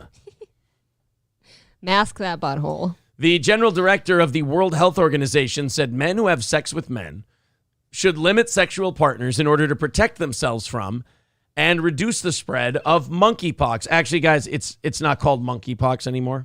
Schlong COVID? Yeah. It's schlong COVID. They should get Now- it right. You're being racist. Do we give them any credit, I guess, for like getting there eventually? I do. That's usually how I feel. I'm like, they at least came out with it now. I do give them a little bit of credit for at least saying, like, hey, you guys, if you could stop fucking each other in the asshole with feverish determination, like, if you could just keep it, if you could keep your stable of man hoes to like 2, Dude. that would be all right with me. Something about the feverish determination really got me. Like, instead of like trying to beat your high score of pounding ass in a day, spread it out over like a year, you know? And then maybe we can get rid of... Like, the amazing thing is, we're not even asking you to stop fucking. We're just asking you to stop fucking all of each other all the time at the same time. It's not about quantity. Let's have some quality sex. Could we keep the cum slinging to a manageable level? That's a visual I didn't need today. Please. Can you picture just a sex room where it's just like strands dripping everywhere? Yeah. Oh, and by the way to release this information on a Friday as if they're going to fucking listen now. Oh, yeah. It's the fucking day. Yeah. It's fuck Friday. It's fuck Friday. They're going to play Celebrate. They're going to... It's Horror Weekend. It's going to be terrible for these Horror guys. Round Weekend. Well, at least they came out and said, better late than never, I guess. Yes, we've all got monkeypox now, but thanks for letting us know.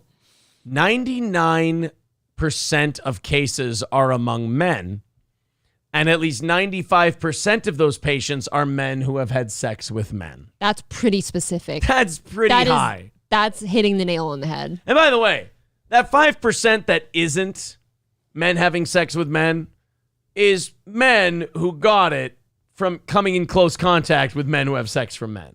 So I was shocked a couple days ago. Aaron told me that there's like no women that have gotten this at all. I had no idea, actually. Nope. It's really specific. Ball Powder says, hi, just checking in. If you're taking info from Zen Rhino, you obviously haven't looked into Zen. The dude is the loneliest sad sack who has one-way conversations with 5-second YouTube clips. Ball Powder, I don't know if you know this, buddy, but you kind of need a sit down and a talking to as well. Kind of like the rest of Reddit. You guys take yourselves so seriously and you worry about so many people. No offense, you're kind of like washwomen, where you're just like, oh, I have to take all of this seriously all of the time. I have to hate things. Like, you can just not pay attention to people and you'll be so much happier for it, because the people you hate and all that, like, you don't affect them. Like, well, you affect us because we have a hilarious time with it. We just kind of smack them all around and laugh at them and don't take it seriously. And you guys just kind of, the more we laugh, the more you guys get mad and go, we're breaking him. He's breaking. And then we laugh at you again. And then you go, well, now he's a lol cow. He's fine. It's like, dude, you're not doing what you think you're doing. You're just keeping yourself mad all the time. And like, what do you, like, look at what you just said about Zen Rhino. What does any of that have to do with you? Like, why would you give a shit about anything he does? Zen Rhino has been, like, you want me to hate the people you hate. You can love this show, dude. And you can be okay with the fact that we don't like everybody you like, or that you don't like everybody we like. That's kind of what makes this fun. If you live a life where everybody has to hate the same people and nobody can like the people that you dislike, you're going to live a sad, lonely life where you think Reddit is your friend group. And it's really just a support group for people who started a podcast, it didn't go anywhere, and now they hate everybody else. Like, don't do that, dude, because I've seen you in the chat. You're a good guy. You've got great shit to write. You're a funny dude. Don't get sucked into that, like, lame horse shit. Like, it's just sadness. And the rest of us find it really funny to goof on. In trying to create your lol cows, you don't want to become one. Put it that way. Well, and personally, Aaron and I are going to just like Zen Rhino because he promotes our show. Yeah. Why would we've never had a problem with him. Right. He promotes us. Like, Ball Powder, this is your sit down and me trying to help you. Why would we hate a guy who loves our show, doesn't give a fuck what anybody else thinks, which, by the way, is the whole point of our show. Who gives a fuck what anyone else thinks? Laugh at everybody. He gets that. He shares our show everywhere, tells people to listen, tells them it's a great show, promotes us endlessly, is active in the chat. Like, why would we not like that guy? Because some people on a subreddit obsessed with a co-host from some talk show we happen to like don't want us to like him? Do you know what a lame asshole I would be if I did that? I would be the saddest guy on the internet at that point. People saying Team Zen Rhino. People telling him to settle down, Buckwheat. It's Friday. Exactly. He says, I get it. I don't hate anybody. I laugh and move on. I point them out too. Now that's the attitude you have to have. That's fine. He says, dude, you're missing the point. This dude will lament over this. What? But no, Ball Powder, and you're kind of understanding what I'm saying, so I'm not going to be a dick. But do you understand, like, you said, dude, you're missing the point. This dude will lament over this. Why should that matter to you and I? Like, if that's what he does to get through his day and that makes him feel good, then fuck it, right? Like, who gives a shit? You're going to be, I can tell you this, Ball Powder, 100% you're going to be happier if you don't get sucked into that drama world of, well, if this is bad, then I have to hate it. And if other people say this is bad, like, that's middle school. Yeah. You don't want to be that guy. Trust me, you're going to be a lot happier. Like, you have the right attitude already. You're like, oh, I laugh and move on from everything. Well, that's what we do. And that's what you should do. And that's what we're trying. We're holding, like, we're swimming upstream and trying to help the internet understand that. It's a losing battle. It's like being a cop. Much so. You're being crushed. But as far as, like, all that shit goes, Ball Powder, so what if, like, what Zen Rhino does doesn't affect you at all, right? I feel like what any of you do doesn't really affect any of you. It doesn't affect anyone. That's the great thing about being in somebody's chat is like you guys aren't all living with each other. You're not next to each other. You can have a conversation and still not have to go look at them. You get to fuck around with a bunch of your friends, your internet friends, with 4.5 hours. Yeah. And we all fuck around with each other, and it's a great time. I mean, that's the relationship we have with you. We fuck around with you for 4.5 hours, and then we go about our day. When Zen Rhino sent me that thing, and he goes, dude, the Mersh subreddit was shitting on you. I went and read the comments, and I'm like, ooh, I can't imagine being this type of person. I'd be miserable all the time. That's why I don't even look at them. You do because it's good stuff for the show. It's funny. It really is. It's legitimately And you think it's funny. I don't find too much humor in it until I'm on the show and like reading it. I just don't go look. Yeah. I don't care. And then the other thing I thought was, imagine being part of a subreddit that's whole thing is designed to hate Mersh. Like, what a waste of your time. You're not in on that sport? Again, like, if I like Mersh or I don't like Mersh, I certainly wouldn't validate it with my time on the internet. Like, I had people from that subreddit come in here and go, I like your show, but do you like Mersh? I'm like, so what if I do like his show? Does that mean you can't? The show I'm doing hasn't changed. You just found out my opinion about a guy. You gotta knuckle down. You gotta start to think for yourself, and you gotta not get sucked into these miserable people and their low man on the totem pole gang. It's like they should be the untouchables. Everyone sees it though, like, oh, the friend of my enemy is my enemy. Screw you. Don't think that deeply. You're not Sun Tzu. This isn't the art of war. We're fucking around on the internet, everybody. Just take it easy. We're all a bunch of fucks. Ball Powder says, for example, right now I'm waiting for my girls at the dentist. To be fair, though, don't you follow that DSP guy. Right, because it entertains me. That's all this is for. 1,000% entertainment. It entertains me. I don't like go around in my daily life wondering what DSP's doing, or, you know, if something comes across my transom and I go, ooh, this is good fodder for the show. That's different. Like a Callen clip, like that girl we just played from Twitter with the racist thing. Yeah, when you guys send us stuff too. Yeah. It's fine. Or covering a news story. Right. Like, we're a show that talks about the news, makes jokes about people. That's fine. But like taking your private time that is very valuable to you and going, you know what I'm going to do? I'm going to hate Mersh. Don't do that in your free time. It's going to fuck you up.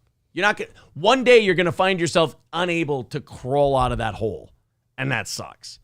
All right, let's go. Mike Oxbig says, "Can we go back to the comedy, please?" Yes. The only reason I wanted to spend time on that was I like Ball Powder, and he's a really cool listener, and he contributes and all that. I don't want to see him go down that road because I read it yesterday, and I just started feeling bad for everyone in it.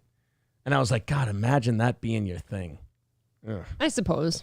All right, let's talk about Sheriff Wayne Ivey down there in Florida. We've talked about this guy before. He's great. I think he's the evil can never be dead enough guy. He is the one. So he's the guy when cops put like 14 shots in a guy. He went, why did they shoot until they were empty? Because evil can never be dead enough. Well, now he's got a new gimmick on Florida. It's either YouTube or public access television or local TV. Yeah. He has a wheel of fugitive. And so now he goes on TV, he spins a wheel, and he talks to you about the fugitive on the wheel. I don't know what it is. Kind of funny, right? Yeah, I don't know what it is with Florida and their colorful sheriffs and their colorful government. It's got to be sunstroke.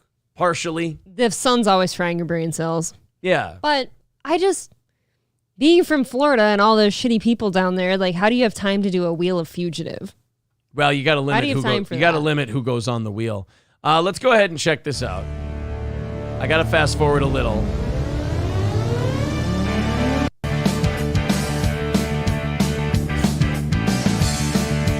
Dude, they've got production. They've got all kinds of shit behind it. Let's go to Wayne Ivey. Whoa. Hello, everyone. I'm Sheriff Wayne Ivey of the Brevard County Sheriff's Office, and it's Tuesday. No, you're not. You're Drew Carey from The Price is Right. Close enough. Right. Night, 8 o'clock. You know how I know that? Because it's time for Wheel of Fugitive right here on our Facebook page. Oh, it's you on know our how Facebook this works, page. folks. Look at this wheel. I got 10 folks up here. All 10 of them need to find their way out of the Brevard County Jail. Some of them look like they need to find their way to a barber and some other stuff, but never mind that. Okay. We need to get them out to the jail so that they can get these charges taken care of. Let's give this wheel a spin, see who our fugitive of the week is here in Brevard County. You know what's funny about this Wayne Ivey guy is like, he enjoys this. This isn't like a thing he has to do. I want to be friends with him. He just wants to do this. Like, this is a fun part of my job. He loves taking down bad guys, and this is like something fun that he does enjoy. He thinks of this shit. That's actually just Wayne Ivey farting. He has long tooths.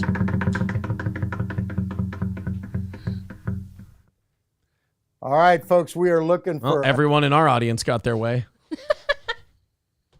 How do you say that name? I'm going to say Atravion Trenton Carey. Okay. You want to try? No, I would have said Atravion. All right. Atravion Trenton Carey. Mr. Carey is a black male, date of birth 2/11/04. His charges are failure to appear, reference burglar of a conveyance, his bonds $15,000. And he's looking for his horse Pokey. Sorry. His last known location is the Melbourne area. Now, Mr. Carey, this is utterly ridiculous. You have to stop. Get these charges behind you. Get this taken care of. You know what's going to happen if you don't go out to the Brevard County Jail and turn yourself in. Guess what? Fugitive unit's coming to kick your door in. So be ready. Go out there, turn yourself in, get this chapter of your life behind you. Our citizens will let us know where we can find you at. They're going to go to Crime Line at 1-800-423-TIPS. They'll send us an email. More like 423-SNITCH, am I right? Right. Wheel of Fugitive at BCS. The narc line. I like this. People think about this. Smartphone app, or they'll just send us a personal message right here on our Facebook page. Either way, you're going to jail. So go get this taken care of. Go get this chapter of your life behind you. As always, thank you to our citizens for all their amazing support. That's it. It's just a 2-minute thing where he spins a wheel. I love it. And tells you who's not showing up for their court cases. I like his way of putting it, too. Like, get this chapter of your life behind you, get over it, and we'll go about our business. Yeah, we're not going to forget and just go, oh, you got one. I mean, that's genius. That's something that people would actually be like, oh, I kind of want to, look out for this guy and message this person now. Do you know what I don't like, though? This is kind of... There's nothing to not like. It's kind of a Lieutenant Higgins ripoff. Remember Higgins? He was the OG of this shit. No, I don't care. Like, I think he's very much himself. I don't think this is a ripoff. I think this guy... I know, but I feel like everybody started doing this after Clay Higgins took off. But you know what I mean? I feel like this type of behavior is ingrained in this Wayne Ivey person. By the way, you know what's awesome about Clay Higgins? And maybe this will be Wayne Ivey someday too. He's now a 3-term congressman in the House of Representatives. Like, he's in Washington That's now. nuts. Clay Higgins is, well, this guy, you remember. June 21st, a Sunday night at 11 p.m., 3 men broke into the Dollar General store. Now, I got to find one that's in 2 channels. This is driving me insane. For this man who stole hundreds of dollars worth of meat from the Piggly Wiggly grocery store in Opelousas. I like that he treats every one of these criminals like they murdered his mother. Well, he stole that meat. He stole meat from the Piggly Wiggly, and I'm going to find him, and I'm going to kill him. Jesus. On Highway 182. Evidence shows that the thief left the store in this silver 4-door compact car. This small grocery store in the north end of town has been victim to countless shopliftings and several armed robberies through the years. Despite extra patrols, security cameras, and many arrests, this store keeps getting hit. The problem is not the police or proper security or a dedicated effort to stop the thievery. The problem is a shameful lack of character. If you're one of the scoundrels who robbed from this neighborhood store, listen to me. It's almost like there's 2020 crimes being committed, but they got a guy from the 1950s to come enforce them. Yeah. This is like thawing out John Spartan to catch Simon Phoenix. Gee. You know, they're just like, all right, bring me a guy who like goes to church 3 days a week and lives in the suburbs. Like, we gotta unthaw a guy from the 50s. All right, bring me Clay Higgins. I mean, what you're doing is shameful unto your Lord, and you're a scoundrel and a scallywag, and we're gonna find you. You should be ashamed of yourself, mister. I mean, I feel like they definitely put up with less bullshit back then. Yeah. I'm talking to you now. This store serves a section of town where folks struggle to get by. Everyone needs groceries, but not everyone has a car. Many poor folk just can't make it across town to the big markets. They rely on small neighborhood grocers. When you steal from any store, you're making it real clear that you have no character. And when you shoplift from a community market, you're also hurting your own elderly and poor. What kind of a person would do that? Probably a piece of shit who doesn't care that you're guilting him right now. Am I the only one sitting here and it feels like your dad is having like not a yelling fit at you, but he's having that like sit down, you're being a real piece of work. It'd be funny if the guy comes right up behind Clay Higgins and he taps him on the shoulder and goes, you know what, you're right, I'm sorry. And he just holds out his hands like this. Man, I've been a real piece of shit. You're right, man. I'm a dick. My bad. Gives him a hug. My bad. It's all right, son. It's We're gonna all right, put this son. behind us. We're going to make sure that you get your life back on track. Why are you yelling at me like that? I'm right in front of your face. I'm in broadcast mode. I can't stop until the camera does. The sheriff has authorized extra patrol of this store and has asked off-duty deputies to shop here when we can. I'm one of those deputies. All right. I'm not fucking going. No thanks. You're a little too high strung for me. I feel like if they raise the price of pork chops, I might catch one in the head. I thought they were supposed to be $3.89 a pound. This says $4.23. Wait till you see the bacon. These store employees may not put hands on you when they see you shoplifting. But if one of us catches you, and we will, let's see how that works out. On behalf of Crime Stoppers, I'm Lieutenant Higgins. And again, that guy is now currently serving in the United States Congress. As he should be. I love all people like that. They just don't put up with bullshit. Little Lemmy quoting Grady Judd. Yeah, Grady Judd might be my favorite of all three of them, I think. It's either Higgins or Judd. Maybe. Yeah. Eat a moon pie. Quit murdering people. And then I think is like a special mention for like fourth place is the St. Cloud. Oh, yeah, Blair Anderson's pretty Blair good. Anderson, yeah. Coltrane with $5 says this shit is going to... That shit is like going to work, and then when you get home, all you have to do is worry about work. When I leave work, I don't even think about the place. Oh, yeah, because these guys have to go into the Piggly Wiggly now when they're off duty to go shopping there. We're $70 into or over our goal today. If you guys do 30 over the goal, we always make sure we build in next week with an extra half hour of content for you. So that's up to you if you want to finish that up. Aaron has a special Tuesday event coming up. We're going to have Unique. We're going to have Kyle on the show on Tuesday at noon. I think we're going to live stream that. You said that you wanted to record it and then post it. Maybe I'll record it and put it up. We'll see how it works. Grady Judd is one of my all-time favorites. A national treasure. He really is a national treasure. Polk County Sheriff Grady Judd supports deputies' tasing of abusive teen despite cries from civil rights leaders. Okay, I'm in. I will take a listen. Well, I can tell you this, Polk County is Polk County and Grady Judd is Grady Judd. No surprises there. So you're probably not going to be surprised to find out how he reacted to this whole thing. He praised his officer for doing the right thing, for restraining herself to a certain point. But he said if he was in that situation, guess what? He would have tased his 15-year-old a whole lot sooner. So in fairness, that is a very Grady Judd response. Sure is. I mean, the only thing I'm going to punish my deputy for is that she didn't tase the child sooner. She shouldn't have waited so long. He was in prime tasing position for 13 seconds. Well, look what else he got away with. Now, in fairness, I heard about this story. This 15-year-old was beating the living shit out of his pregnant girlfriend. So, therefore... And by the way, not the first time he's put his hands on her, so... Right. Fuck him. It never is the first time, no. By the way.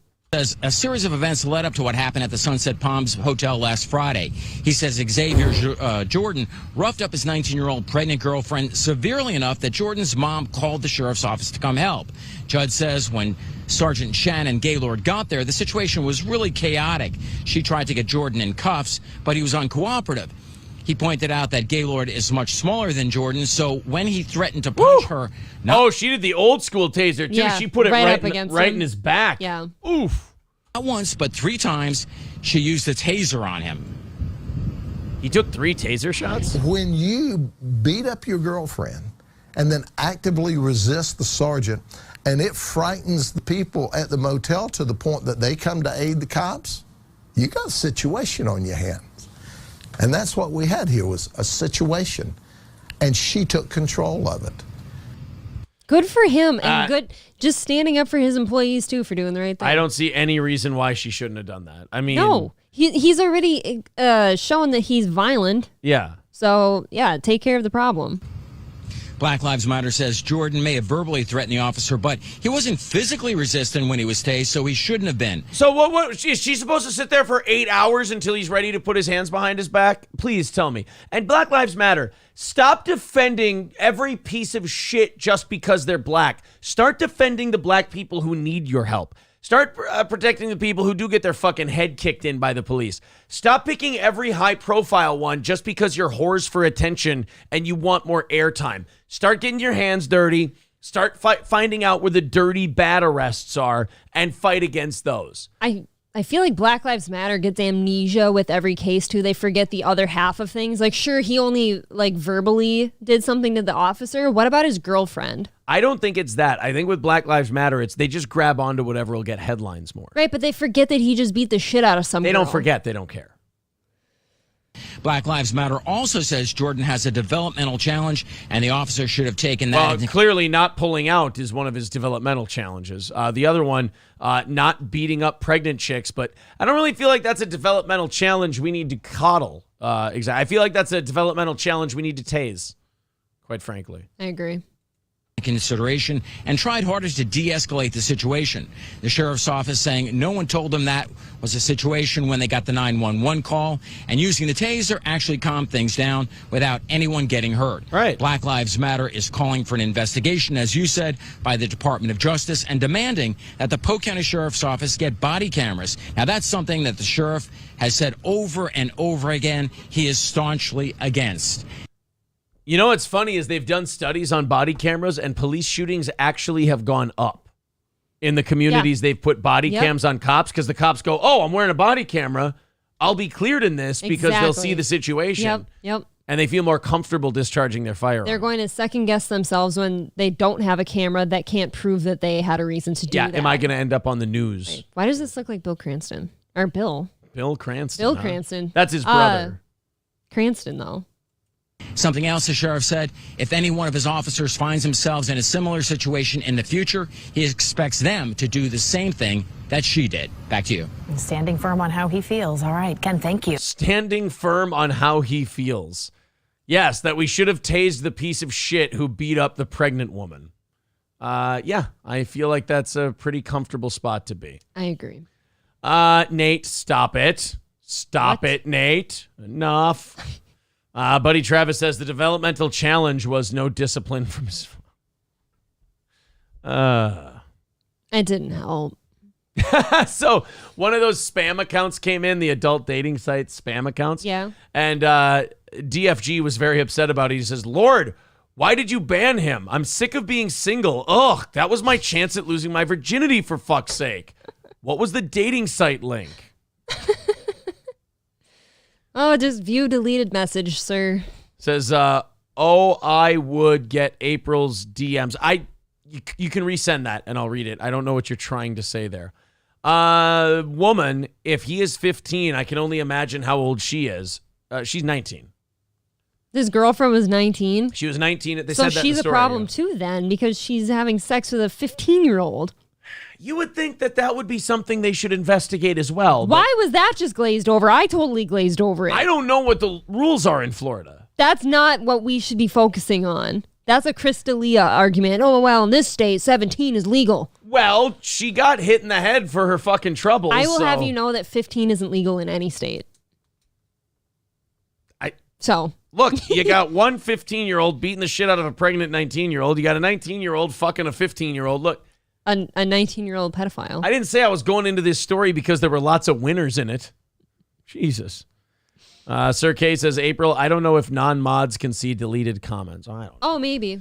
Fauci's Pangolin says, it all started when the cop said, I am a woman, and we know they have no... Jesus.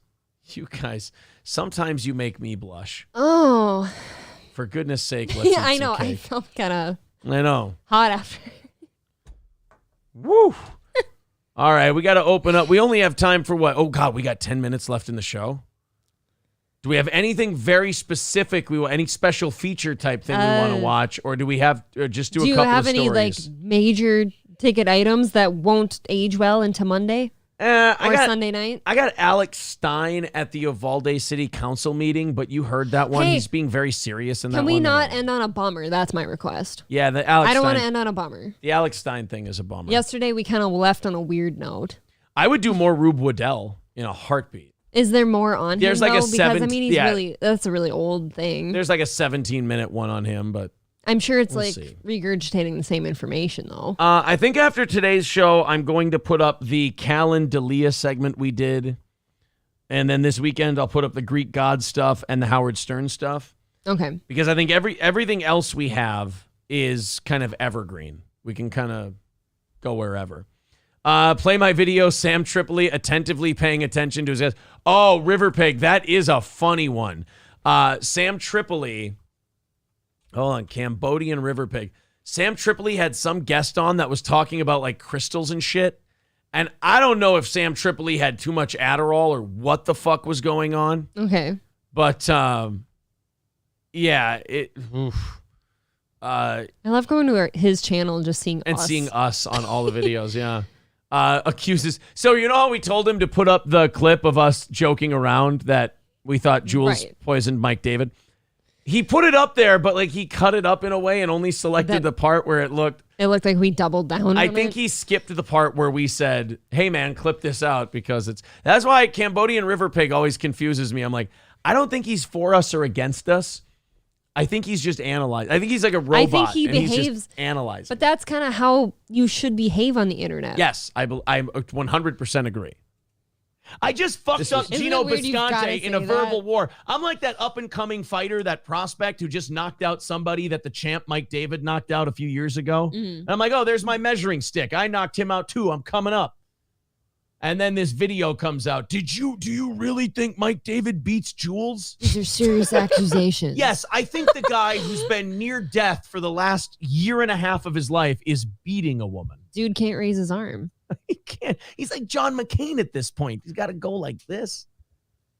Didn't John Jules McCain would parry die? him and counter all day long. If anything, I bet you Jules beats Mike. Maybe that's why he's sick. She's slowly poisoning him. Cambodian River said Pig. that. Put that out there. Jules is beating Mike David. She hits him. She hurts him. She poisons his soup. It's like The Sixth Sense with Misha Martin.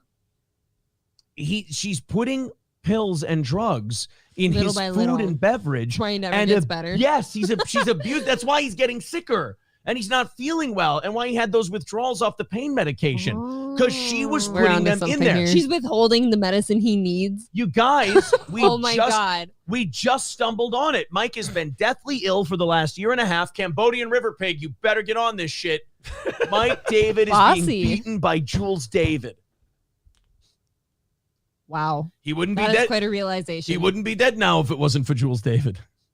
I'm telling you right now, Cambodian River Pig, you clip that, you put it up there, you put my denial that I ever said that Red Bar beats Jules. And he did. I don't believe that. I was fucking around, but now that you mention it, now that I think about it, I don't mean to ruin your thing. I think that Jules beats Mike. I think I said that he beats Mike. April started it. He beats Mike. I did that. The girl had the idea. You know what that is? What? Why are we watching ourselves? I don't know. I just like that feels very. This is my point. I wanted to make a point after watching myself. We're insisting upon all ourselves. of Cambodian River Pig. All of the people in your chat that are going, this show sucks. I hate it. If you watch that show and you don't see funny, if you don't fucking laugh at that, you're just wound way too tight. That is 1,000% on you. If you don't think what you just saw was fucking hilarious. I don't know how to help you. Subscribe to Cambodian River Pig. Absolutely. By the way, he's got funny stuff. We're going to watch his Sam Tripoli thing here in a second. But holy shit, we forgot to promote the anniversary show today. I don't think you've done a single read. I've had to pee for 3 hours and you never did a single read. I've been on fire today. What can I say?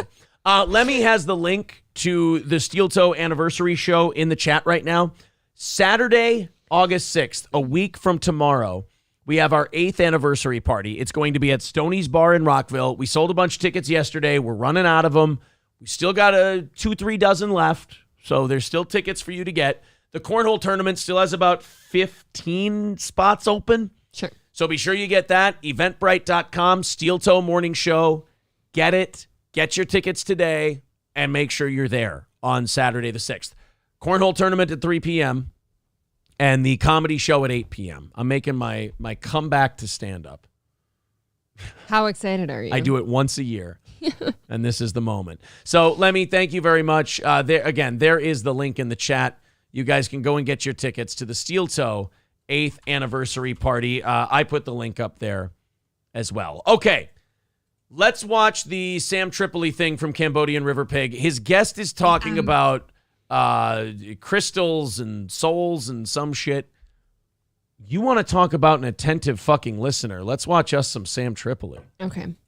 Because we always follow what the astrological inputs are. Now that we're shifting more towards Aquarius, the whole nature of Aquarius is decentralization. And that's why you see these governments racing to beat us there, because they already know that that's something that we will do naturally. We'll be more like nature. Blink, goddamn you. Oh my God. Blink, your fucking eyes are drying out. Close your mouth. Shut it. Close your teeth. Stop clinking your teeth. There you go. Lips together. He hasn't blinked yet. Fucking blink your face. Also, because I've always been a healer and a temple keeper. Your eyes are hurting. I have this beautiful property in Blink, you cunt. It hurts. I feel like if I yell loud enough, he'll hear me through time. Beautiful rivers. Stop staring like an asshole. As a reflection of the Close your mouth or something. Do one of the two. Close your mouth or blink. Oh, he blinked. Okay. Thank God. And then he ended it with a wow. And there's a red bar clip. That's pops up right the after. sweetest 52-second clip I've ever seen in my life. Oh my God. That gave me anxiety. I know. My eyes are dry themselves now. His mouth had to be dry from hanging open too. He's catching flies. May I put something out there? No. That seems to me, I'm not saying he was doing them. That seems to me like uppers. That's like Adderall. Wow, the hottest takes coming from Aaron Imholt on this Friday. That seemed like Adderall July to me. 29th of 2022. And Nate says you can tell April is still pissed about Aaron revealing April's black boyfriend. That was a long time ago. I like how he's totally teasing. I love Nate. Zen Rhino says the Crowder dick riders will say that Aaron is just copying Steven Crowder with doing comedy once a year. I know everything I do. I'm copying someone Follows else. Crowder's lead. I'm upset that they always get wrong who I'm ripping off. It's Opie and Anthony and Howard Stern. Get it right. It's Crowder. Don't listen to him. Cambodian River Pig says count how many times he blinks his eyes. I counted 2. I only saw the one. Oh, really? Yeah. I saw one later where he turns to the side. I thought he blinked. I could be wrong. See, and I thought he didn't blink. Okay. I don't know. Yeah, Lemmy says he's got that amphetamine jaw. Yeah, I don't know if you saw it, but he Yeah, he was when jawing. The first time you said shut your mouth, he clanked his teeth together. Yeah, that jawing shit. Nobody does that. Yeah. Sam Tripoli's weird. Like, I see one clip of him, and I think he's 58 years old, and then I see another one, I think he's 37. It's the weirdest fucking It's hard to tell. The most popular video is when his 65-year-old girlfriend tried to kiss him during a live podcast. I want to fucking watch that. I've never seen that before. Was this the kissing grandmas thing that Red Bar talked about? Oh, I wasn't watching the actual episode when I heard that. That was the Is this kissing the grandmas Red thing. Bar clip? It Okay. must be. Sam Tripoli kiss. I am going to burst. I don't see it on YouTube. It's not what comes up when you type in. There was the Honeydew podcast again. That fucking Honeydew podcast, man. Jesus Christ with that guy. Seems nice enough. Sam Tripoli's 65-year-old girlfriend tried to kiss him during a live podcast. Give us a link. Tell us what to look at. We can end the show on this. Chris writes, Aaron plus a ledge equals that take. That's what I'm I'm saying. sorry. Like, that was the hottest take I've ever heard in my life. I apologize. This is Aaron after watching Clear Meth Head. I think that guy might be on uppers. I don't know. Maybe. I'm sorry. I've never been more proud of you. Just trying to make people laugh, make them entertained. And No, they are laughing. I fucked it all up. Nope, they're laughing. And I apologize. I'm sorry, I don't have the link to the Sam Tripoli Where's thing. Cambodian River Pig on this? Oh, boy. Well, we've only got a minute and a half left in the show. I can tell you that experts are changing the name of the Asian murder hornet to prevent anti-Asian hate crimes, because apparently you're going to mistake a hornet for an Asian person and you're going to beat the shit out of it. I don't know. I can't figure it out. Here we go. It seems legit. Zen Rhino, 13 seconds. Okay. Oh, I can't.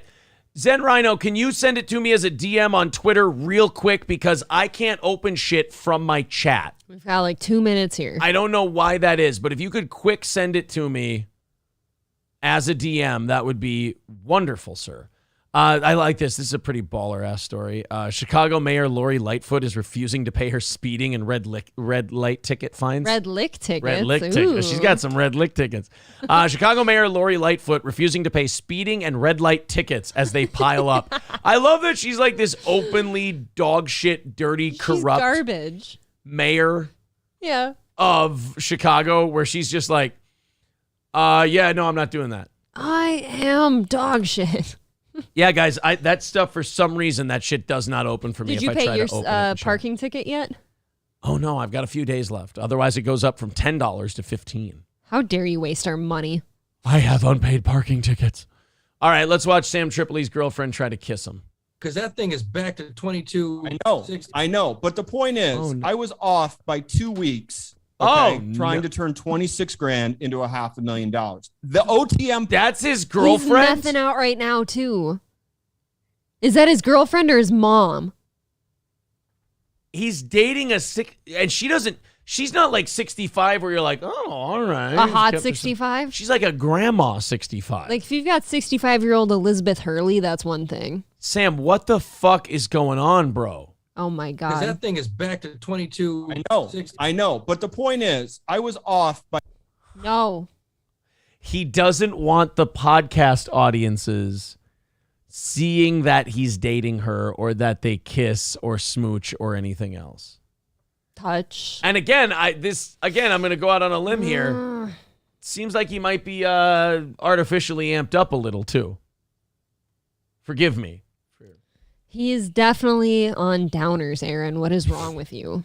By 2 weeks. Klonopin. Trying to turn 26 grand into $500,000. The OTM put was at 35 that I bought. Shut up. Nobody cares. Sam God, Tripoli I can't. kind of looks like a problem to himself.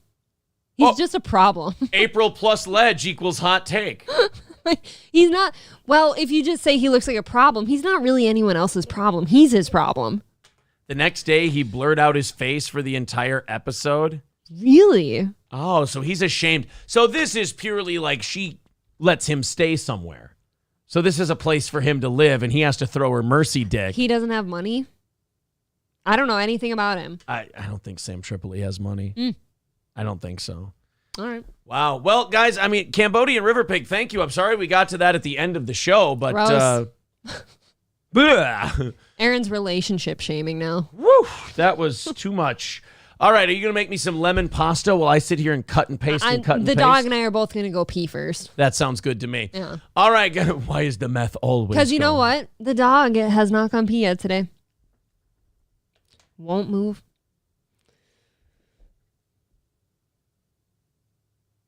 I just want to try this on for a minute. Well, you look hotter than ever. It hurts my fucking jaw to do that. Good Lord. All right, guys, thank you very much. It was a great week. Awesome show. Thank you very much for the help. April, thank you as well. Thank you. Have a good weekend. And we will talk to everyone on Sunday for the members only show. Become a member if you want the 1 hour podcast. And then also Monday at 6 a.m. Smash Central. that like button. Oh, yeah. Like, subscribe, the whole thing. Talk to you guys on Monday.